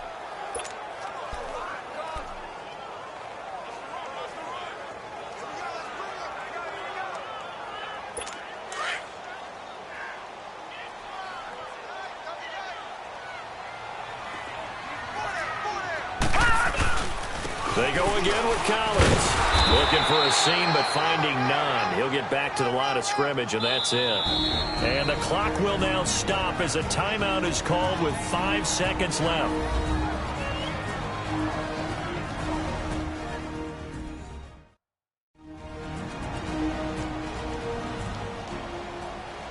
And we're back. The offense had a chance to talk things over. We'll see what they come up with here on this next play.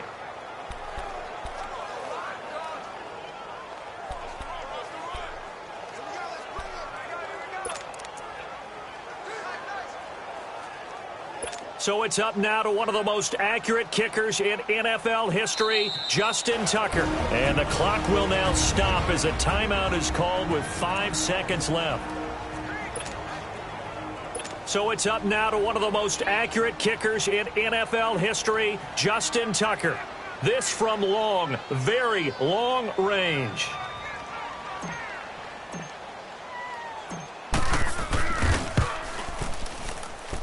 And this is off target to the left. Didn't get there anyway. It's no good. And that changes everything here in OT. Final whistle blows, and we need some extra time here to decide who will be the victor. 60 minutes, just not enough some days to decide who's going to win the game.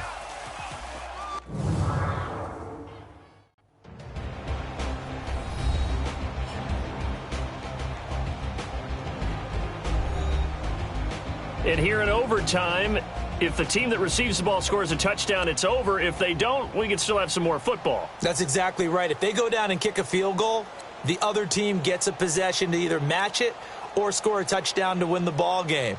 If both teams kick field goals, the next team to score wins. But if the receiving team throws a pick six or fumbles the ball and it gets picked up by the defense and they score, the game is over at that point. So a tie ball game here as the kick's away. Moore now to return.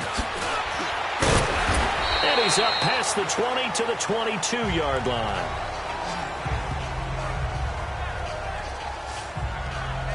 The Ravens offense now, they get ready to head back on the field. They control their own destiny here. They have the football in overtime. Obviously, a touchdown would win it. And I think teams around the league are still adjusting to the idea of going downfield, scoring a touchdown wins the game, because they were used to just going downfield and trying to get in field goal range to win a game. Still having to make that transition. Let's face it now, the ones who are doing it best know they need to go down, attack, put the ball in the end zone, and not leave it up to a field goal and give the other team a chance. Yeah, as we said, they control their own destiny now. They go play action with Jackson. And incomplete on the deep ball. Crabtree, the intended receiver, and that'll bring up second down.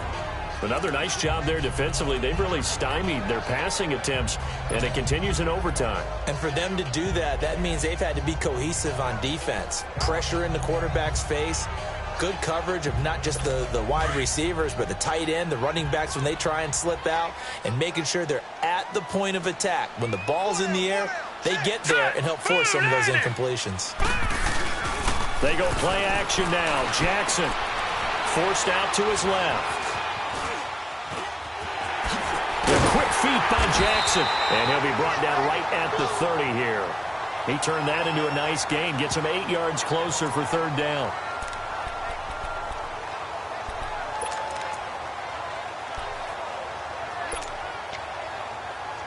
Hoping to keep this OT drive alive. Now they face a 3rd and 2. All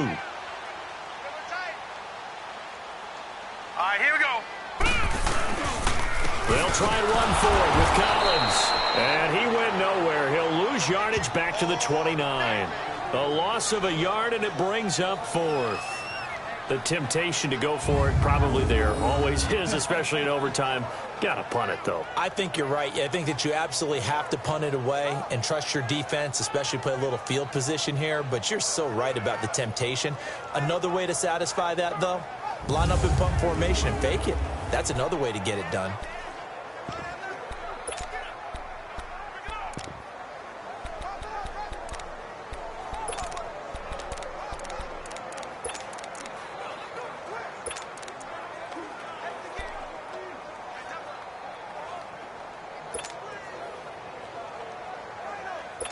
So a big move here, playing to win in overtime. They're going to go for it on 4th down.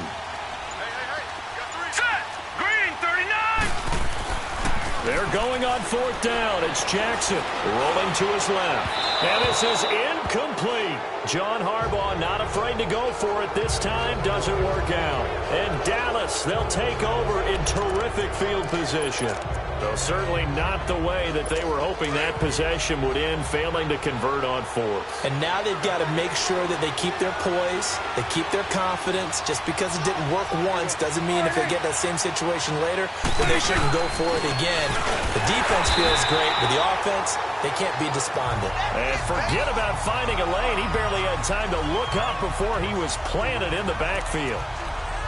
Moving backwards on 1st down, never a good thing. What does that do for the mindset on 2nd down? Well, it changes your play call, definitely, because as a play call, you're advancing yourself thinking, okay, we're going to get a gain here.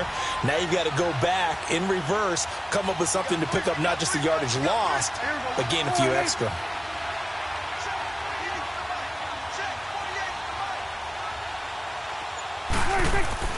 Now what can Prescott do in the OT? Drops it underneath, Elliott. And he will lose yardage back to the 34-yard line. It'll be a loss of a full 3 yards there, and it also brings up 3rd down. Well, they try to swing it out left into the flat, complete, but really nice open field tackle. And they played that one like a great boxer. They were on their toes on that one. They weren't back on their heels reacting to the play. No, they saw it, came right for it, and made a nice tackle for lost yardage. 3rd and long for Prescott. Buying time to his left. And this one is incomplete. And that's a...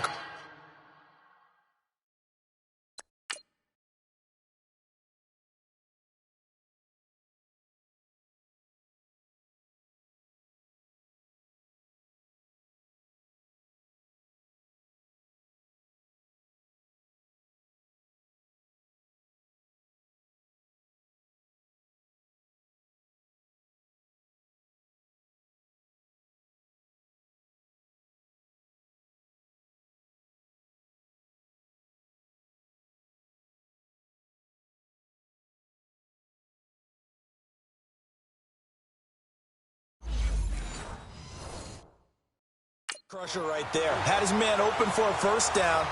Threw a fastball when that wasn't necessary. Incomplete pass. When are these quarterbacks going to learn? You don't get extra points for how hard you throw the football. And now the Ravens are going to take another timeout. They'll be left with just 1 remaining here at OT.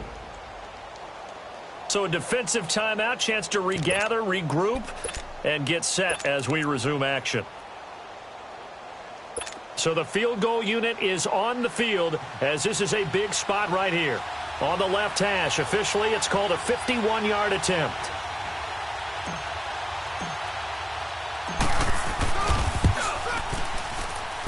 And that one's not going to get there. Not enough juice, an ambitious effort, but it's well short. And that changes everything here in OT. Well, when you get that ball in OT, that's not the chance you envision, and the long field goal attempt here winds up lacking. And you don't want to hang too much of this on your kicker, but he's going to leave you in a tough spot as well because you give your opponents excellent field position to start their first drive. Now let's go. Blue line it. Jackson on 1st down. And this time he's got the hook up. It's complete. And able to rip off a big chunk of yardage before being dropped inside the 40. And a nice gain of 21 yards. I know I spent a lot of time talking about how tight ends in a lot of cases now are pumped up wide receivers, but they're still big people. He used that frame right there to absorb a really big hit on him and held on to the ball. So from the 39 now, they'll come up on a 1st and 10. Hurry up, here we go. Now Collins. And he'll take this one down to the 36. A gain of 3, 2nd down. What's the old expression, 3 yards in a cloud of dust? In this case, it's dust-covered pellets. It's no longer that old grass that we used to play on, right, and chew it up. Now we've got that artificial surface. You see the pellets go up. Still a nice play by the defense.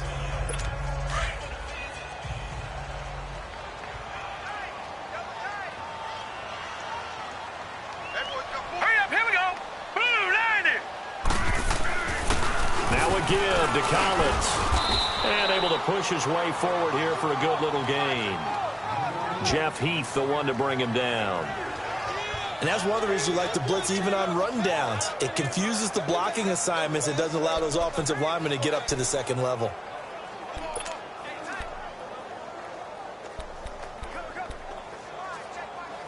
The Ravens on third down. Just 1 for 5 to this point. This is 3rd and 4. All right, here we go. Jackson. Oh, he's got him in wide open, complete. And they'll work it inside the 15-yard line before it's all said and done. That catch puts him over 70 yards receiving now as he's got a first down. When this offense can get their tight ends involved, they can move the football. Here, a nice route, able to look it in, and picks up the first down.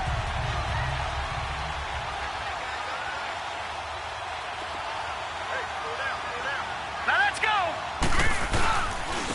And they'll go ground game here with a tailback. And he'll get about 3 just outside the 10, stopped at the 11. And I know you, with every carry, especially in overtime, you're just saying, if you're that ball carrier, hold on to the football. Hold on to it, protect it, but not necessarily settle it, because you're trying to get to the end zone. You're trying to end the game right here. And I know the defensive guys, poking, clawing, raking, trying to knock the ball free and protect their end zone. Yeah, like you alluded to, especially this part of the field. And he'll be taken down here at about the 11. He'll pick up only a yard there, and it'll leave him with a 3rd and 7. But we just saw a great example of what we talked about with his coach prior to the game. He's definitely one of the better linebackers at reading a play and flowing to make the stop before it turns into something big.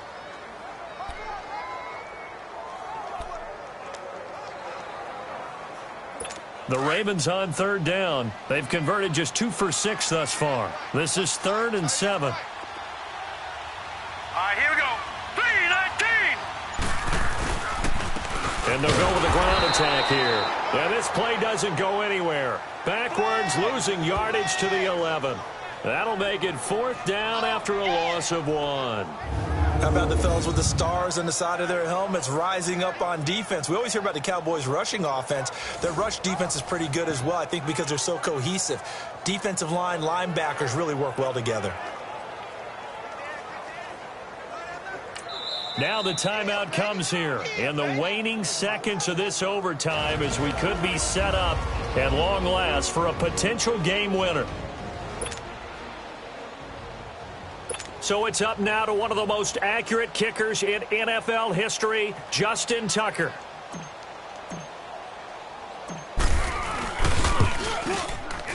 And he got it! The kick is good in overtime. He's able to split the uprights. Well, we thought this game would be a good one. It did not disappoint into overtime, and it took the field goal to win it. And we always pay lip service to how important it is to play defense. And usually we focus on the big offensive pyrotechnics, right? But in this case, they got the ball back on defense, gave themselves a chance, and they capitalized on it with a victory. And I don't care what distance that field goes from in overtime. The knees are always knocking, but he pushed it through. Not only